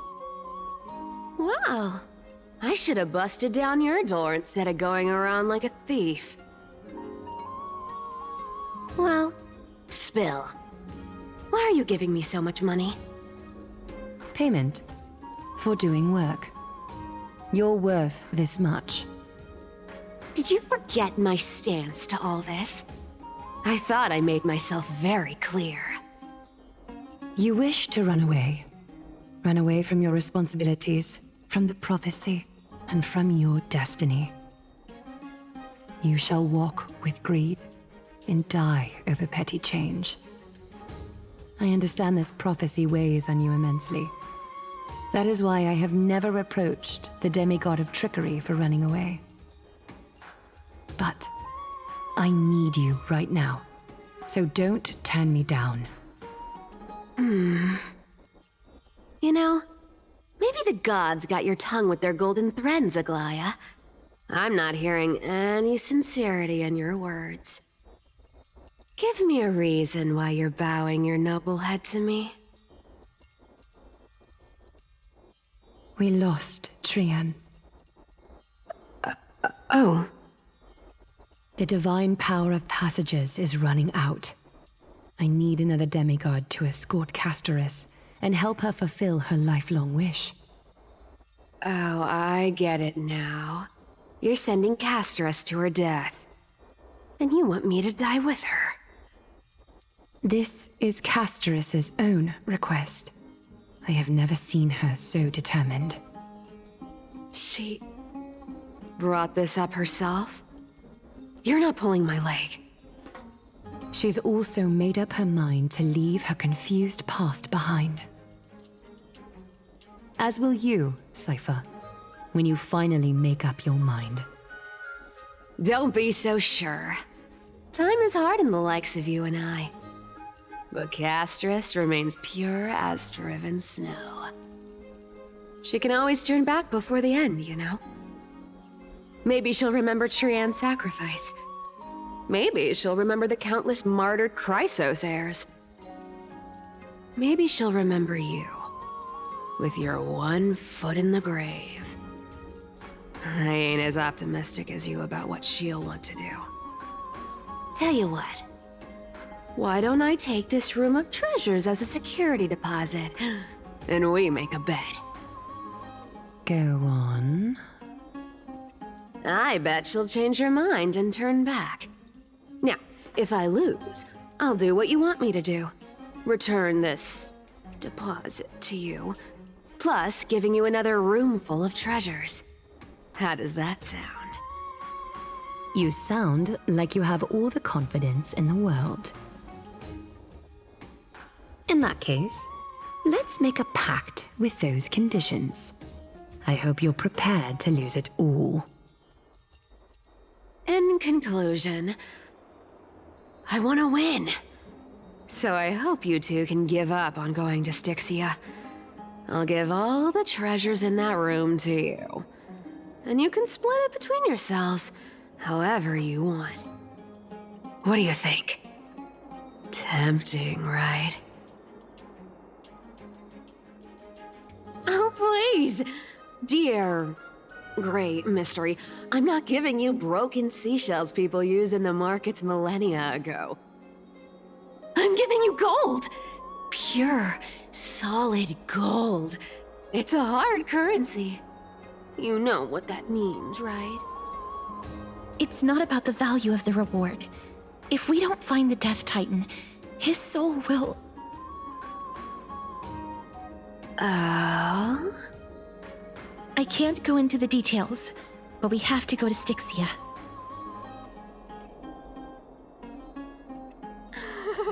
I really don't get how. Princess, homebuddy, you keep talking about needing to find Thanatos, about getting rid of your curse, and you don't care about anything else. But did you ever live for your own pleasure? Even for just one day? What are you trying to say? I'm saying, contrary to your beliefs, Aglaia didn't take you in just so you can die for her Aranova. The flame chase journey walks hand in hand with sacrifices. Isn't that why you're always running away from Lady Aglaia?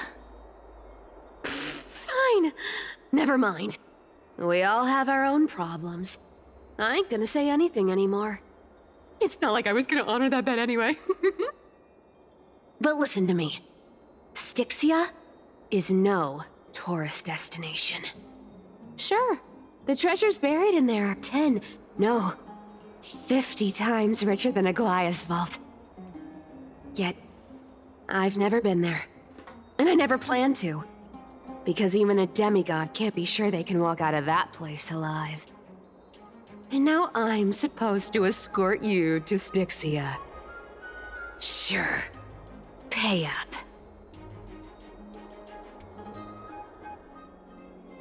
You know, you're not wrong. At least it's part of my responsibilities. I don't like this. However, I have lived a longer life than most people. Though I'm not as good at doing business as Lady Aglaia, I still have some savings. I can give them all to you. Then how are you going to live the rest of your life? Then I'll give you 80%. Well, don't mind if I do. 80% of Castrus's savings and a bottle of dew of divine blood. Not a bad trade.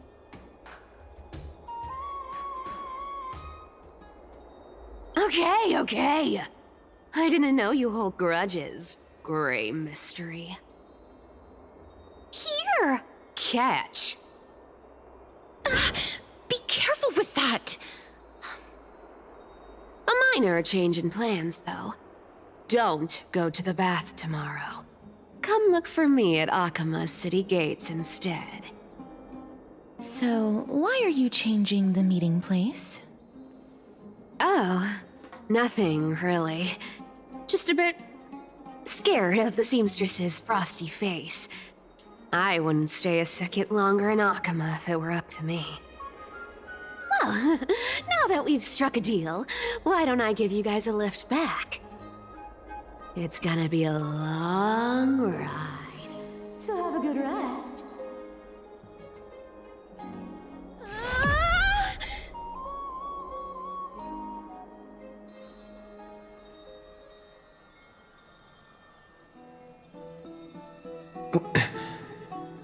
Where am I?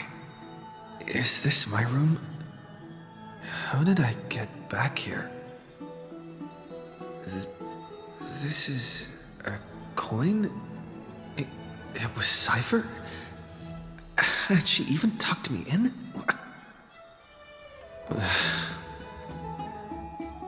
Never mind. It's getting late. I'd better get going.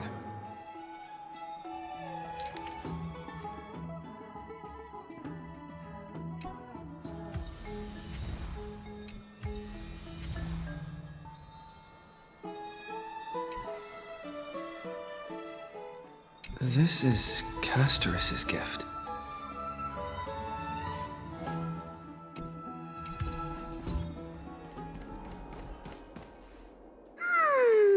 Bright and sunny.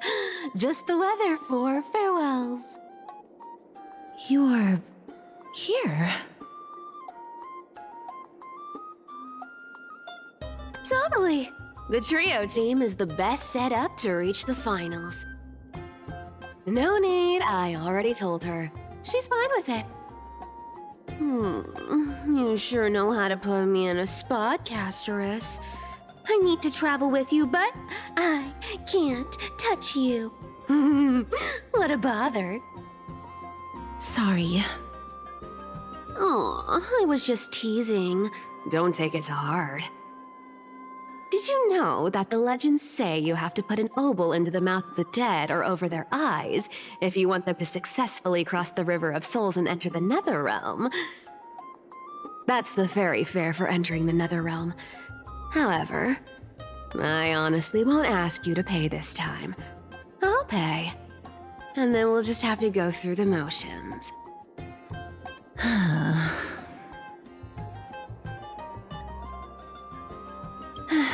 Don't worry. It's not a lot. All right, pass me the coin. It's time to get the gods' powers going. A fleet-footed trip to the Netherrealm. Here we come. Oh, one last thing before we go. I gotta give you this piece of advice, especially to you, Princess Homebody. You can't catch the wind by waiting. You only live once, so make the most of every moment you have. Get ready, be steady. Hi, your turn. Don't be nervous. After all, he'll be gone in the blink of an eye.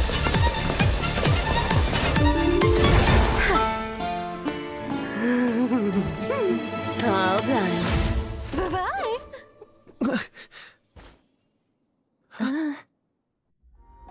Are you feeling all right?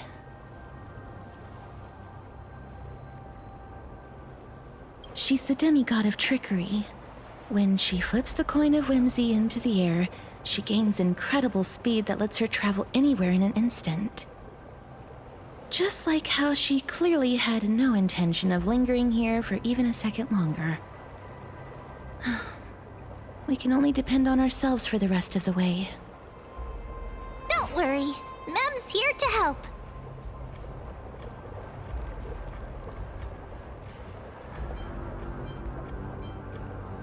Being cute isn't my only forte. I'm strong too. This is Styxia, the city of dragons and waves. Anaxa hypothesizes that the missing Thanatos is somewhere in these ruins. This is the land of their birth. Or perhaps of their death.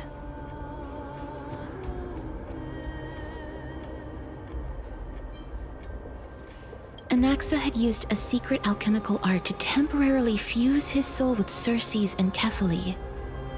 And when he was on the verge of death, he was pulled by Thanatos and caught a glimpse of the flowing river of souls. This alchemy, considered a sacrilegious act, might actually make the souls of mortals and titans attract each other. Even though Thanatos has been missing for 1,000 years, and even their followers haven't been able to find them. Perhaps that special attraction could summon them here. Oh, so are we going to use that Philosopher's Stone to conjure the Titan? I guess that's the only way. The only leads we have now are the name of this city and the fairy tale about the dragon. Thanatos is even more mysterious than I am. Indeed. Even one as erudite as Anaxa could only point us to this place, and no further. We will be entering the unknown as soon as we take our first steps. But that won't be the first time in my long journeys. I believe that, rather than standing still, taking action is by far the better option. Perhaps fate might take pity on us today and show some compassion.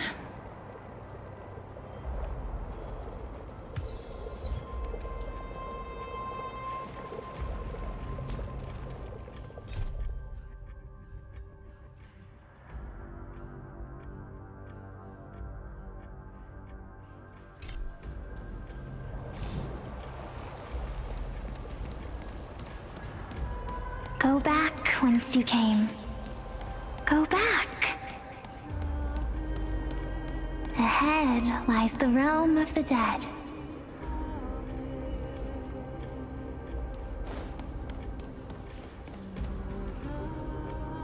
What a beautiful butterfly. Is it talking to us? This is a eulogistic butterfly. They are found in places where many have met their demise. In Idonia, some think of them as manifestations of Thanatos' benevolence. By turning the lingering obsessions of the deceased into these creatures, it is as if the Titan has made life into a specimen. Others think of them as Thanatos' messengers that guide the departed to the nether realm. The second theory sounds more believable. After all, the things they're saying are rather, direct. Perhaps. But the fact that we're able to hear their whispers proves that we're fast approaching the realm of the dead.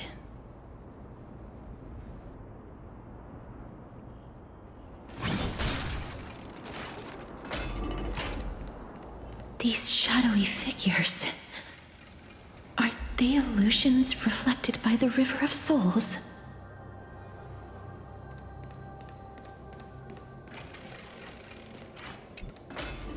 Mommy told us to go ahead first, but she's still not here yet. 1, 2, 3... I don't even know how many days have passed since then. Perhaps Mommy will be back once you finish counting the days on all 10 fingers. 1, 2, 3... It's been much longer than 10 days since we left Mommy. Strange. For reflections in the River of Souls, they seem oddly animated.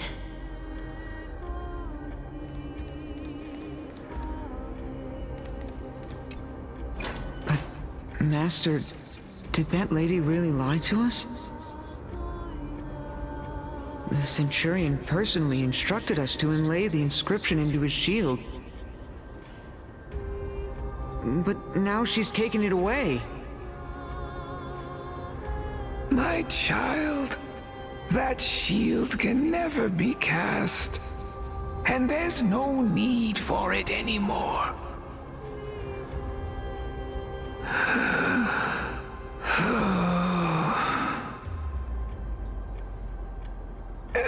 Come, child. What is the name of that Centurion again? Actually, never mind. Forget I said that. I'll wait with you for her to come back. When that happens, you'll be able to keep making shields. Don't be afraid, pal. Let's open our eyes wide, together. Do you want to buy any fish? Huh? He can see us? Wait. More living people. I'm not selling my fish to living people. You lot are too shameless. Buying fish without paying. If I ever see her again, I will... Could it be that... you're all dead souls that never achieved rest?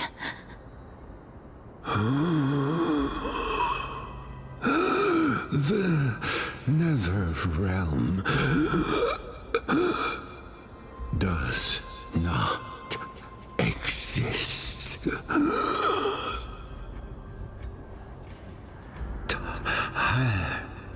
Titan rejects you. Me.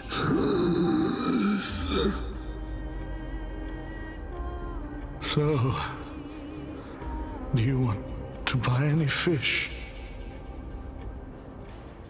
But there aren't any fish nearby. Other fish gone. The people are gone too. I can only keep selling fish. So, do you want to buy any fish?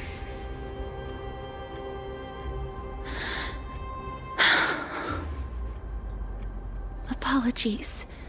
I don't have much in the way of savings, but perhaps there's another way for me to release you from your suffering. Please relax. May you fall asleep peacefully amid a gentle field of flowers. This.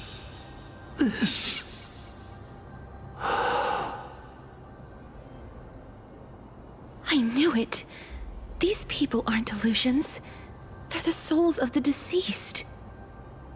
They're supposed to reach the end of the west wind by floating down the river of souls. Yet, they have floundered upon the shoals of the stream, unable to move forward. Did Thanatos reject them? Or perhaps they didn't really die at all?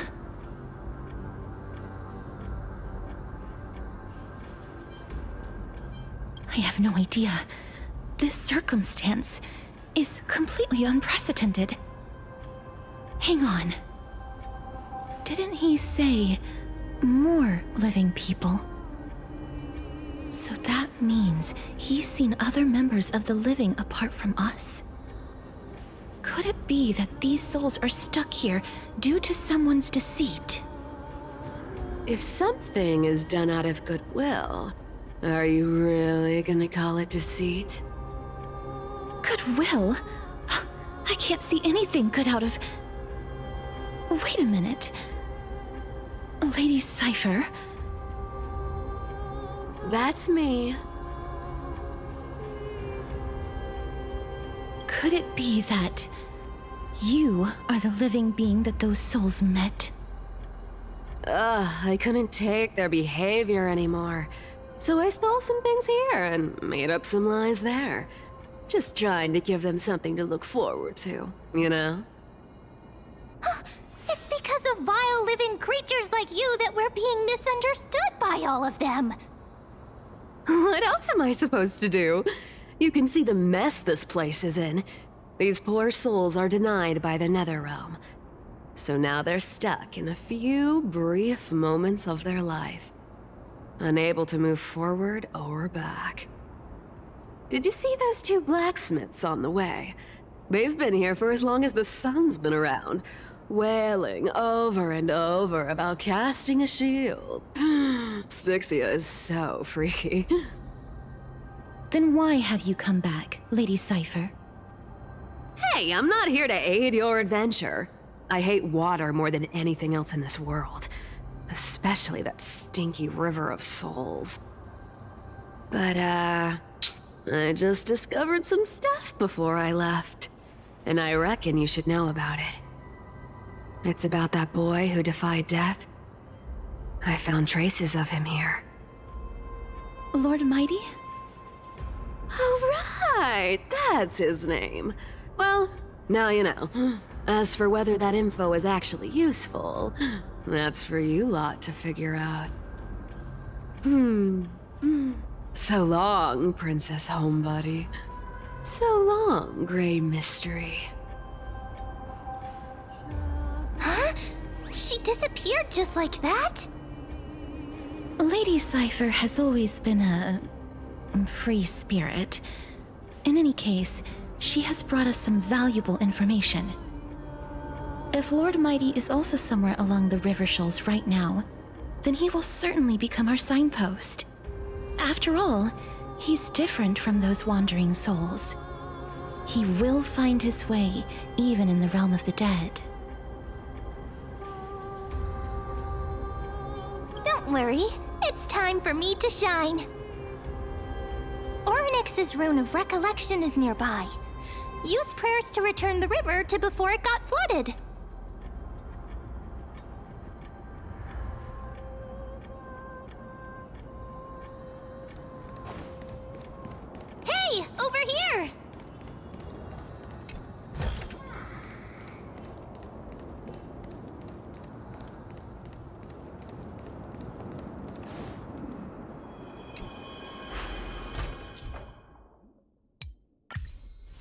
Orynyx's miracle has appeared.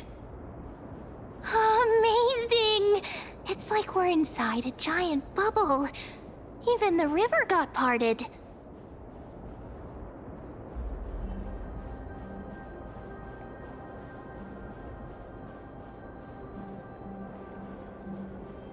Huh.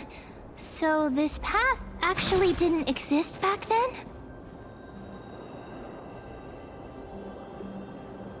There are wandering souls of the deceased here as well. We must first return to the present before we can communicate with them.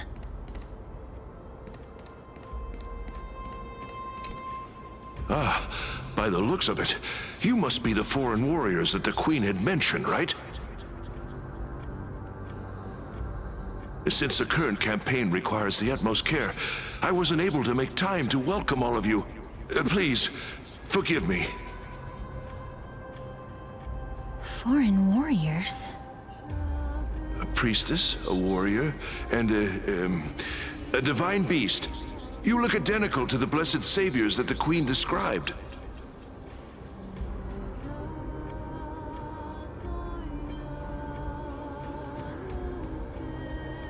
A campaign? Who are you campaigning against? Nobody knows, as of now. Of the scouts that went ahead, only one has managed to return. He says that the land ahead is a forbidden land that should not be approached, as it is the doorway between the netherworld and the mortal realm. As for the rest of the scouts, they've completely lost their souls and are decaying by the day. While there is still dissension within the city, the scholars agree that this calamity was so unprecedented that it needed to be given a new designation. An unprecedented calamity. Could it be death? It seems that you have indeed heard about this. Well, death is just one of the possibilities. It's too early to come to a definitive conclusion. A world that has never seen death. Looks like these people lived in the era Chrysia before the Calamity Titans descended upon the land. May I ask, where is the scout who managed to come back? Though he returned to Styxia, he only had enough left in him to last no more than half a day. However, it was his intel that convinced us to rally together. He said that he witnessed the demonic specter of an evil dragon at that treacherous land. The apparition opened its giant maw and devoured everything in sight, and thus brought Styxia that thing called death. Styxia. An evil dragon that brings death. It all sounds rather familiar. Wait, wasn't this part of that fable? Sir, could I ask how the Queen and Princess are doing? The Queen?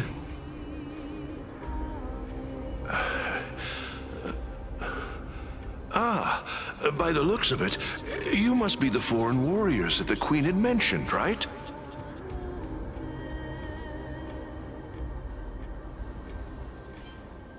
Oh, it's the same lines. Looks like he's still trapped in the moments before his death. Leave it to me. Sir, the war ended long ago. Styxia no longer exists. Styxia is no more? This cannot stand! Newcomers, hurry up and go take your positions! Oh, looks like it's difficult for this gentleman to accept reality.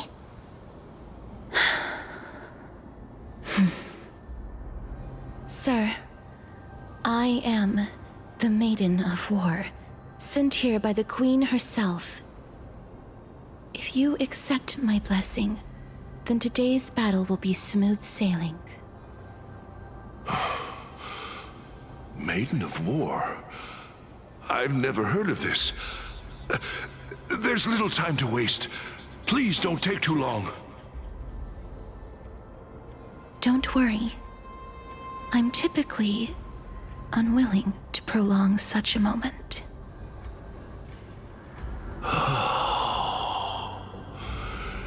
Is it over? Have we won?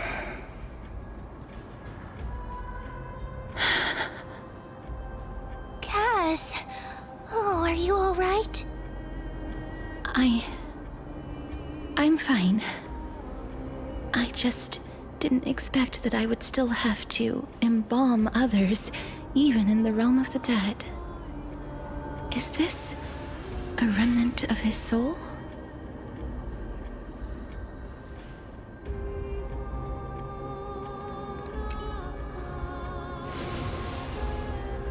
Well then, why should I place my trust in you? Holy maiden from afar. Wait, this is... I don't quite understand what you're trying to say. Since the prophecy has already pronounced your name as Chrysos, heir of death, Akima ought to treat you as an esteemed guest. However, you seem to have no intentions of concealing your involvement with the Council of Elders, while most likely being aware of my issues against them. I cannot deny your claim.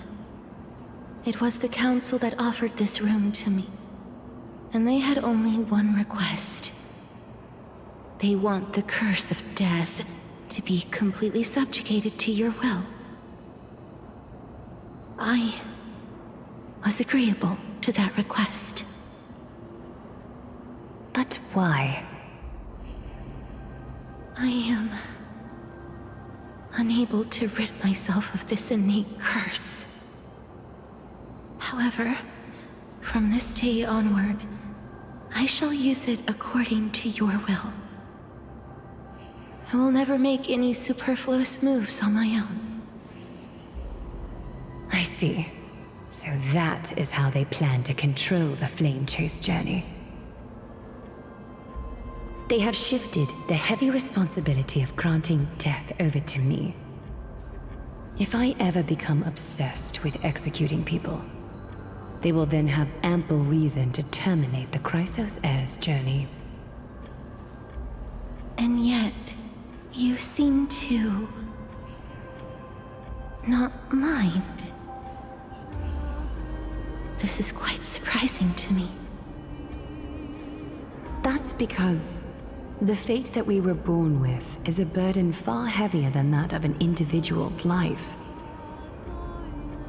I've woven many unforeseen events into the tapestry of fate. This is but one instance. Tidy up your precious garments and come with me. Akima welcomes you, Casterus.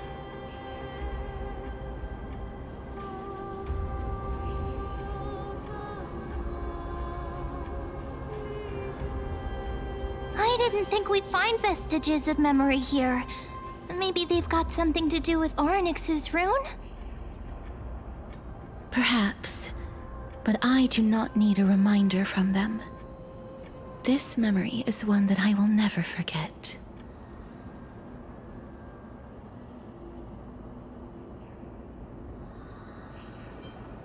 I really want to repay her for that trust. But why would this memory appear right now? Is this really Orynyx's power?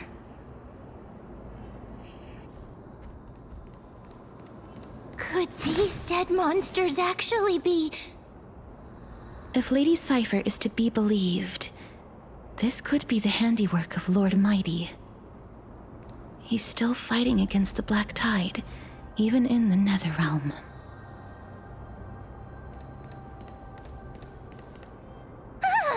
Why are the Black Tide monsters here too? Can they swim in the River of Souls?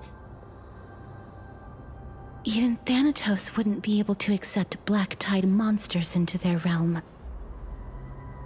These traces seem to suggest that anybody who trespasses upon death will pay a heavy price. Since the realm of the dead must remain peaceful, it's imperative that we rid the place of such discordant noise. Please stay back. Let me deal with these enemies.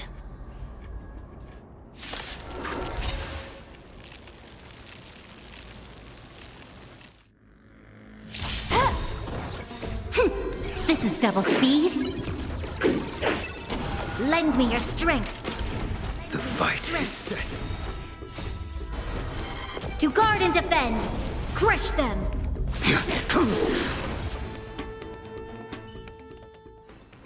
This sword needs sharpening.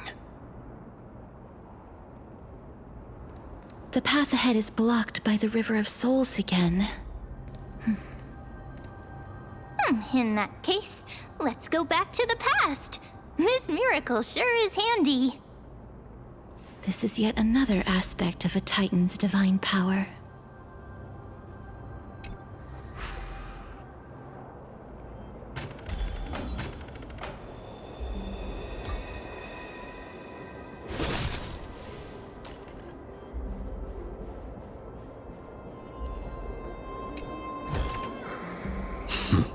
If Dan Heng was around, he'd definitely be able to raise the waters of the River of Souls into the sky.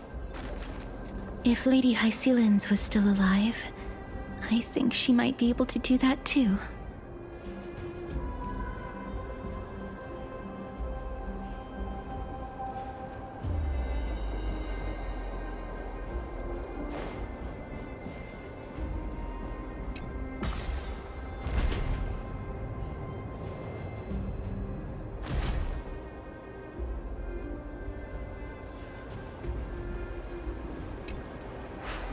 You seem to be able to discern both the past and the future.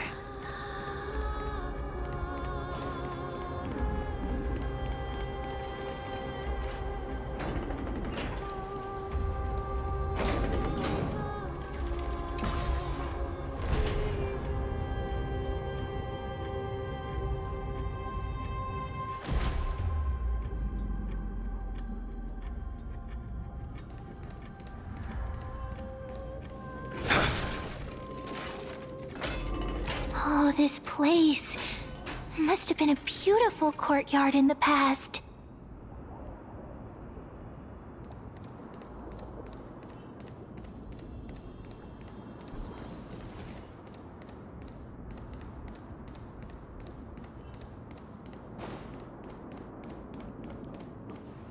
Please excuse me.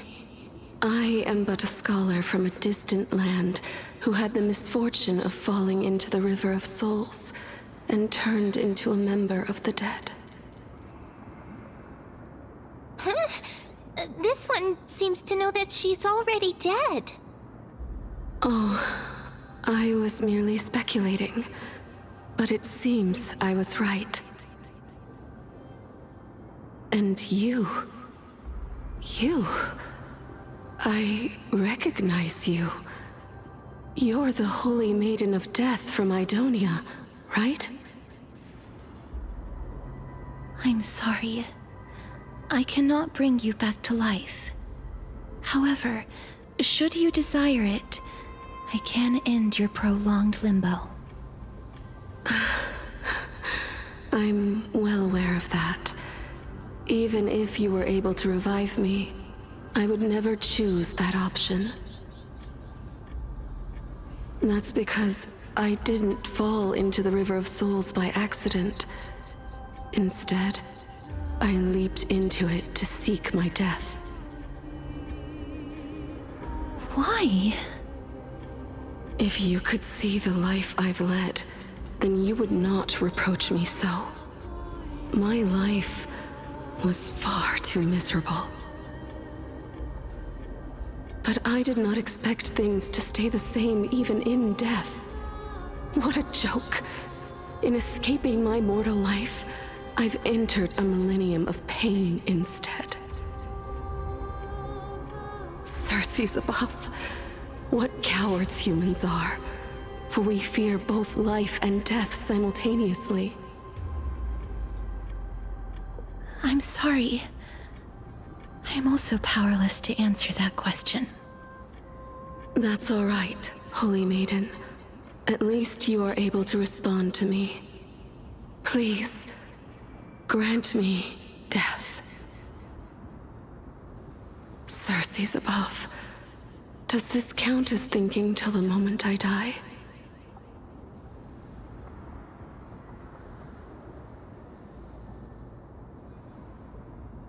I have seen too many farewells. Her distress is quite commonplace. There are those who will end their lives over what seems to be the smallest of worries. For some people, this power that I possess is a blessing rather than a curse. But I never managed to convince myself of that. Cass, are you still trying to create a world without death? Yes, because when placed under time's vast scales, there is no worry in this world that cannot be solved.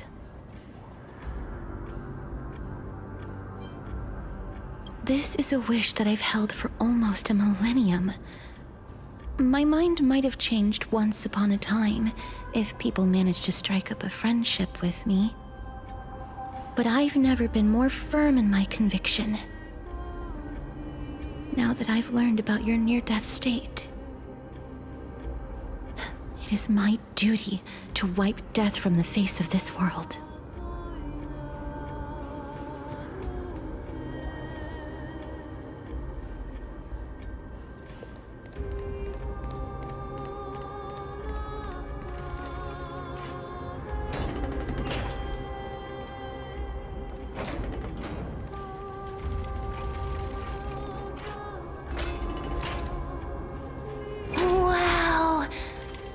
This is so spacious. Is this the kingdom's vault? That's fine and all, but we need to lay down some rules. We're not gonna return to the past to steal things. Do we need to enter that doorway to climb even higher? There seems to be a person. Oh, more like a soul guarding it. But how should we get up there?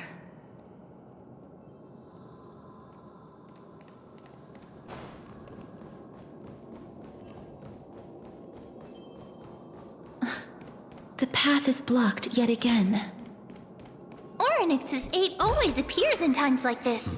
How convenient.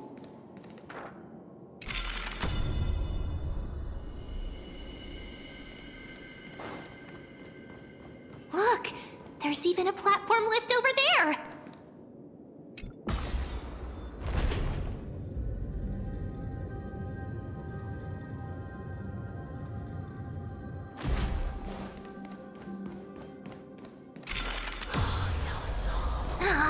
A chest of the past has been left behind, but none of its treasures remain inside. I'm crying. That's all.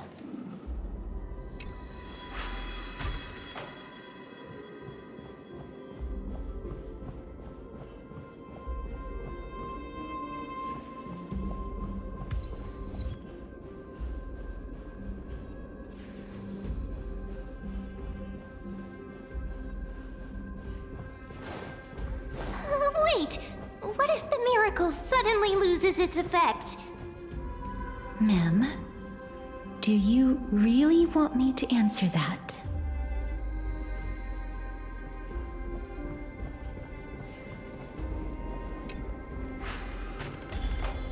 Stay back. Don't come any closer. Don't come near me. Huh? Why does he look so panicked? Did the black tide monsters frighten him? Or is he actually scared of his own extraordinary power?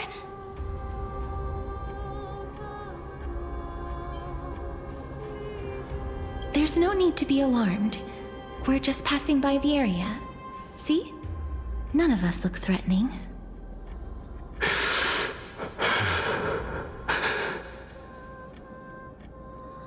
You have a point. Although, while this might once have been the royal vault, it's since been plundered empty. So please go away right this instant. You've misunderstood us. We simply heard your shouts as we were passing by, then decided to come over to find out what happened. My goodness. Did I really yell out loud? How rude of me. I'm sorry to have bothered you. I merely saw a warrior. While that spirit didn't harm me, his blows really packed a hefty punch. A warrior? Could it be?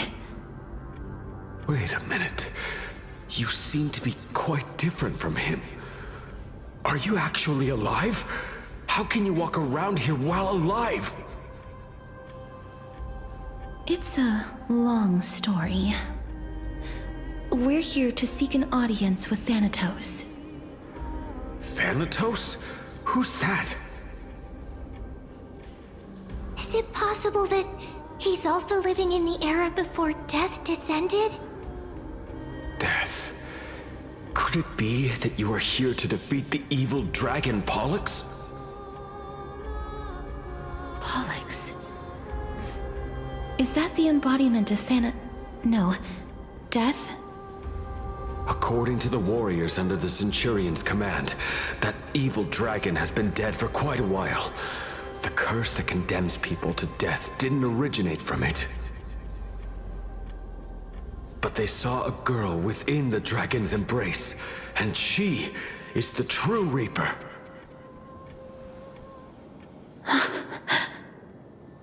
Pray tell, where is that girl right now? I've heard that the Queen spared no effort in bringing her back to the castle. Her Majesty intends to control all of Amfореus with this unprecedented power. As for whether this rumor is true, well, no one knows. You have my thanks for the invaluable insight that you've given us. Please, treat this touch as a token of my gratitude. You... Are you...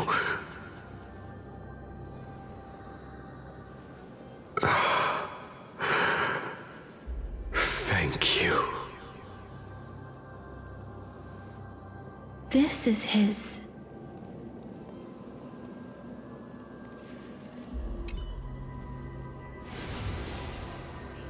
Then you granted him death? That isn't like you. You would have refused even if I commanded you to do so. I don't know. I did it out of sympathy, believing that I wouldn't be racked with agony, but I am still in a state of turmoil. Sympathy? Sympathy for that youth who triumphed in every battle? That young man was favored by Talantin, who taught him a move that will defeat any mortal enemy with a single blow and emerge victorious every time. He could rely on that move to always achieve victory during Era Chrysia. However, now that death has descended upon the mortal realm, that divine swordplay also means he can send others to death at will. In other words... You feel that he's similar to you? Yes. Since he can never be inferior to others in martial combat, death would be the inevitable outcome every time he strikes. That's why he approached me and pleaded. Pleaded for me to put an end to all of this. You are perhaps feeling lost from making your peace with death in so abrupt a manner. I have not made peace with death. I've seen the people of Idonia stand tall and proud in the face of death. Even before the fated finale arrived, they were already content with the lives that they'd lived. They had such proud expressions. Expressions that made me believe death would be an insult to these mortals if the concept is truly a power that a god had carelessly cast down upon the world. Perhaps death's authority was never meant to exist in this world. Just like how I shouldn't exist. I won't refute your beliefs for now, but would you be interested in listening to a story of mine? It's a fairy tale from foreign lands, told by the person who brought you to me in that ice field long ago. A tale told by the Queen of Styxia. What? Wait a minute. That means the girl born in the dragon's embrace, the personification of death these souls talked about. That's you, Cass? I've already had an inkling for a while now. But I honestly have no memories of Styxia. My memories only begin after Aminet brought me to Idonia.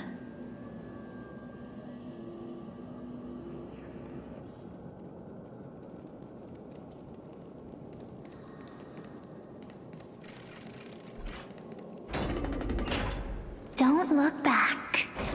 Keep moving forward. Always. It's yet another eulogistic butterfly. Are we getting closer to the Netherrealm?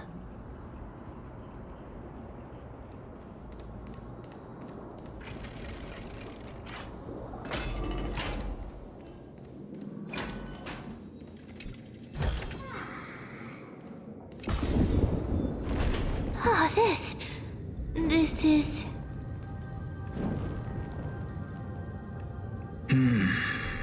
Living ones?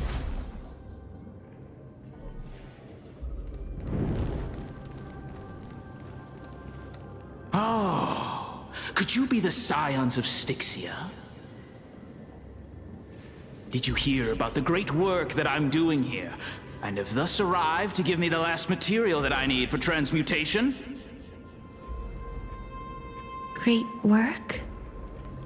Have you heard of the great name of Pollux, perchance?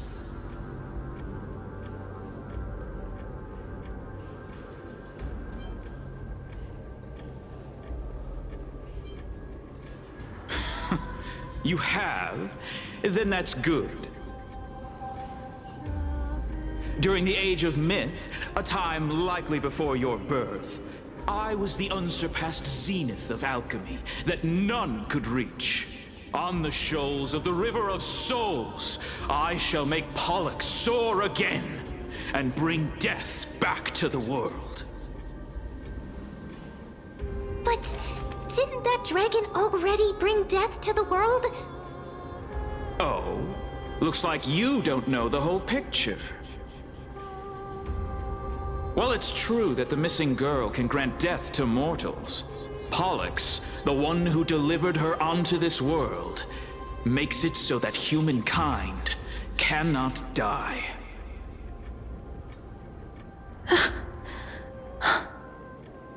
So, it's just as I feared.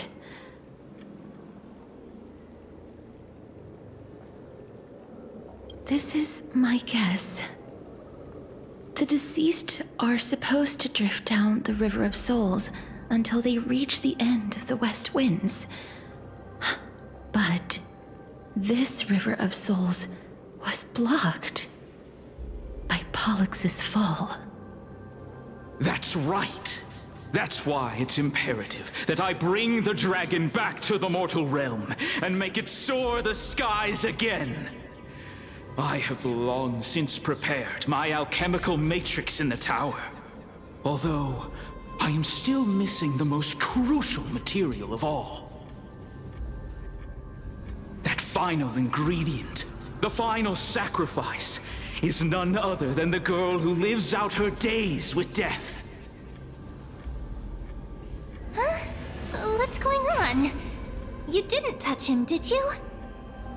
I know that I am no longer capable of carrying out that task.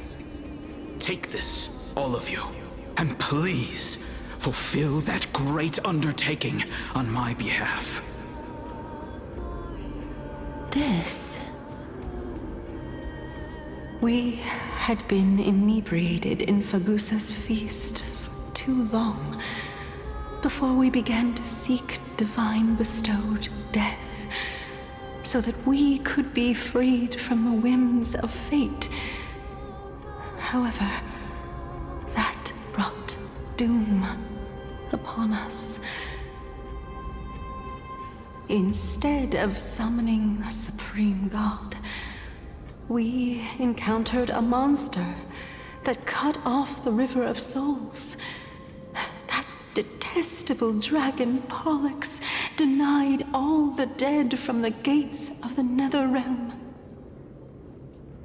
Unable to rest in peace, these departed spirits engulfed Styxia like a roaring tide.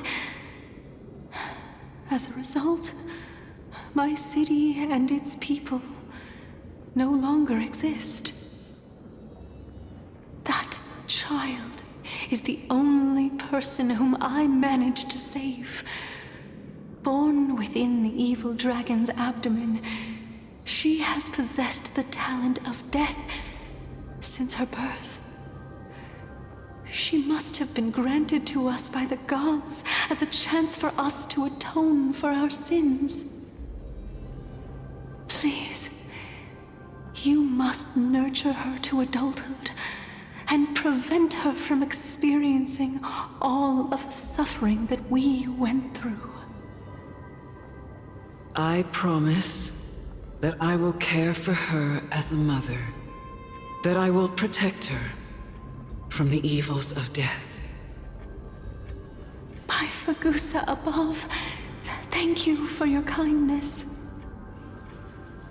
As her mother, please bless this child with a name before I am swept away by the River of Souls. Please, let me know how I should address her in my next life. Oh. Like how a transient raven butterfly, a fleeting papilio castor, perches on the twig of death. Castorus. That shall be her name. That's where my name comes from? The sound's back. What is making that ruckus?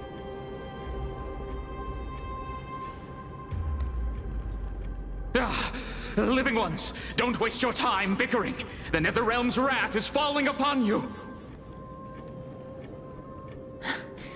Black Tide Creations.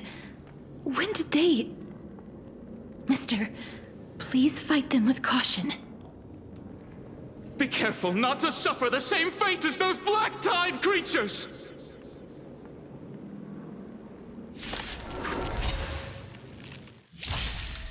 Everyone, hide behind me! Lend me your strength. Your end approaches. This is double speed. Oh, there's so many of them. How are we holding up?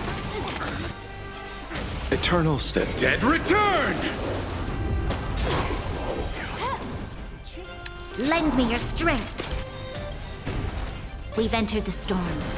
To guard and defend! Crush them! That parrot, savor it for me.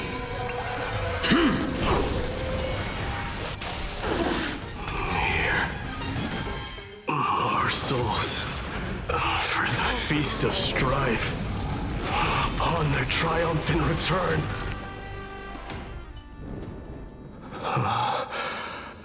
You? Lord Mighty? Lord Mighty, you've been through some tough battles once again.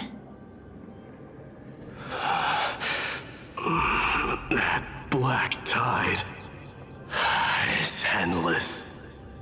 My death is only temporary.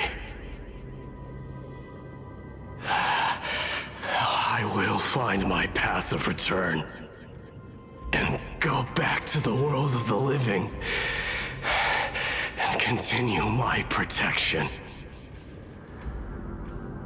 Lord Mighty, I have always wanted to.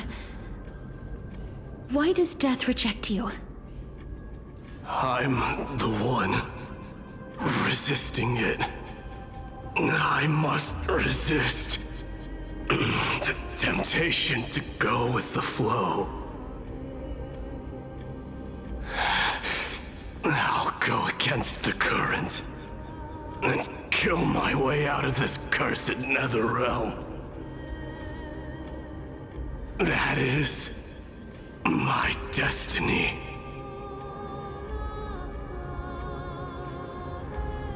It seems like he's completely focused on resisting the temptation of the dead's whispers. He's working hard every minute to deny death. It seems his battlefield is not limited to the world of the living. Lord Mighty, are you willing to travel with us? We're headed for the Matrix inside that tower, to summon Thanatos from their prolonged concealment.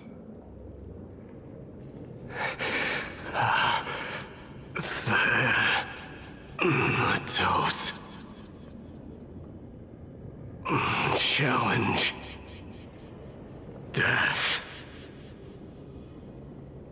That's right. If we can work together and defeat them, you won't have to be troubled by the curse of immortality any longer.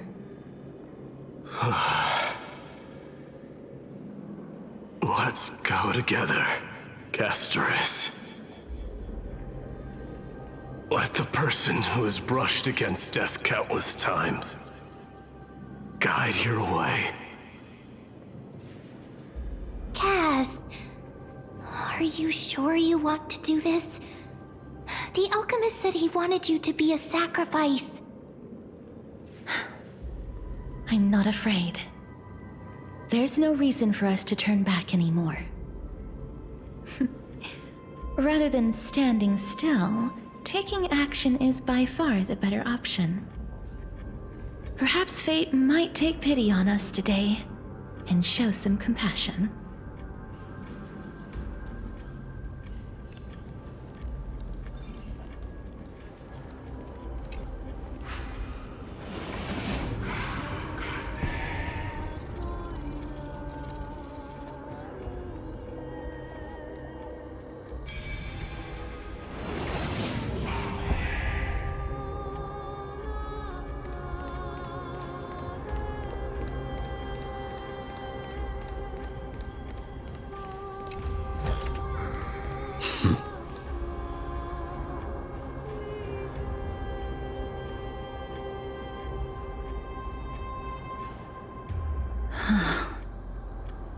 This is going to be difficult.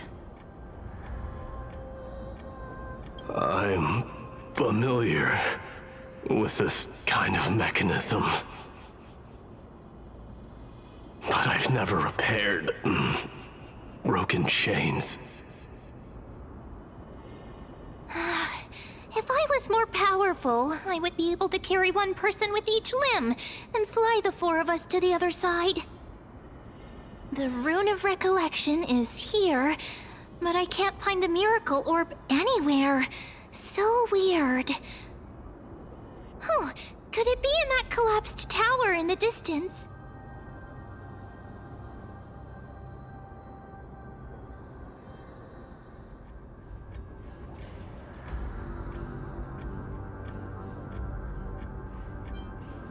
That sounds so weird. Forget it. Just leave it to me.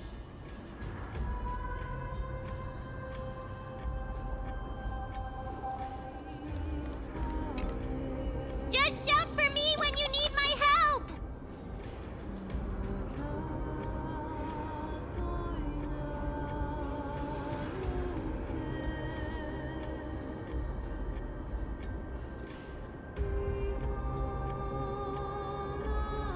Got it! Just leave it to me!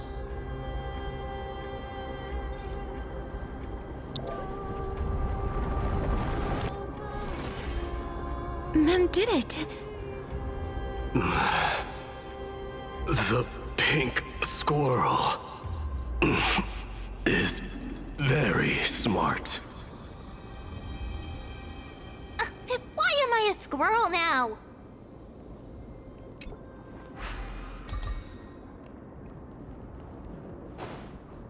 The miracle's range is limited.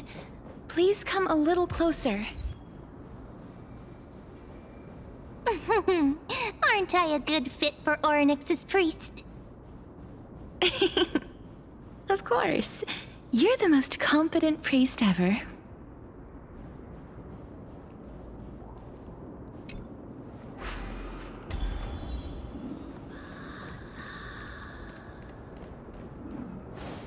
The alchemical matrix should be behind this door. Is that...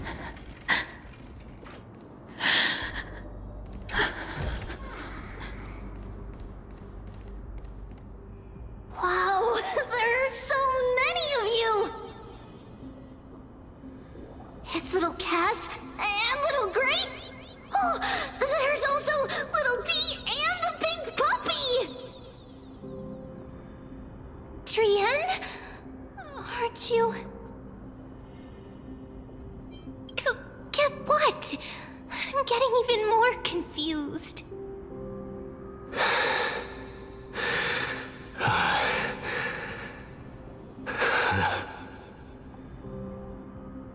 This is the first time I've encountered a deceased friend while going upstream in the River of Souls. It really works like this. Just like the other departed spirits we've encountered along the way, I'm also unable to sense the aura of the living on Lady Trian. Yup, you're right. Trian already knows that she'll not be able to return to everyone's side. But Trian believed that little Cass would eventually return to the Netherrealm. So, Trian has been standing here, at this spot closest to the world of the living, and waiting for little Cass. Oh. It must have been very tough for you. But according to what Trian said, we're almost at the entrance of the Netherrealm. Trian promised Trevi and Trinan that when little Cass got here, Trian would get the gift ready and be the first person to run over and welcome you. So, little Cass, don't cry. Please, accept this. We finally finished it. This is what Lady Trevi once mentioned. The gift for me that you didn't manage to finish. The Holy Maiden of Janus. Even when separated by life and death, their thoughts are still connected. Trian spent a lot of time drawing this. Trian hopes that little Cass likes it. Seriously? It's seriously a wonderful drawing. Lady Trian,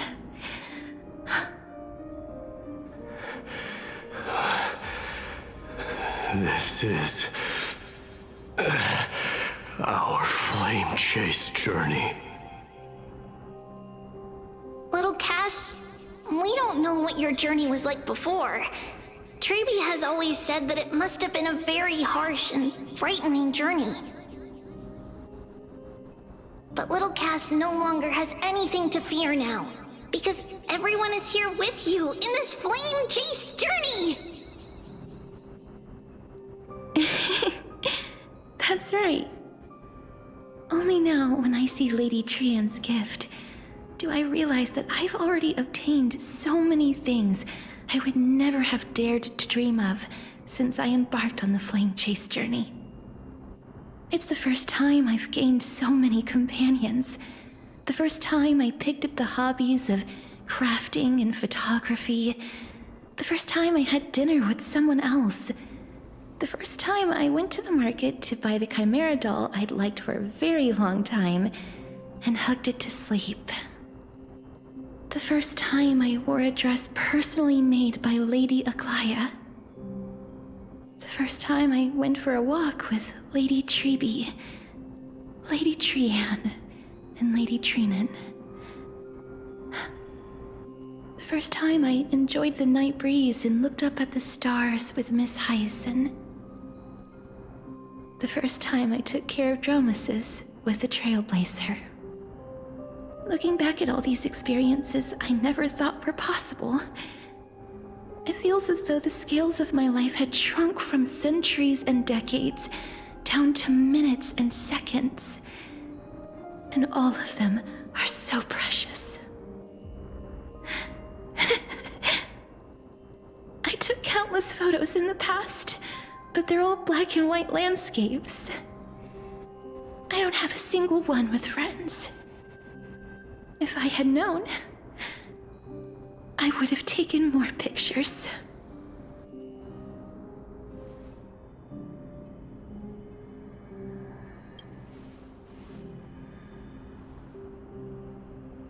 Trian says yes! Trian likes little Cass and would love to take a picture with little Cass. Sadly, being departed souls, our images cannot be captured in the world of the living.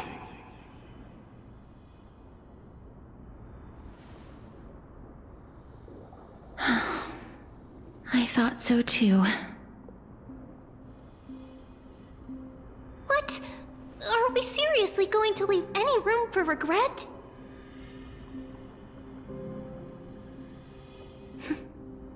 There won't be any regrets. This vivid drawing surpasses any photograph from the world of the living. Little Cass smiled. Trevi, Trinan, and Trian's wishes finally come true! I remember you once said that fate is not the flowers that bloom at the end of the road, but where people tread beyond the gate. Now, the path that belongs to me is about to reach the end. Thank you for bringing me the final key. Key? Little Cass, why are you talking in riddles all of a sudden? I have a feeling that soon, this gift of yours will become the key to saving Mister's life. Wow, that's amazing! Then keep smiling and carry on bravely! Little Cass, Little Gray, everyone, see you tomorrow!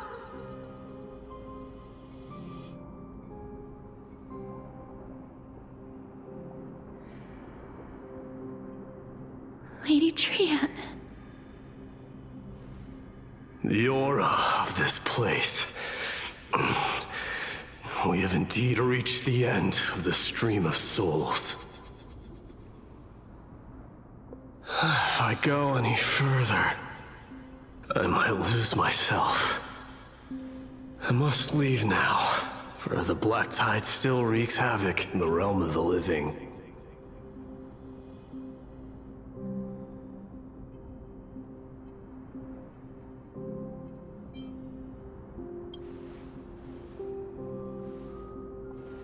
I seek not to enter the door to the nether realm. Castorus, will you fulfill your duty for the flame chase?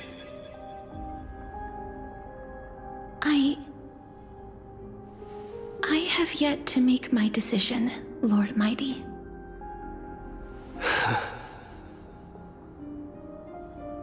No matter. Make the choice your heart desires. Even if it takes 1,000 years of waiting. I will continue to fight till I die. Then rise from death till the miracle descends.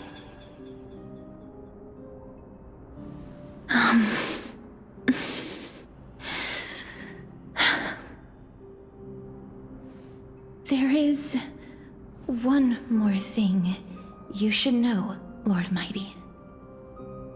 What is it?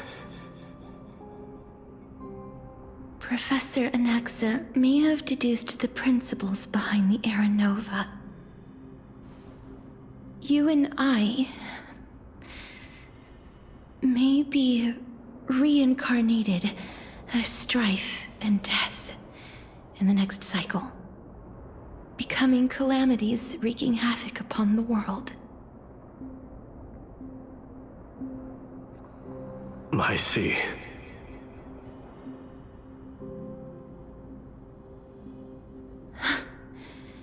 Is that all? Are you going to accept such a fate without complaints? Do you have a strategy to shatter the shackles of our fate? I haven't found it yet. Perhaps I never will. Then, cease wasting your thoughts on futile matters. Control what little you can. And when fate's inescapable grasp comes, resist it with the strength of your mighty will.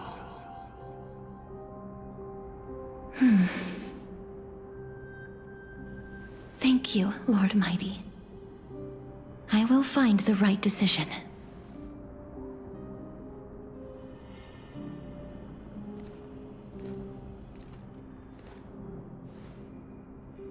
In the name of strife, may you meet a fitting end.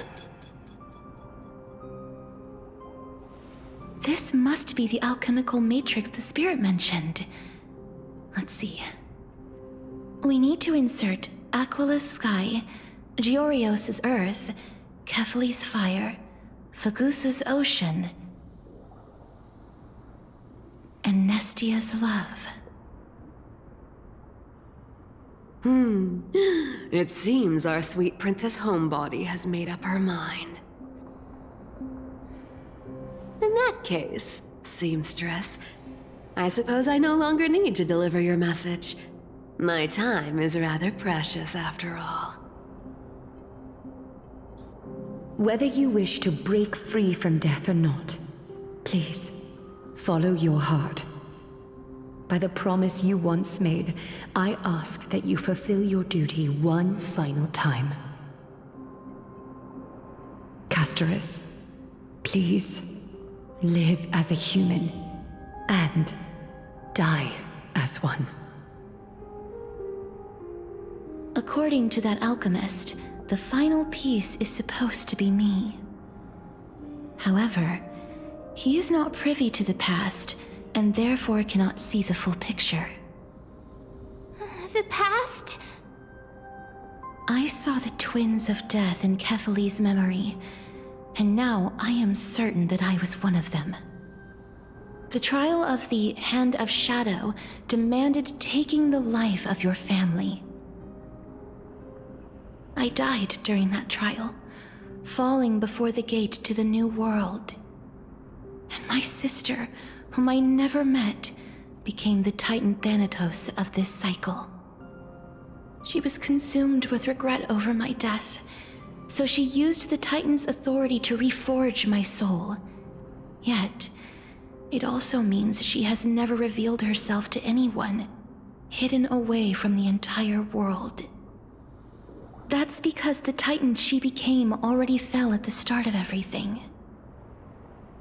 They died for me, and now lie in slumber in the River of Souls. You mean Pollux? That's right. The River of Souls is no material river. It cannot be blocked by ordinary means. Only a divine corpse can prevent the dead from reaching the next world. And that's why we have to awaken Pollux from death before we can retrieve the core flame of death.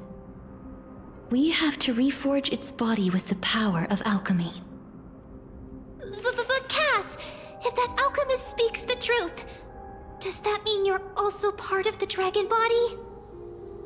According to those departed spirits, I was indeed born as the dragon's twin. But before we talk about that, have you heard the sighs? I heard them too. So what are those? I think it's probably the sign of Pollux's wish being fulfilled. They must have realized how heavy a price they'd need to pay when they used their divine authority to resurrect a dead woman. That's why they exerted every ounce of their strength to send me to Styxia, a city that called for death, a land where none is hostile to death. They never saw their wish fulfilled and fell so prematurely, all because they wanted to give me a new life.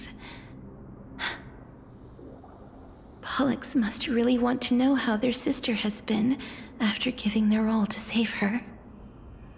That wish is the reason Pollux's soul still lingers in the mortal realm even after their fall, quietly watching and documenting every detail of their sister's life. So instead of picking up objects on the way here, we were instead showing things to a strand of yearning that lingers here. Now, we must weave these yearnings together and restore them into Pollux's complete soul.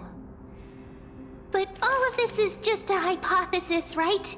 What if we go through with the ritual and it turns out totally different? That's fine. As Professor Anaxa often reminds us, such is the nature of alchemy.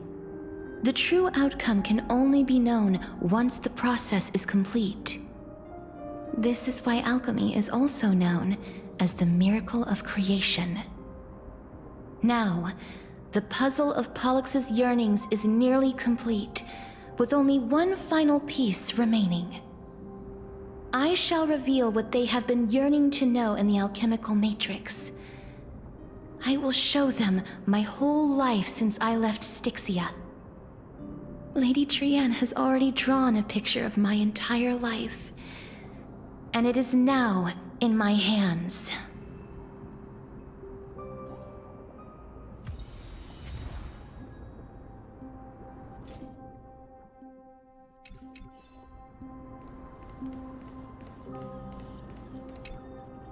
Then, let the ritual begin.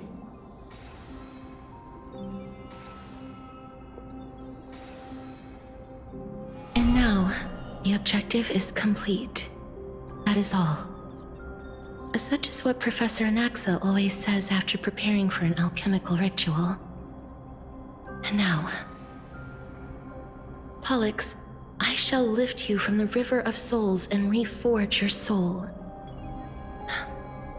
Perhaps you will be disturbed by this, and your body may become horrifying to behold. But if even the slightest trace of your soul remains, the soul that once ferried me to this side of the shore, then please, Look at me. I wish to thank you in person. I have obtained everything you sacrificed your divinity for. Lady Almanette. Did she recognize you? Oh, she must be the first soul we can communicate with here, right? I'm afraid she is just another spirit trapped here, like the rest of them. The only difference is that I was there when she died. Please, go on. I'm listening. Are you about to tell the story of Styxia? Yes. You're just as smart as I imagined, but... never mind. Now's not the time. There's no need to worry, Elder. Take a look around you. You're already at the resting place of the dead. The world of the dead? But how? I understand that you chose to remain silent about the story to protect Casterus, the girl who coexists with death. But you no longer need to hide that story. I can assure you that you have protected that girl's life well. Oh. Well, in that case, let me begin. Styxia, the pearl of the ocean, plagued by unwarranted calamity and ravaged by death in the fairy tale. It was the first city-state to shift their faith towards death, even before Idonia did. From where you stand now, I suppose that's a bit hard to believe. Right? Indeed. I cannot imagine that those from the era Chrysia, blessed with eternal life, could ever yearn for death. Huh. I have pondered the same question, child. But I am afraid there is no clear answer to it. Journeys and epics are only glorious and magnificent because all things eventually fade to dust. That's how someone once explained to me why death isn't necessary to the world. But I still can't take that as the final answer. Would a world without journeys and epics be worse off? I take it the one who spoke this line was a general, or perhaps a warrior. I, however, did find some inspiration in these words. Would you like to hear my thoughts, Casterus? Please enlighten me, Lady Almanette. Though I have already made up my mind on how to handle the authority and core flame of death. Your words might truly guide me toward the path forward. You and I are neither warriors nor generals. Therefore, journeys and epics cannot truly resonate with us. But what if I reframe it like this? What if love is not a trait bestowed upon mortals by Nestia, but a blessing from death? Love. No one ever invented the word cherish in the era when life was eternal. For all the good things in the world could be revisited endlessly, and every bond formed carried no risk of being severed. The so-called era Chrysia was an age devoid of both virtue and sin. People did not truly live. They simply existed, going through the motions without passion or purpose, then waiting for something to happen. Perhaps the people of Styxia chose to embrace death not out of fascination with its cruel and fearsome side, but instead became fixated and obsessed with the impulses and desires tied to a finite existence. Therefore, death is not a thing of fear and desperation, but... That's right, Casterus. It is the reason we shed tears when parting ways, and also the original spark that ignited the passion of mortals. If you truly intend to deprive the world of death, then be prepared to witness it return to a state of stagnation. I understand, Lady Amunet. Our limited lifespan shapes all that we know and love. Not even the Death Titan has the right to take that away from humankind again. Nestia's love was the chrysalis of Gold's first blessing, but it most likely wasn't understood by mankind. We only learned to interpret this wonderful gift after Thanatos' arrival. If the world was bereft of death, then the Queen of Styxia wouldn't have played midwife in delivering me into this world. You wouldn't have welcomed me into Idonia, and Aglaya would never have invited me to join the Flame Chase journey. None of these stories would ever have happened, and I would never have lived, let alone found happiness. Thank you, Mother. I will use all the love I've experienced in this long life to complete the final miracle. My teacher, Anaxagoras, grant me the wisdom of all things. I call upon thee, the stripped dead dragon's corpse.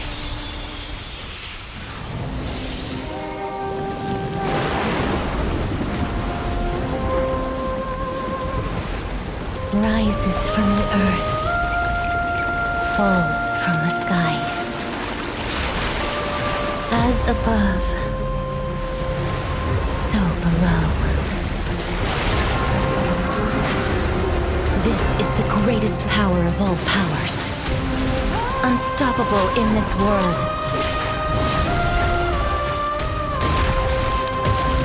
The great work that commands all death. I shall grant you embrace.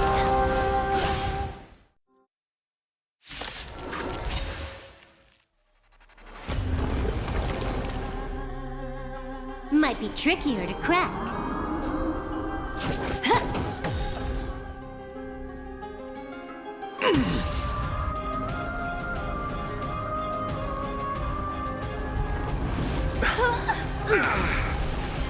Is the girl who once saved my life truly gone? Or will you show yourself again, once we eradicate this hatred and regret? Assistance is timely. Lend me your strength. I will dispure it and approaches. This combat me. This is double speed.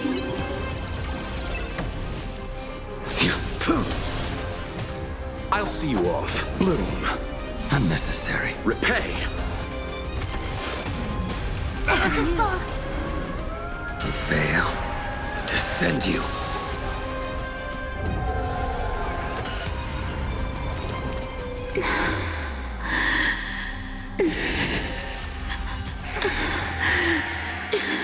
know you're anxious.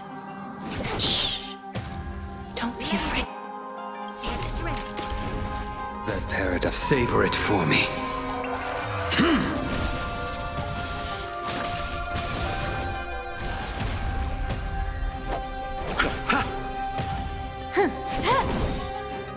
This combat, this is double speed. This battle, lend me your strength. A blade here. There's no more need to weep in grief. I will grant you peace. This turn. This flower? Yes, it's me. I'm back. You chose the wrong enemy. Receive divinity. Your assistance is we've entered the storm. To guard and defend, crush them. Eternals. The dead return!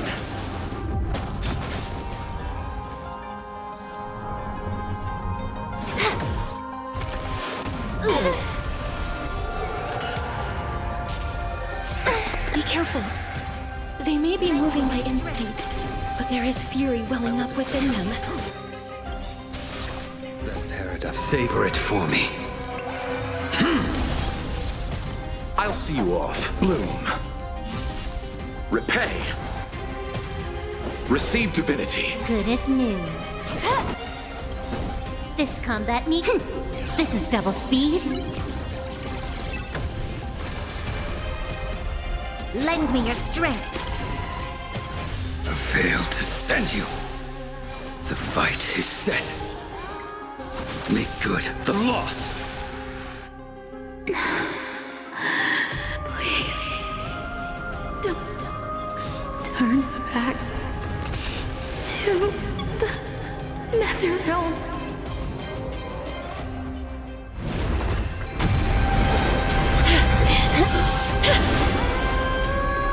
Oh, death.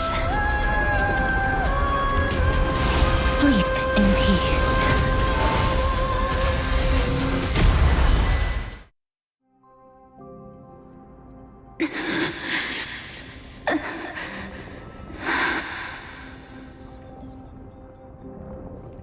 I'm sorry I have to wake you up from ancient death.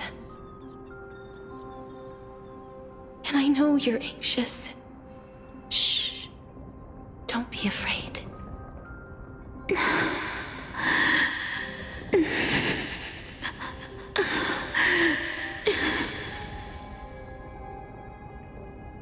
Do you remember me? I'm the girl you once carried across the Sea of Souls.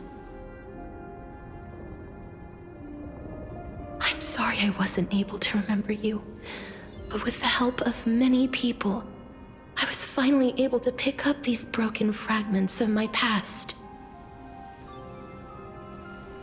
I'm back, Pollux.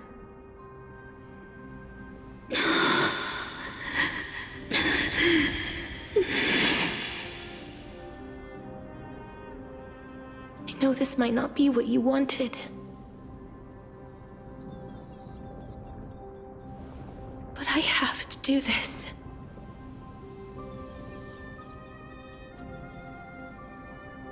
So please, carry me across the Sea of Souls again and return me to the Netherrealm, just like you did in the past.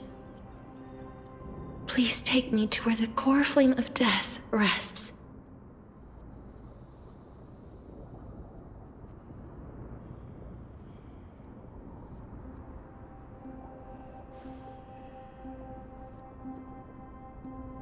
I'll be going now.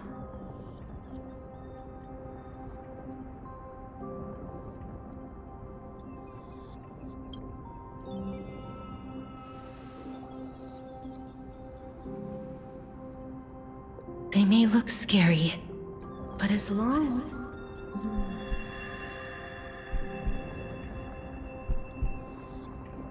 as... What's happening?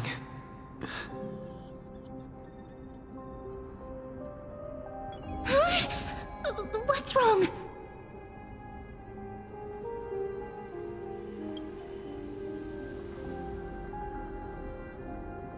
Are you... What's wrong with him? His time is almost up. If I don't go now, I'm afraid his soul will return to Thanatos' embrace before me. What? Oh no! Is there anything we can do? Don't worry. I promised I would ask Thanatos for the Trailblazers' right to roam the Earth again. Mem, stay here and keep a close watch until I return, all right?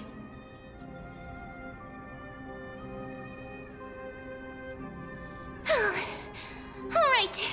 I'm the best at taking care of others. Go on, Cass. Make sure not to leave yourself with any regrets.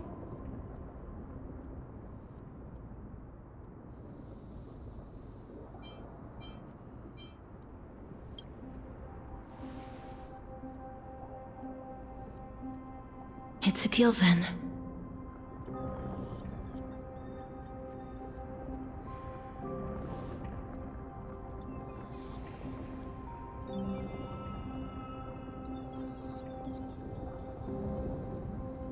Please.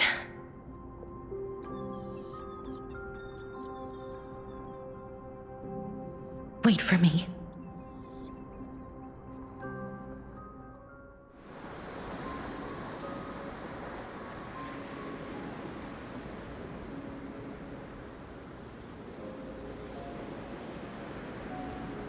After all that, you still ended up back here.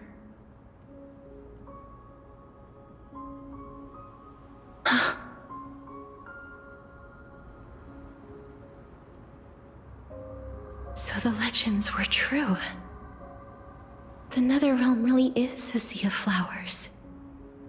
Yes. Just like the flower fields we tended to back then. Is that you, Plixia?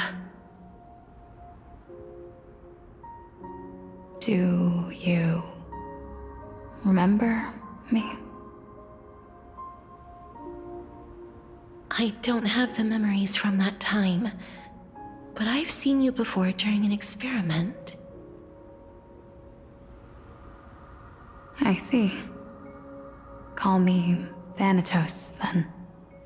It'll be easier. However, since you recognize the name, you must already know everything about Thanatos, right? Yes. I'm here to reforge the order of life and death in Amfореus.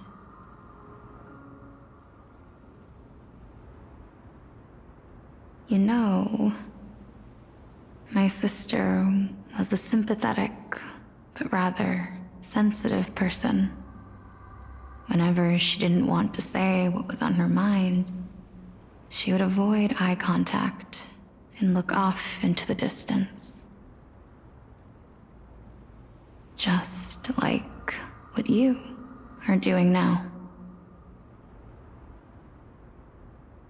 Can you tell me about the last Era Nova? What did you do, Plixia?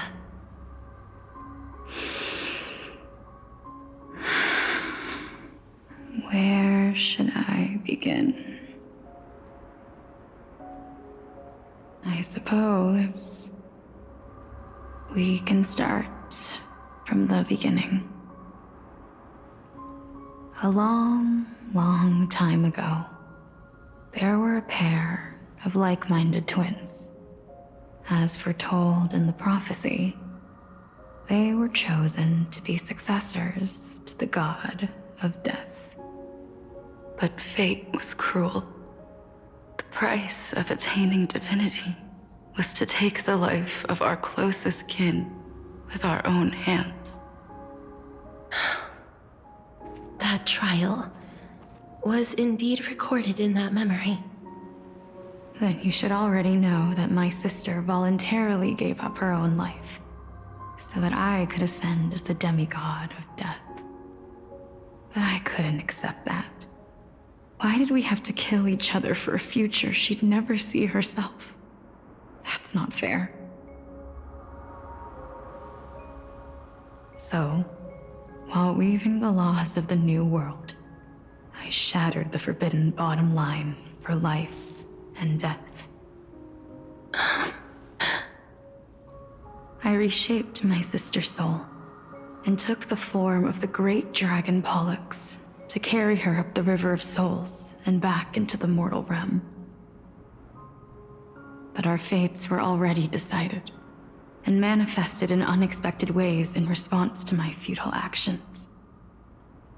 Aging is an unbreakable law of nature laid upon humankind, created at the same time as death. When the living die, their souls will meet Thanatos, who would determine where every soul goes. If the Reaper raises their left hand, the soul is granted death and allowed to enter the Netherrealm to await reincarnation. If they raise their right hand, the soul is rejected by the Netherrealm and returned to the mortal realm to continue walking the earth. That's why the Hand of Shadow can only lay down judgment and not embrace another being. Yes. Death was originally a pair of hands, but they were split in twain when we reached the mortal realm, never to touch each other ever again. The half of Thanatos that represents life, the undying human who grants death, that was the curse I forced upon you. Then, what about you? As the half of Thanatos representing death, I shoulder the fate of defying death. I died the moment I entered the world of the living. From then on, my Titan also no longer existed in this world. The cycle of life and death stopped. Souls were denied their audience with death and were left stranded within an ever-rising river of the dead. What irony. My selfish desire to save your life gave you and the world a fate far worse than death instead. Then, what was left of my reason was left behind in the Netherrealm, where I've been taking care of these flowers day after day, until there is now a sea of them, all while mulling over the subject of life, death, parting, and enduring in endless loneliness.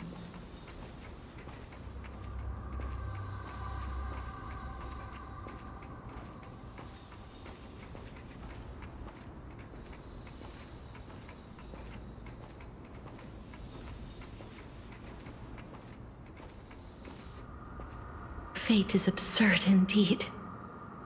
Our lives were a mirrored image of one another, like a pair of hands.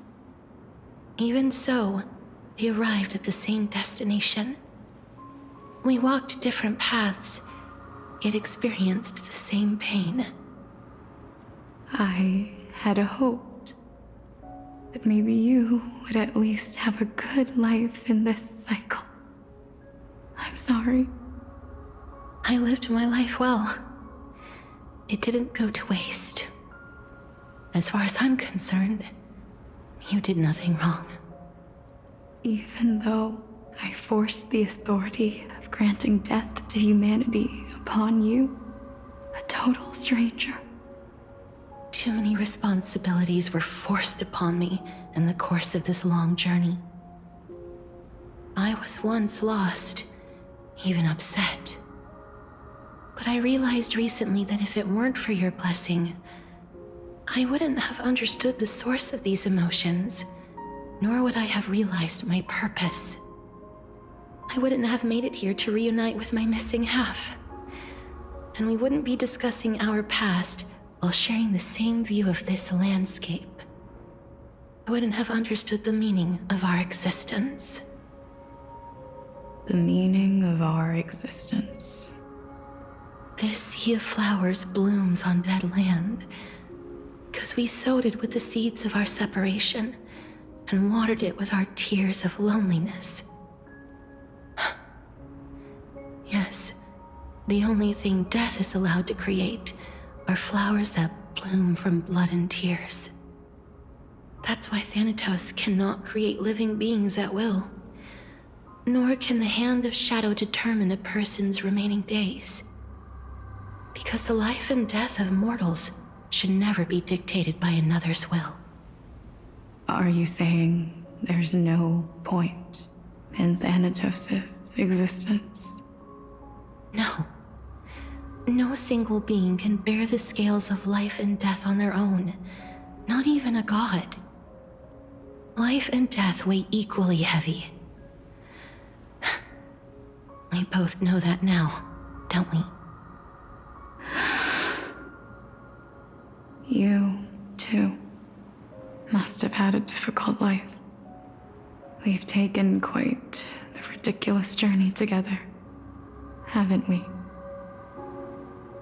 I had a feeling, even back then, that we would meet again one day. Not to embrace one another after a long separation, but to come in search of retribution. Tell me the answer that's already been written, and let us draw this seemingly endless fate to a close. It's been far too long. I've waited here for centuries, watching day after day as desperate spirits are denied by this lonely wasteland. I always hoped I would see you among them. But I was also afraid of seeing you. I didn't know how I could possibly face you again. But more than anything, I was afraid that you might have forgotten all about me. I know. But don't you see, Polixia? I made it back anyway. You don't have to shoulder death's authority on your own anymore. It was always meant to be held in two hands anyway. So, let's give our core flame to him, and have him take it back to the mortal realm. Give humanity back their cycle of life and death. Our responsibility as Thanatos was never about picking out favorite souls. We were only meant to watch over life. Let's tend the field together and create a warm sea of flowers for all the souls to come.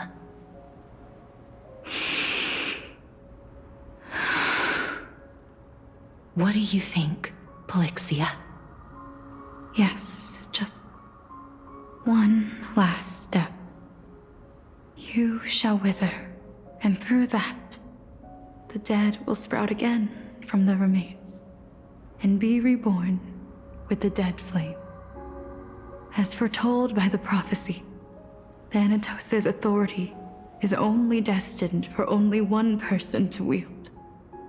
As the Chrysos heir of death, as their demigod, as a titan, our fated moment has arrived once again. Just like before. Yes, just like before. But unlike that time, the ones undergoing the trial this time are prepared. You've made up your mind? Yes, as dictated by fate. But I won't be afraid. As long as you're here with me. Complete your trial in this life. Grant me the embrace of death. and light the spark of life ablaze. You've been tempered by life and death. I know you'll be able to give this wasteland its first breath of life. Like a raven butterfly, flying swiftly into the netherrealm, perching on the twig of death.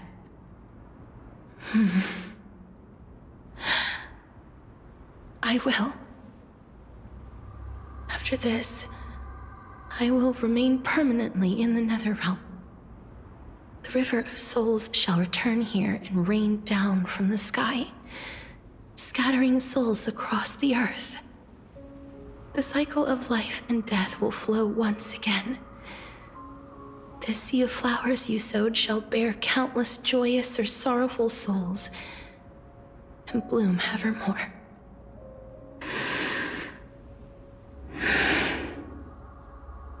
Thank you.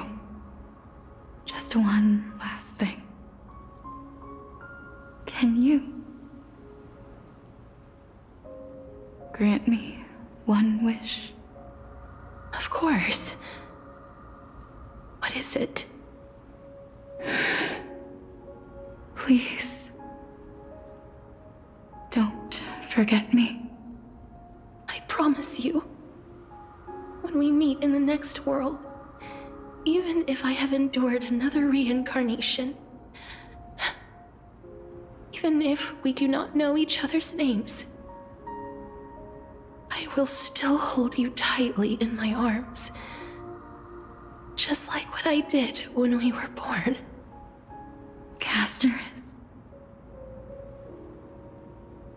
Casterus. You're as beautiful as a fleeting butterfly.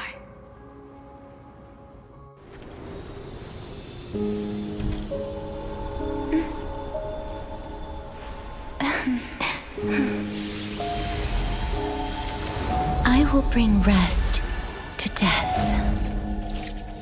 And from now on, stagnant life will once again flow.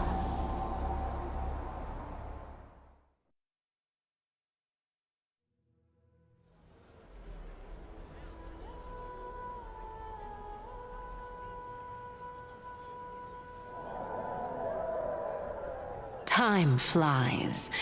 In the blink of an eye, the 15th entry hour is already at hand. When this farce is over, your soul will be placed on the scales of life and death. Are you ready? No need to ask so many times. Of course I am. Then why do you drag your feet? Is your fear of crowds holding you back again? I simply find them too noisy. Paying attention to conceited fools like them would be an utter waste of my time. Such harsh words. As I see it, you are no less arrogant than they are.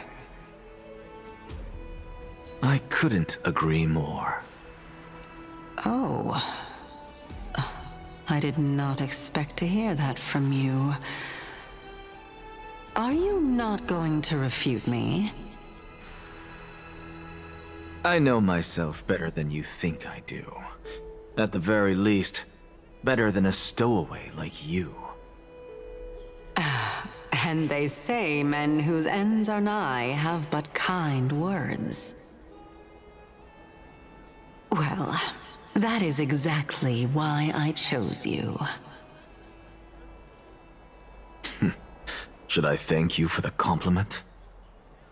The hour of the trial has come. Do you have an answer for me?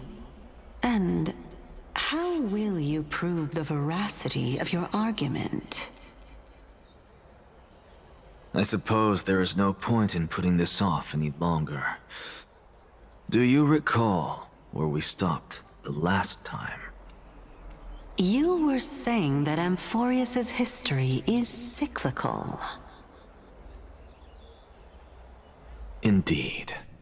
The demigods that bear the core flames eventually become the new titans at the world's end. Remember what happened on the Holy Mountain? Calypso, Nias. As their destined ends approached, one by one they left this world, leaving only the twins, who are fated to succeed death. Unfortunately, while their journey is consistent with ours, you and Calypso, as well as Nikador and Nias, act as supporting evidence. I can only come up with a rough sketch for my theory of a cyclical history. For all the pains I took to reach this point, I had already lost hope of ever obtaining definitive proof. After all, the past is in the past. Proving that we are the legacies of heroes of the past is a hopeless endeavor. That is, until I met a girl named Polixia and her sister. If Castorus was truly sent from the past to the present for the Titan's self-serving reasons, then having lived through 2 cycles, and with Styxia as the pivot, she will no doubt be the link to connect all of this together. If the Twins of Death can bridge 2 cycles to reunite at the shores of the Sea of Souls, then my hypothesis will no longer be just a hypothesis. And you too will get the answer to your question. Well, that is all well and good, but how can you be so sure? If there is even the slightest error in your hypothesis, the girl will be shattered. It matters not. The most important quality a scholar must possess is foolhardiness. If you are overly cautious, then you'll never have the gumption to make the first step, and change will never come. Besides, I, Anaxagoras, am destined to overturn this farcical world. Come, let us go and teach those pathetic worms one final lesson.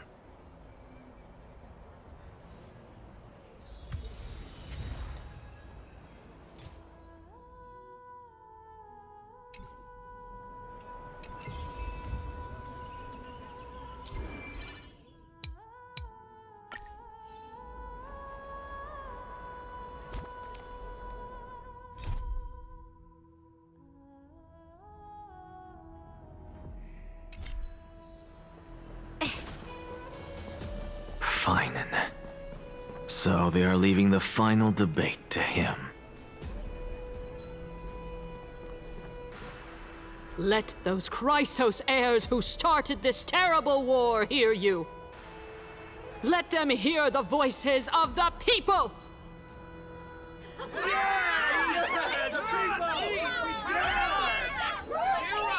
Help us! As always, that woman knows how to stir up a crowd. Professor Anaxa, I thought you'd pass on this. Everyone must cast their vote, or this assembly would serve no purpose. Prof, do you truly think it's wise to entrust the fate of the world to an assembly like this? Akama has stood strong under this system for 1,000 years. It stands to reason that there is purpose in its existence.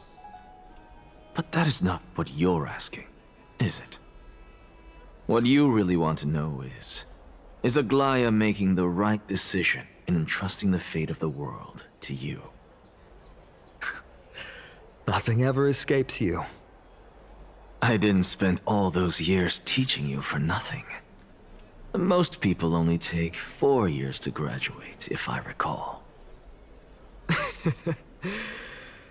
To tell the truth, I feel like I'm on my way to an execution chamber instead of a podium. So, do you have an answer to that question? No, I don't. I thought so. Because that question is not yours to ask in the first place. Is Aglaya entrusting the world to you the right decision? Don't make me laugh. That is a question that woman must answer herself. Why are you fretting about this on her behalf? Or have you been seeing yourself as her pawn all this time? Listen up. I'll say this only once. Flip your perspective around and ask yourself this instead. What should I do to ensure that the world doesn't stray from the correct path? That is what you should be thinking about. You still have time, so give it some thought. Oh, and don't bother telling me the answer. Tell it to those begging for salvation from the gods. Got it. Thank you, Professor Anaxa. That's Anaxagoras to you. Who will you be voting for? That'll depend on how well you perform. May Circe safeguard your thoughts.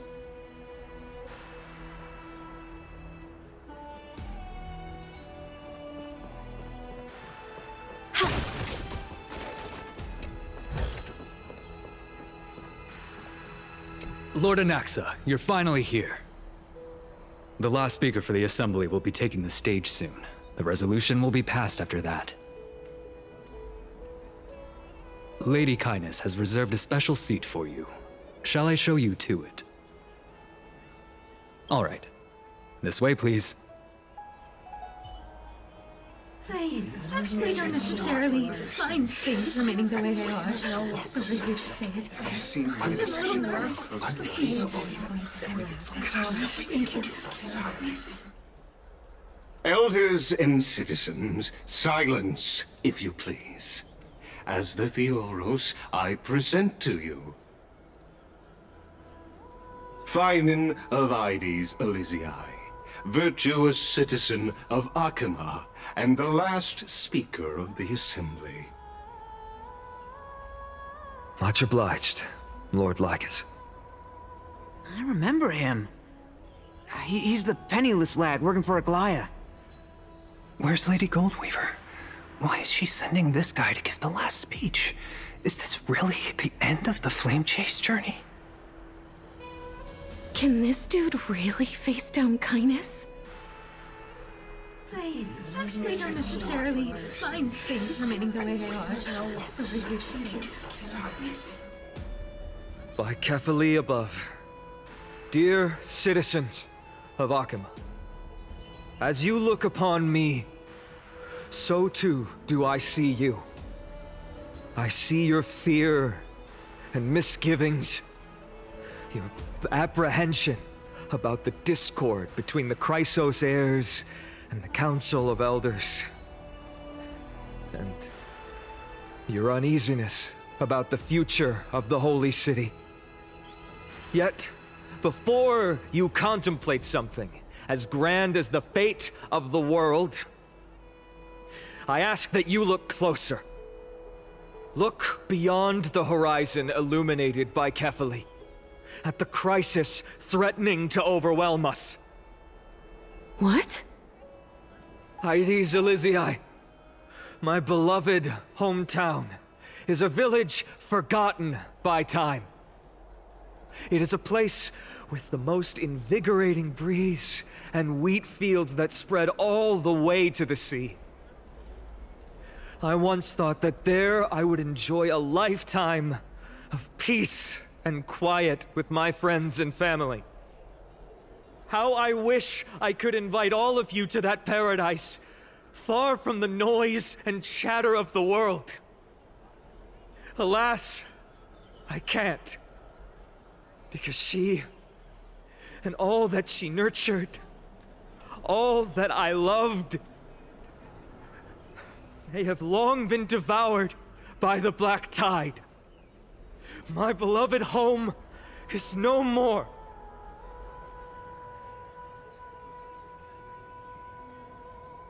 I will never forget the day the black tide struck. My father, Hieronymus, fought with a broken sword to his last breath to protect his child. My mother, Aldada, she was ripped apart by monsters. Also, I might live to stand before you here and now. Galba, He was a hunter. But in the end, those arms that once drew a bow instead embraced Piso, his beloved son, as they both breathed their last. Pythias, the teacher, risked her life to save her students, but a burning beam fell on her, crushing her. And what of Livia, her daughter? Did she make it out alive? No, she didn't. Livia, Piso, and so many other children. My childhood friends. They were all swallowed by the black tide and turned into monsters. They kept saying the same thing over and over. Even up until the final moment, I finally steeled my heart and granted them eternal peace with my sword. Why, Finan? Aren't we the best of friends?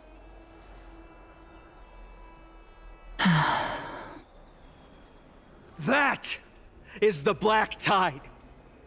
A looming threat that can bring Akuma to its knees any time. Kindness may have promised that with the 3 Titans of Calamity gone, Akuma will return to an era Chrysia once more, but much as it pains me, I must disappoint you. While the demigod of strife has done everything in his power to hold them back, they are still coming. By now, the name of that black-robed swordmaster, the Flame Reaper, has likely echoed throughout the city already. The roaring thunder is a message from the strife demigod. The Flame Reaper has risen from death, and they hunger for the core flames of the gods.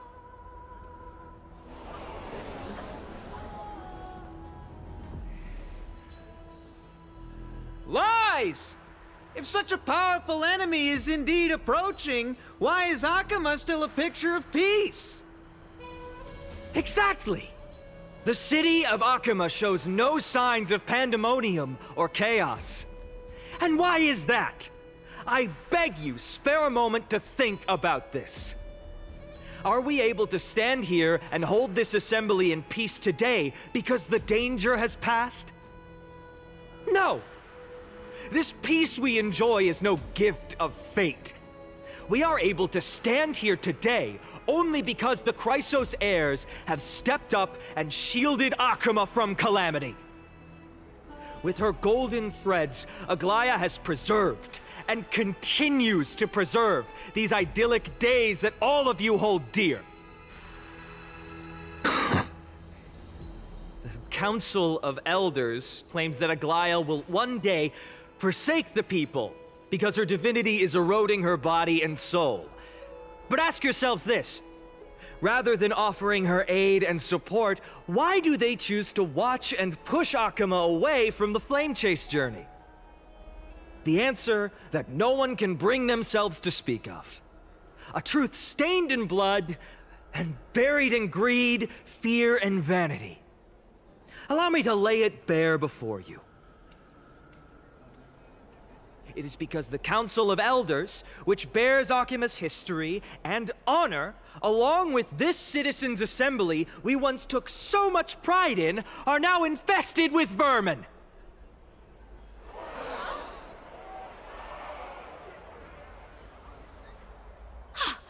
You insolent whelp! How dare you! It is true that Aglaya has reached her limit. Why? Because she has been working tirelessly to weave the defenses of our holy city against the encroaching evil. All while these vermin are making up baseless accusations about her and scheming in the shadows. Not once has she ever failed Akuma. Yet these vermin attempt to tear her apart, tarnishing her name with unfounded allegations. She may have been blessed by divinity, but hasn't her heart always stayed true to humanity? They attempt to mislead you and reduce this assembly to a crude standoff between gods and humans, but citizens of Akuma. Once more, I implore you to open your eyes and look at those around you. Examine them closely. beneath all that finery, do you see the good heart of a human or the poisonous glands of a pest? Make your judgment, then turn your gaze to the demigods, whom so many of you regard as cold and merciless. Do you not see the light of humanity in them? And those who wear the mask of humanity, yet utter only hurtful, slanderous words, can you not see that their souls have been corrupted by power?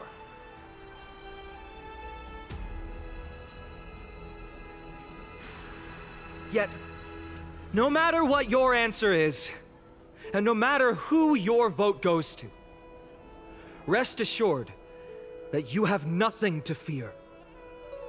For Aglaya, Tribios, and I will remain your faithful guardians and pledge our lives to upholding your decision. And this vow will stay true until the end of our days, where it will be passed on to future flame chasers. A steadfast and unwavering promise that shall endure through the ages. Absolutely right. The Christos heirs have only our best interests in mind. I still don't understand it. I will never believe our heroes are always have to end. So.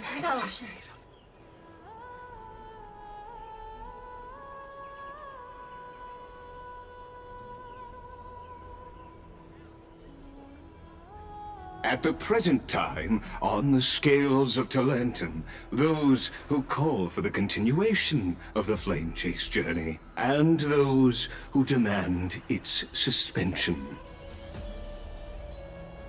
Each faction holds an equal share of votes, resulting in a perfect balance. As expected. This is the moment when the Flame Chase journey is the closest to its end. And now, it's your turn to vote, Lord Anaxagoras. Is there anyone else who hasn't voted? No, you're the last. Cast your vote with care, for your decision will break this impasse. I have long since made a decision. Very well. May you bring much needed change to this farcical world.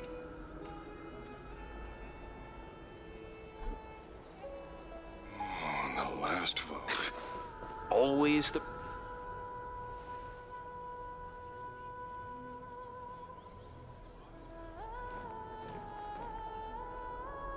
You've done well, Finan. Given the circumstances, delivering a rousing speech to stir up emotions was a prudent move.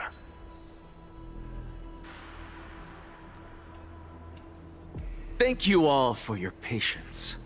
On behalf of the 7 sages of the Grove of Epiphany and the scholars of Amfореus, I, Anaxagoras, am ready to cast my vote. But before that, in the interest of fairness, Lady Goldweaver, I pose a question to you before all who are gathered here. Will you, as Finan has promised, stand by the decision made in the Assembly, regardless of outcome? In the interest of fairness, I make no promises, lest it should influence your decision. Very well. I thank you for your honesty.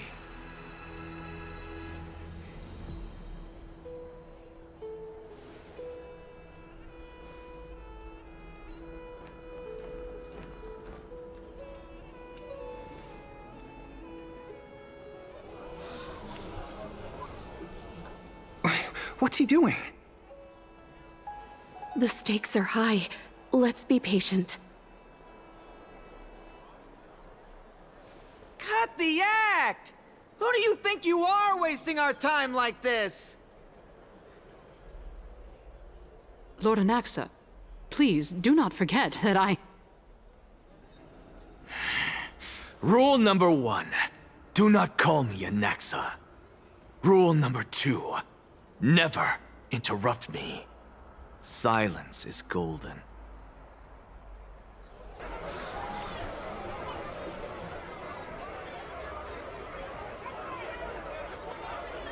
Just vote already. What are you waiting for? Cast your vote. Cast your vote. Cast your vote.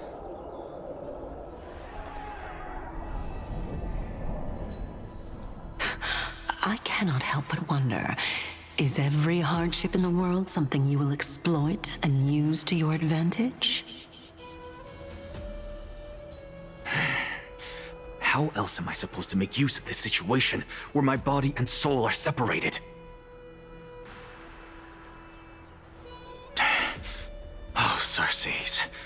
Or should I say Calypso? Accompany me on this final journey. Let us journey to the Netherrealm and see how she will substantiate the answer to your question and validate my decision. We need only to follow the sound of the tides.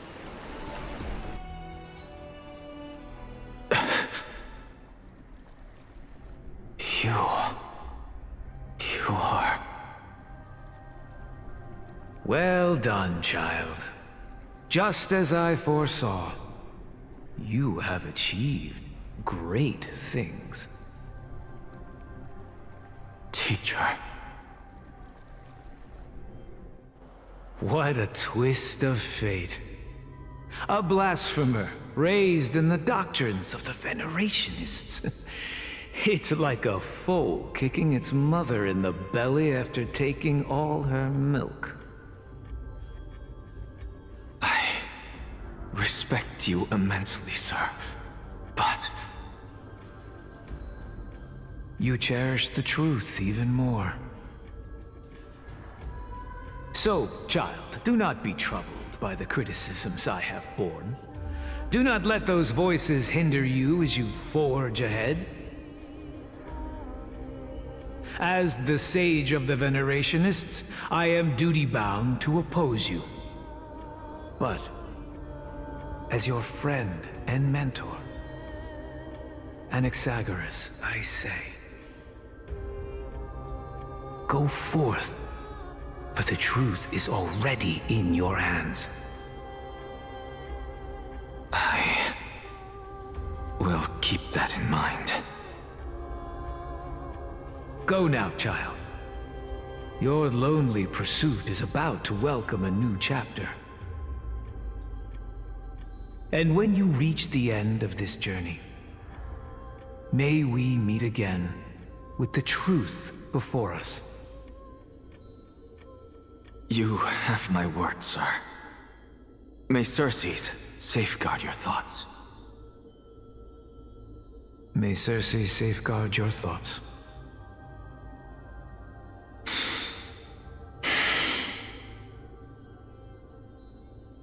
You are right, Empedocles. My lonely pursuit is about to welcome a new chapter. I must be on my way now. May we meet again with the truth before us, Empedocles. What are you waiting for? Just cast your vote. Silence! Silence, everyone! Behold, Circes, here at the center of the world, I shall write the final step of my proof. For this place is but one step away from the truth.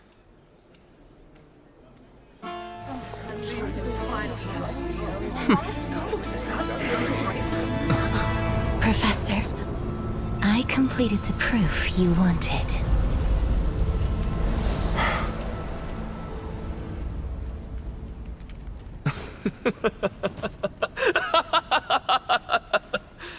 Thank you, Castorus. The answer is plain as day. My vote goes to the Flame Chase journey and nothing else! Elder Kindness, I have deciphered the truth of this world!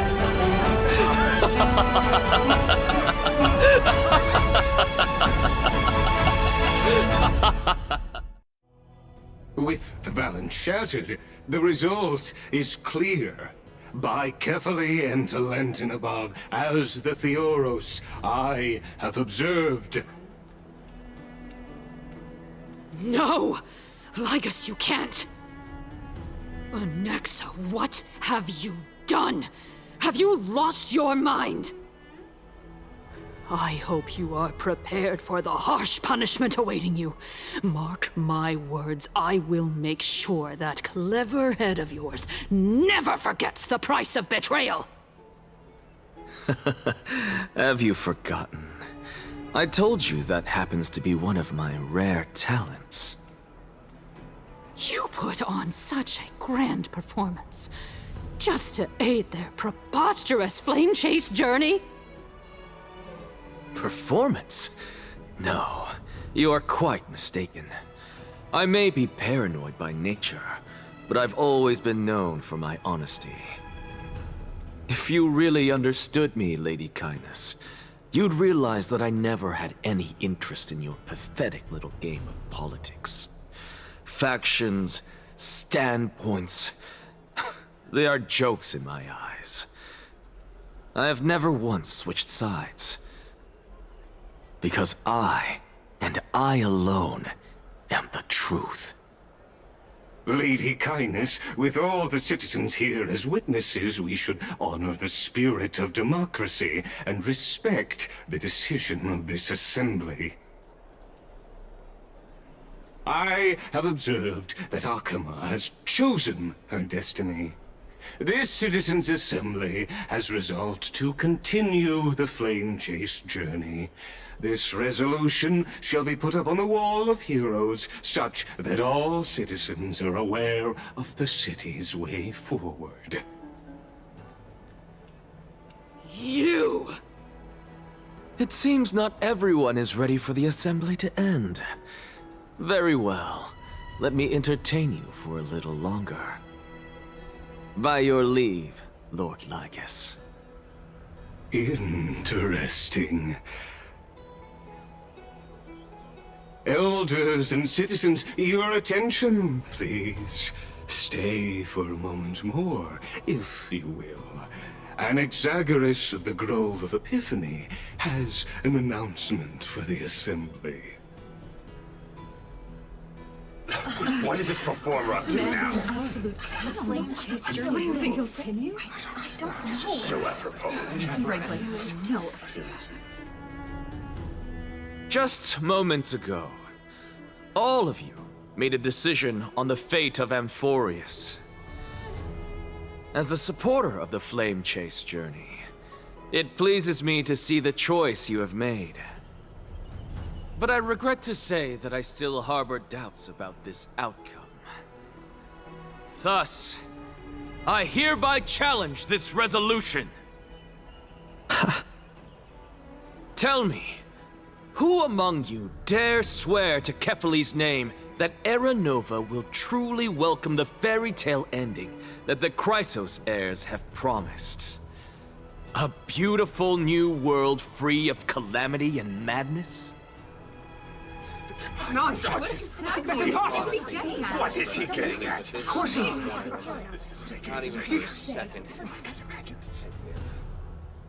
No one? Must I pick somebody to answer? Very well. You, the one acting so wise and profound, in front of all present here, do you dare swear that it will happen for sure? No? Fine. Next. You, the one with ignorance written all over your face. Yes, you. Do you dare swear by it in front of the Titan? What are you trying to do? Useless. Your turn, then. With that smug look of yours, You must be confident that the flame chase journey is the best course to take, right? Hey! Mind your tongue! So, no one? I see. In that case, Finan, answer me this. Your speech was filled with such passion just now. How confident, then, are you in making this promise? Professor, what are you doing? Let him continue with his performance.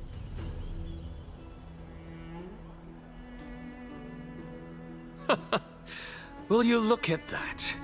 Even Finan and Aglaya lack the courage to make such a promise. And what's even more absurd is that no one but I can promise you this new world. And yet, the Assembly passed the resolution anyway. But you needn't worry, because I knew better than to trust you good-for-nothings. That is precisely why I am here today. To give you one final lecture. Now listen up and listen well. I, Anaxagoras of the Grove of Epiphany, hereby declare everything that the Flame Chase journey promises is true. Finan of Ides Elysiae, the prophesied demigod who shall succeed Kefali, will reforge each and every one of us in the new world with his complete, intact memories. What? The core flame-bearing titans were the Chrysos heirs of yesterday, and the Chrysos heirs who carry the core flames today will become the titans of tomorrow. All of our souls shall endure for eternity in the miracle of the World-Bearer. And all under Kefali's protection shall step into that new world.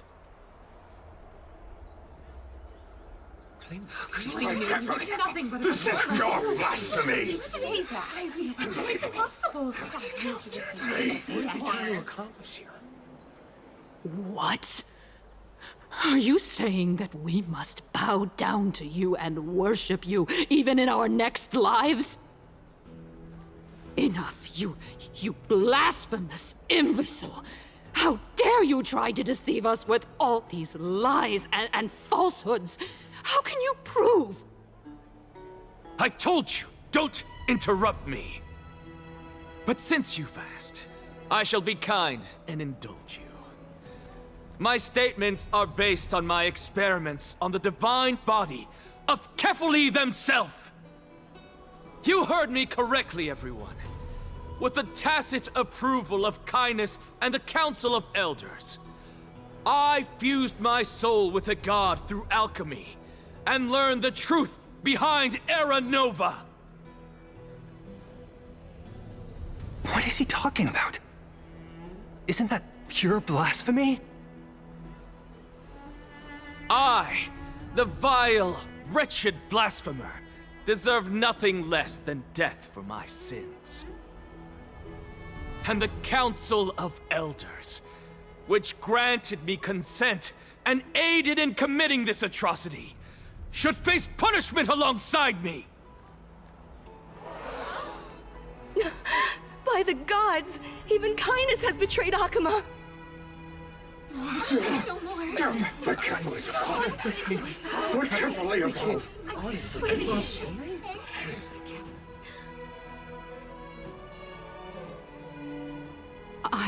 I had no knowledge of his transgressions. He did that on his own. The Council of Elders bears no responsibility for his actions. Lord Lygus, as the esteemed Theoros, are you going to simply stand by and allow the Council of Elders to be dragged through the mud?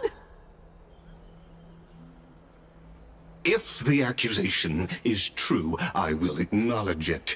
If not, my conscience stands unburdened. Lady Kindness, the reputation of the Council of Elders was not built in a day, nor will it be shattered overnight.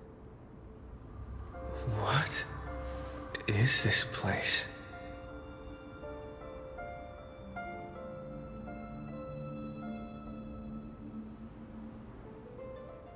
Allow me to reintroduce myself. I bore the name of Castrus while walking among the mortals.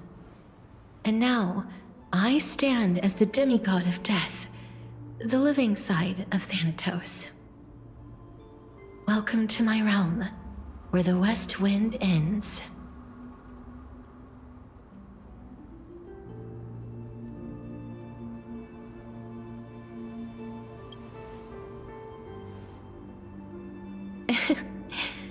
Every departed soul who has arrived here has expressed the same. Did you know? Every flower here was planted by Thanatos themselves. These flowers were originally both lifeless and immortal, but in the first rain brought by the River of Souls, they were given new life, flourishing as the bearers of countless souls. And it is my duty as the Master of Death to tend to their well-being and foster their growth in this serene haven. Similar to the structured cycle of life and death in the mortal world, these flowers too shall wither and fade, returning to the earth and then ascending to the sky with mist and tides. Eventually, they will descend to the mortal land as gentle rain. Every soul undergoes the perpetual cycle of reincarnation, albeit in varied forms, until the world meets its end. Yet, sadly, there's no time left for Amfореus to wait for when the flowers bloom again. Now, death is the power at my fingertips. It once led the souls of the deceased here, but I shall open the gate of the netherworld and return you to the realm of the living. In exchange, please, take the core flame of death with you and complete the flame chase journey. Do not let our work thus far be in vain.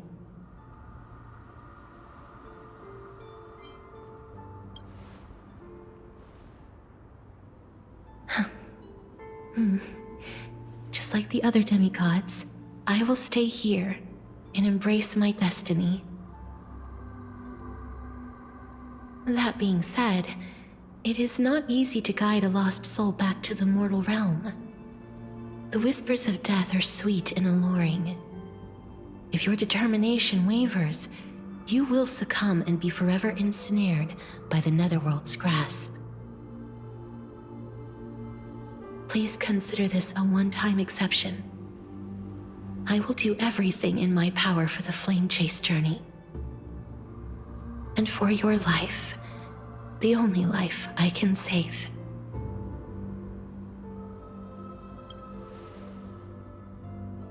I am glad to hear that.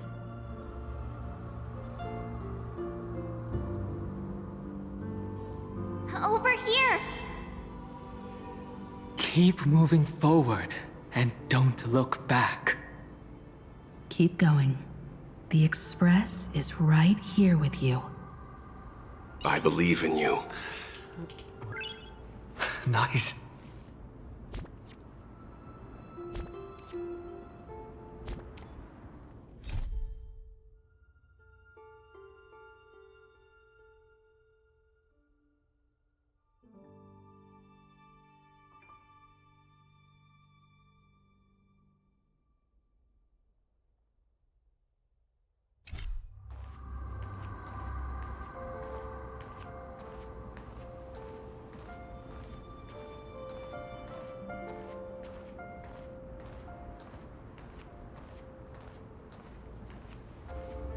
Listen. Just keep moving. One day, our paths will cross again. Lift your chin up high and step forward with us toward tomorrow! That's right. Keep your eyes on the dawn. Onward. Show me your courage.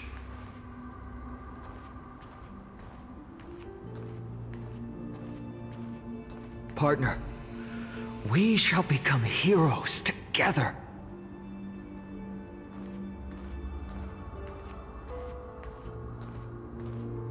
Almost there.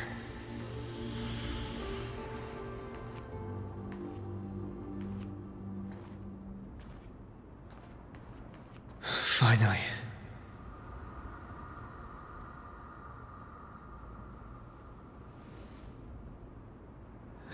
Thank you, Castris. Since I've already made it to the end, maybe I can have one last glance at that sea of flowers.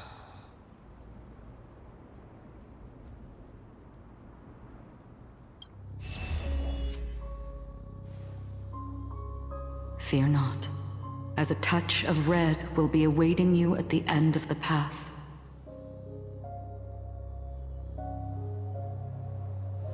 It'll guide you and illuminate the way out. By doing so, you'll eventually reunite in the warmth of the sunlight.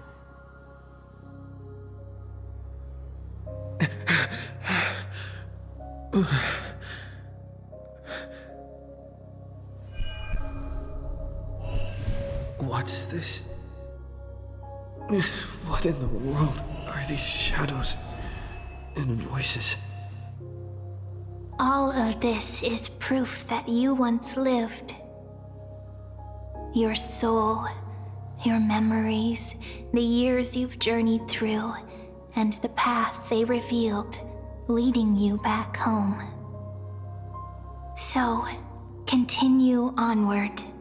Do not stop moving forward, and do not let her sacrifice and the support of all who have stood by you be in vain.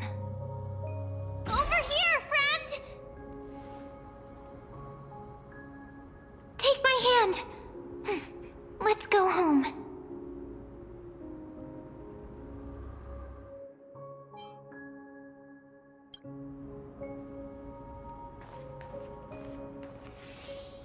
Let the trail blazing continue.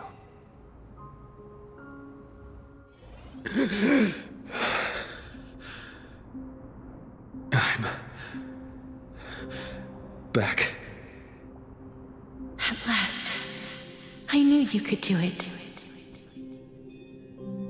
Your soul is still perfectly whole, as if some kind of force is trying its best to keep it together. Is it Orynyx's final blessing?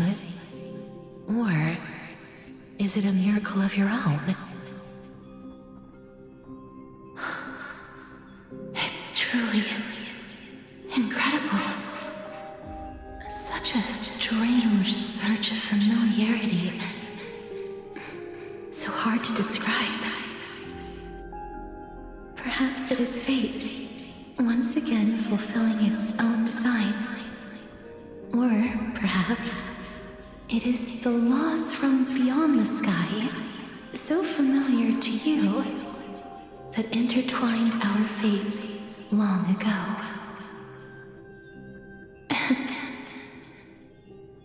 It seems that this is the riddle which cannot be solved anytime soon.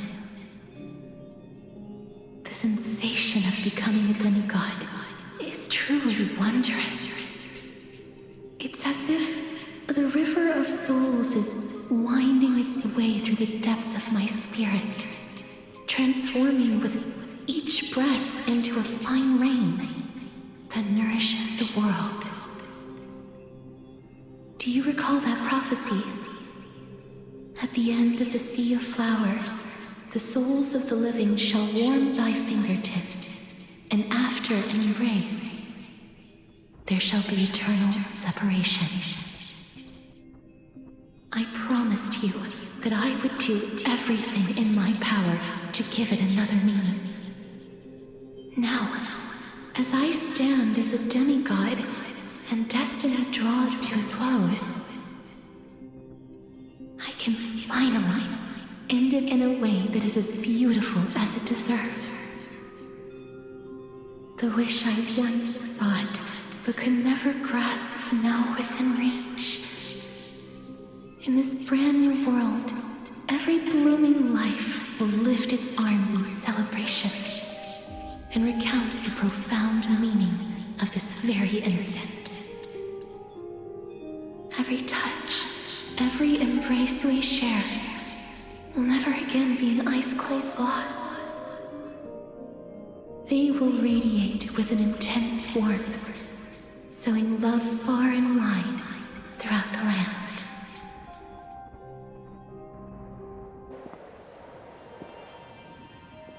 The other shore is very cold.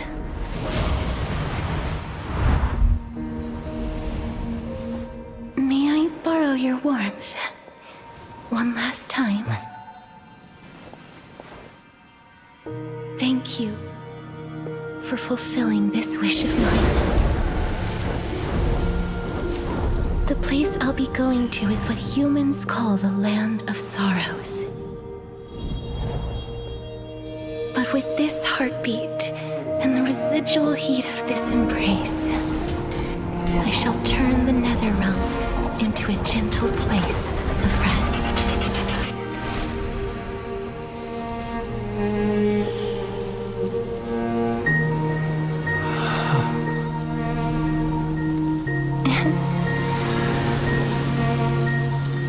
This embrace may be brief, but it's the proof that I once lived. Farewell, then. May we reunite in the new world.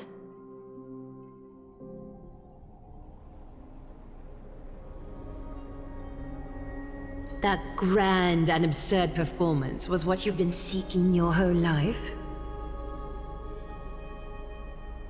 I gave up everything in search of truth, and it culminated in this very moment.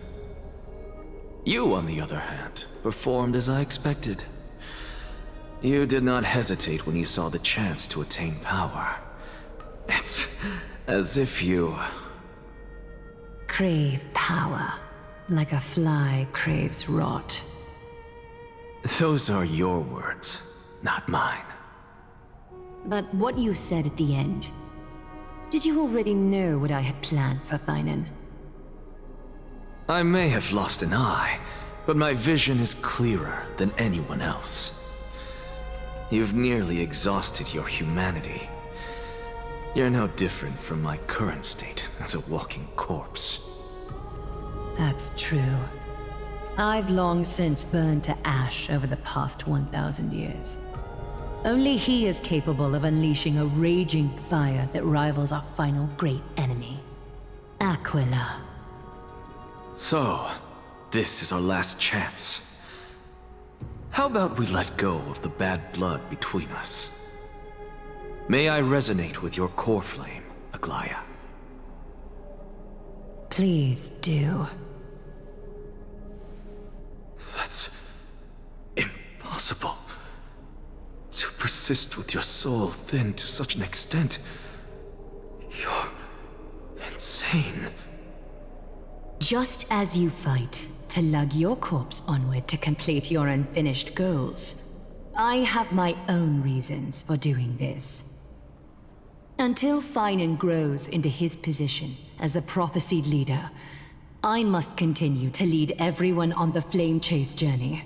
I must keep inching forward, even if only as an empty shell. I've long predicted this was the case, but I didn't think you'd already lost so much. How ironic. We would have avoided so many misunderstandings if you and I had just spoken this candidly before. But casting aside our ideological differences, there is one thing you and I agree on. Finan. Yes. He was born to be a hero. He understands the hearts of the people, and I can confidently say he is a far better leader than you. Only he is capable of fulfilling your mission. Sadly, he is a man cursed by Nestia. But by my estimates, his horribly elaborate sense of style should not impede Era Nova. Congratulations are in order. We found common ground at the very end of our destined paths. When you put it that way, it makes me want to take back what I said. Glaya, we're back. Come welcome our great hero reborn from the ashes. I hope he didn't hear your earlier assessment. It wouldn't be the first time I criticized him. A man should be aware of his own shortcomings.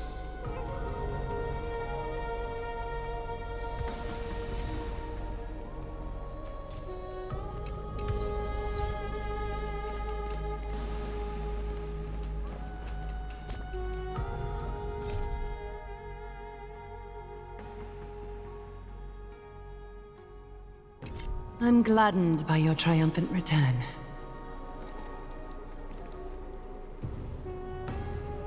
But I don't see Castris among your number. It looks like she not only helped me prove my theory, but helped you fulfill your mission as well.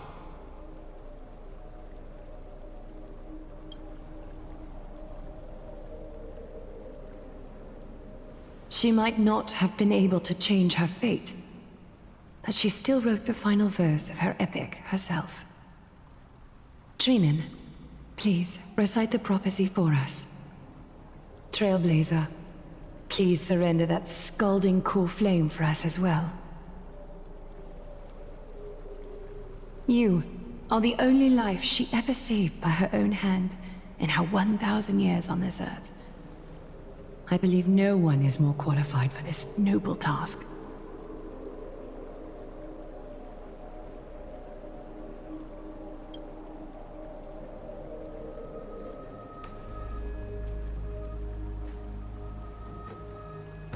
O gods who have returned, and gods who are still watching, today we bring you a soul laid bare. The hand of shadow, Thanatos, remembered their name from the past.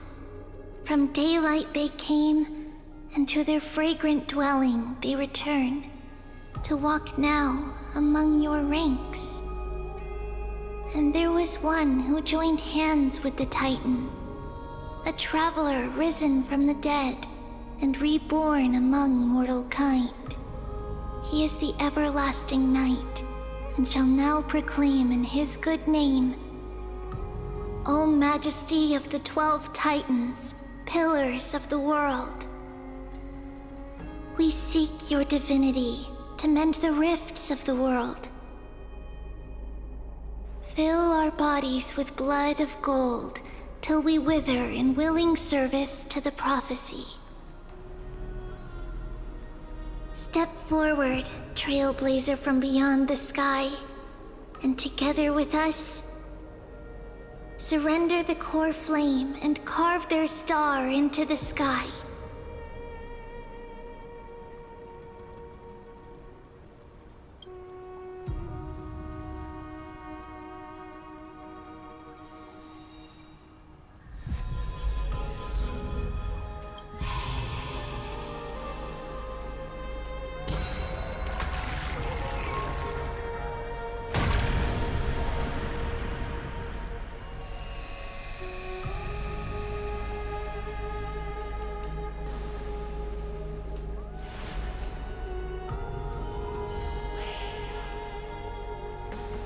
A constellation for death.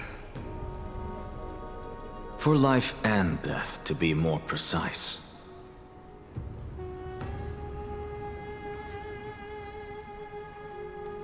Look! It's...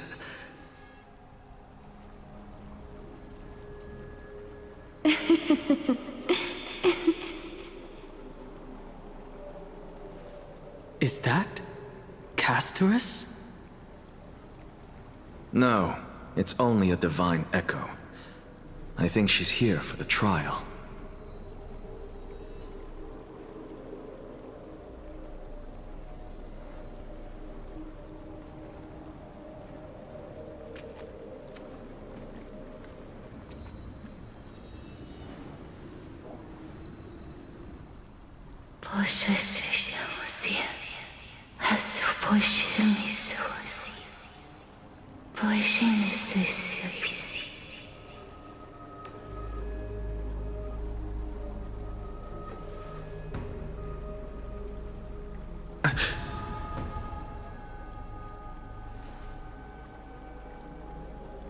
What did she say? That's the language of the Titans. Castorus... No. The Titan. They said... I have illuminated the cold shadow of death. Onwards. For your path to the future is bright and its flame eternal.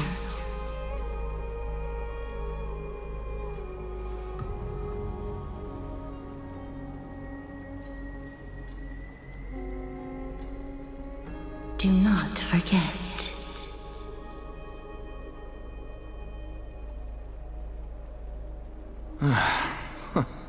She made quite a scene. I suppose it's my turn now. I won't stop you. Professor, you...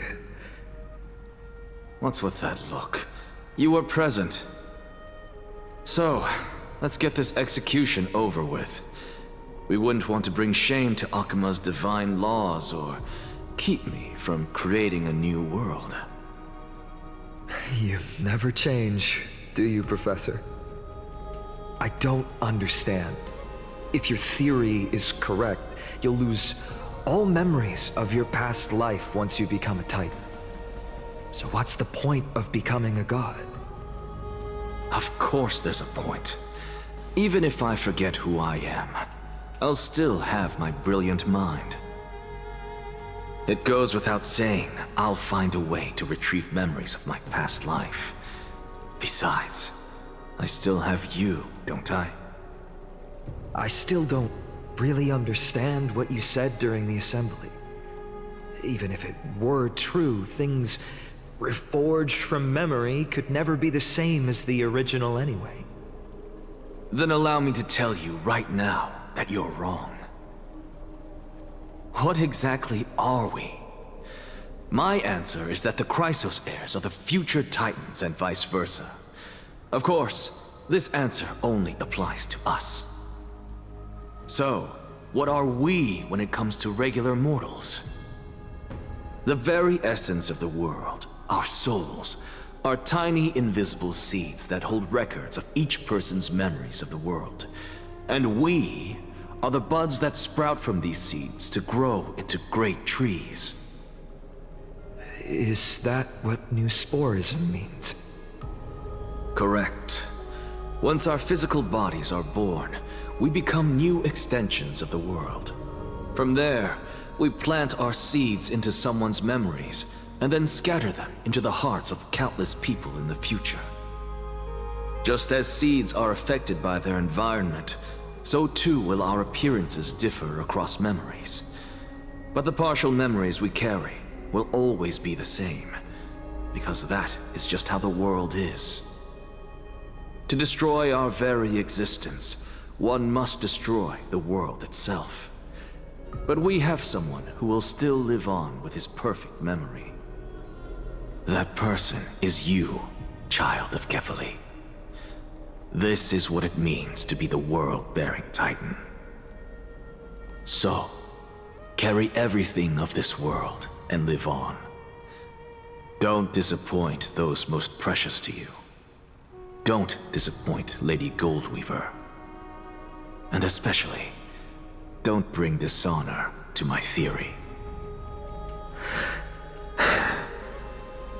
Anaxa, I swear to you, I'll lead everyone to our reunion in the new world. Good. That is all I have to say. Farewell, everyone. May we meet again in the next life. Farewell, great performer. May Circes safeguard your thoughts.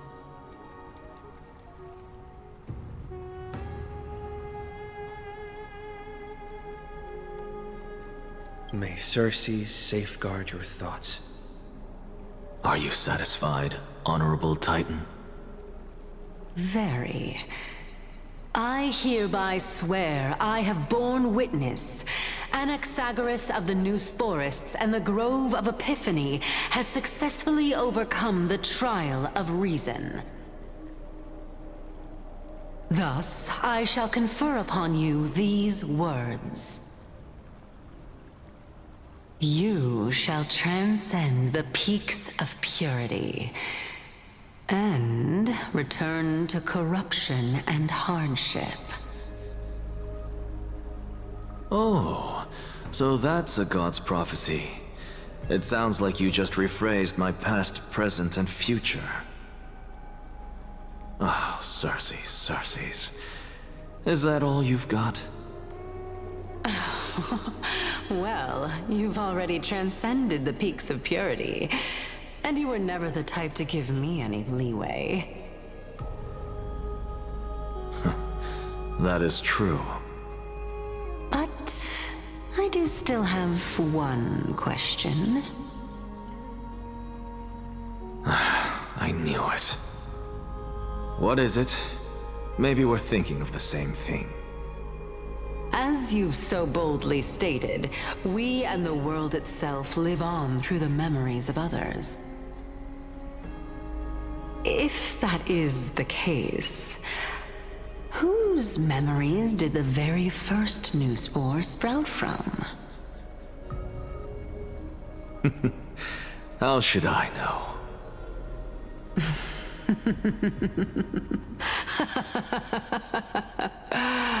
Oh my. But, since we are both equally curious, we should allow the children of humanity who come after us to investigate in our stead.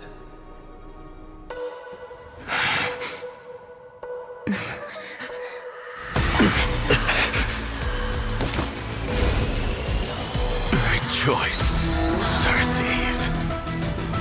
I sow the seeds of suspicion in the new world with your soul!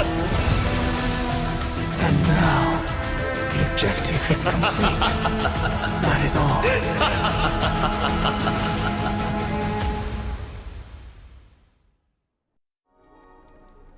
Thankfully, she's still alive. Was March 7th also in this condition when she was first rescued by the Express? Her condition was very similar. It's just that at that time, the Express did not have a memo keeper who could diagnose her condition. But she still woke up naturally. Looking on the bright side, that might happen this time as well. When March awakened from the ice, her memories were completely wiped clean. I want to prepare for the worst and prevent something like that from happening again. Can you share with us your hypothesis? I do not have conclusive evidence, but judging by her current condition, perhaps March 7th's memories have been hijacked. Hijacked? Think about it, Miss Himiko. What will happen when someone loses their ability to remember? I'm not a biologist, but I hear that there's a species of fish on Von Wach that has the memory span of less than a second. It forgets anything that occurs in the very next instant. Perhaps something similar will happen? Unfortunately, short-term memory is an entirely different concept from the inability to remember. Perhaps it is difficult for you to imagine, but an individual who has lost their ability to remember turns into nothingness. Nothingness? The belief of the Garden is that everything in this universe can be interpreted through memories. This is the driving force behind the continuance of this path. The past is made up of memoria, while the future is a possibility that will eventually be converted to memoria. But the present it doesn't really exist, and it's only an abstract expression. Therefore, when a person is affected by the path and loses their ability to remember, their physical form will also be affected.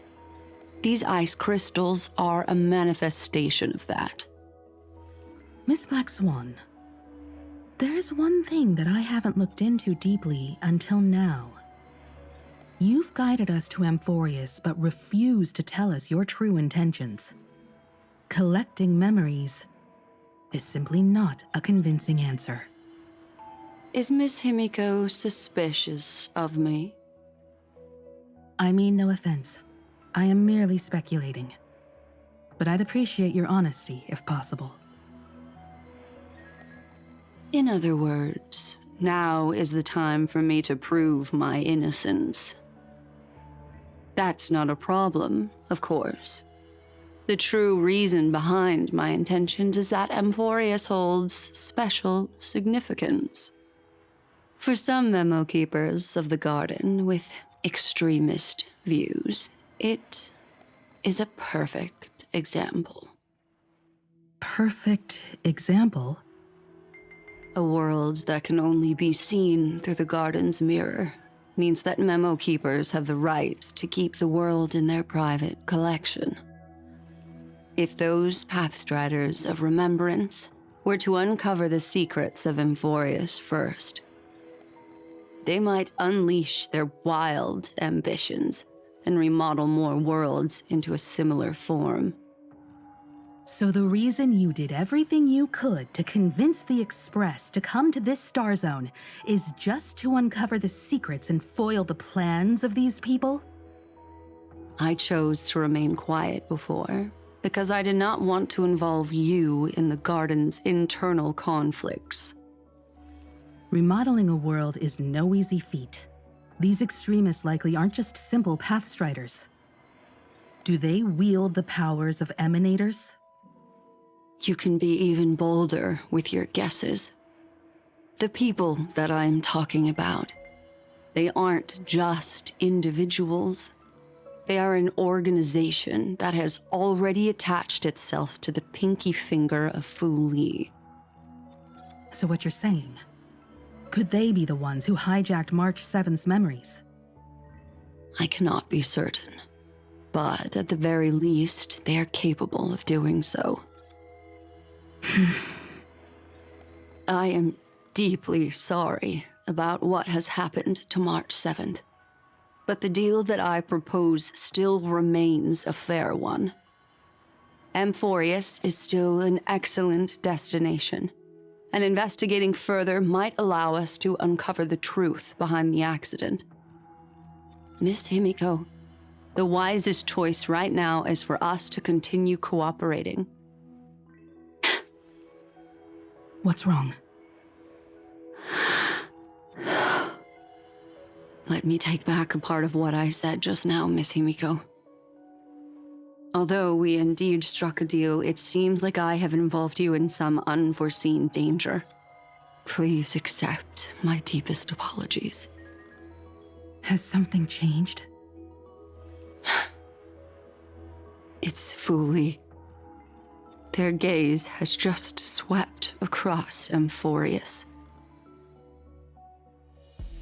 Oh, how interesting. I never expected a mere memo snatcher to be actually hiding so much inside her head. What's even more interesting is that the word Amfореus has appeared in her subconscious. This lady seems to be having fun. Is she usually like this? It's, hard to explain. What are you two whispering about? Has it not occurred to you that I can hear everything clearly? Please pardon me, Madam Herta. Would you mind sharing with us what you've discovered? The ones who need help are the Astral Express. You will have to put up with my methods, even if they are rather unconventional. Let's get back to the topic. By using the fourth mirror, I rummaged through the brain of this memo snatcher and learned a good deal. Not only only does this person know of Amfореus, but there are also many memo keepers who are interested in the place. I searched through her consciousness and found the following terms: the Eternal Land, the Rejected Land, and the private collection of the Garden of Recollection. It seems like Miss Black Swan is indeed hiding some things from us. Since I'm not able to find any useful clues from the outside, why don't I personally visit this mysterious Amfореus? You're planning to head to Amfореus yourself? Yes, but not in the flesh like you all foolishly did. See these Herta mirrors? With them, I can project my data spirit entity to any corner of the cosmos through spatial warps, without even needing to leave my room. But of course, these corners of the cosmos must be within the coverage zone of inter-astral peace communications. After all, this is collaborative technology. I see. You do seem like the more indoor type. Although that star zone is not within the network of the IPC, the Express itself can serve as a signal station. Come, give me the astral chart coordinates. Then, sit back and enjoy the show.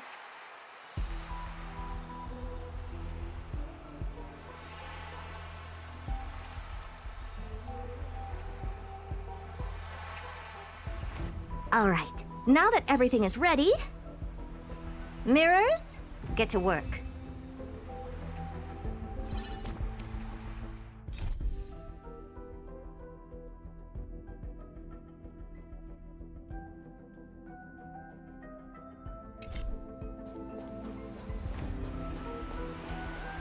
First mirror, input the coordinates. You'll be in charge of the spatial warp.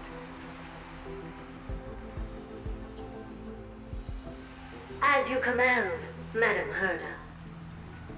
The preparations are complete. I wish you a pleasant journey ahead.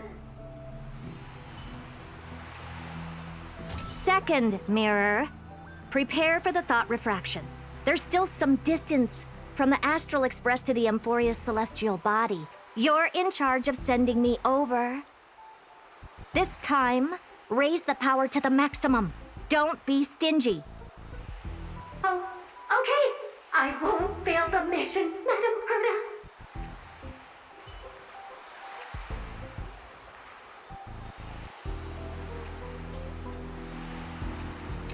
Third mirror, you're in charge of generating the data spirit entity.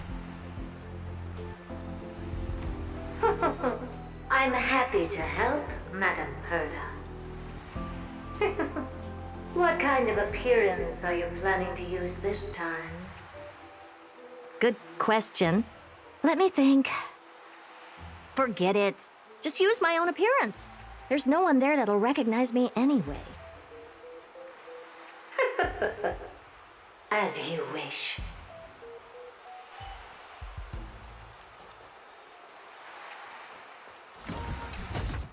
Preparation of the data spirit entity complete. Thought refraction at max power. Excellent. The first mirror. Let's get going. Have a safe trip, Madam Herta. May your journey yield good results. Coordinates input complete. Preparing to activate spatial warp. Destination, unknown celestial body, Amfореus. Spatial warp countdown. 5, 4, 3, 2, 1. Warp activated.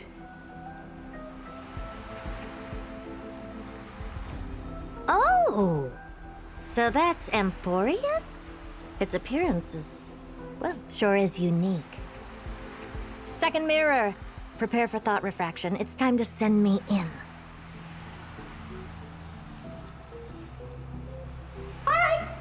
Please read the safety protocols carefully. Can't you hurry up? Yes, ma'am. I didn't expect it to be so turbulent. I should have asked the second mirror to use slightly less power. What a magnificent sight! Is this the entrance to Amfореus? Let's see. Perhaps I'll be able to find a way in.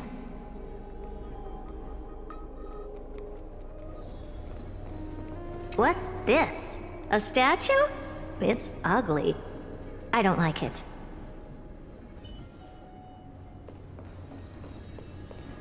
Oh, I finally found your traces. How esteemed must you be for the great Herda to come out personally? When we return, get ready to become free labor for the simulated universe for the rest of your lives.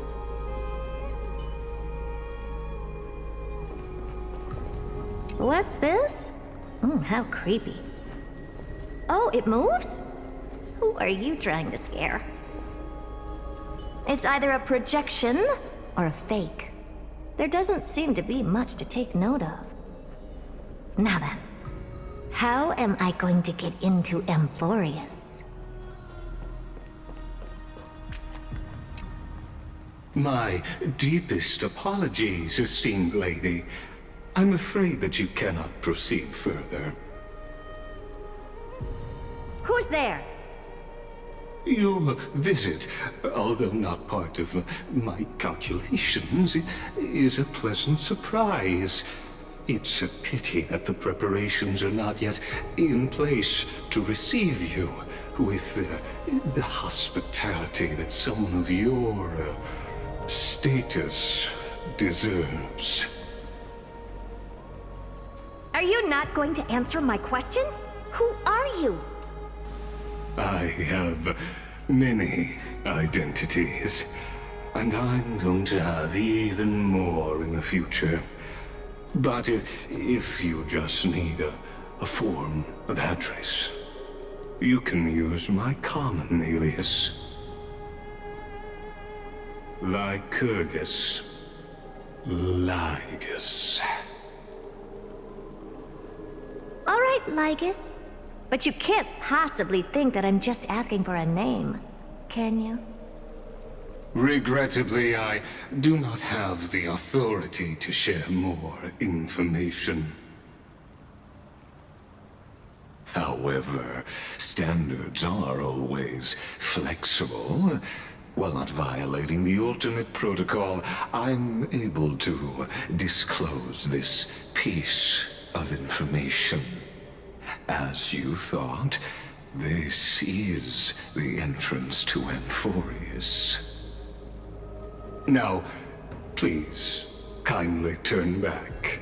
Amfореus is not a world that you should be involved with, regardless of what kind of magnificent achievements you have accomplished. This place will not open its doors so easily. You seem to understand me very well. Then you should know that I have no reason to listen to you. Your reaction is completely within my calculations. Despite my long years as a watcher, it seems like my assessment of human nature still remains accurate.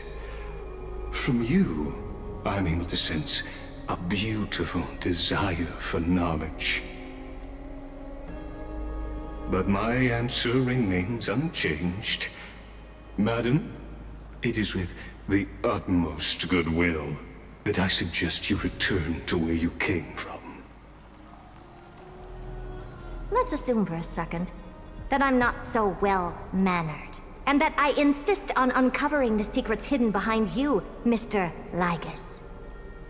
How do you plan to dispel this notion of mine?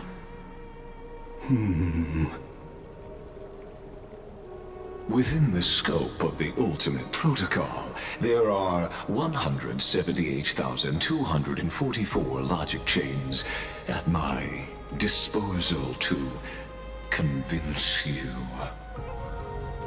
After filtering through them, I have determined that I only require 3 to attain the results that I desire. Oh? I'm all ears. First, for reasons that cannot be disclosed, Amfореus is a completely isolated celestial body. Apart from me, no one else will be able to help you enter. That's not a good argument. Second, if your plan is, as you've alluded to previously, to force me into cooperating by showing hostility, do know that, just like you, I have basked in the gaze of the erudition.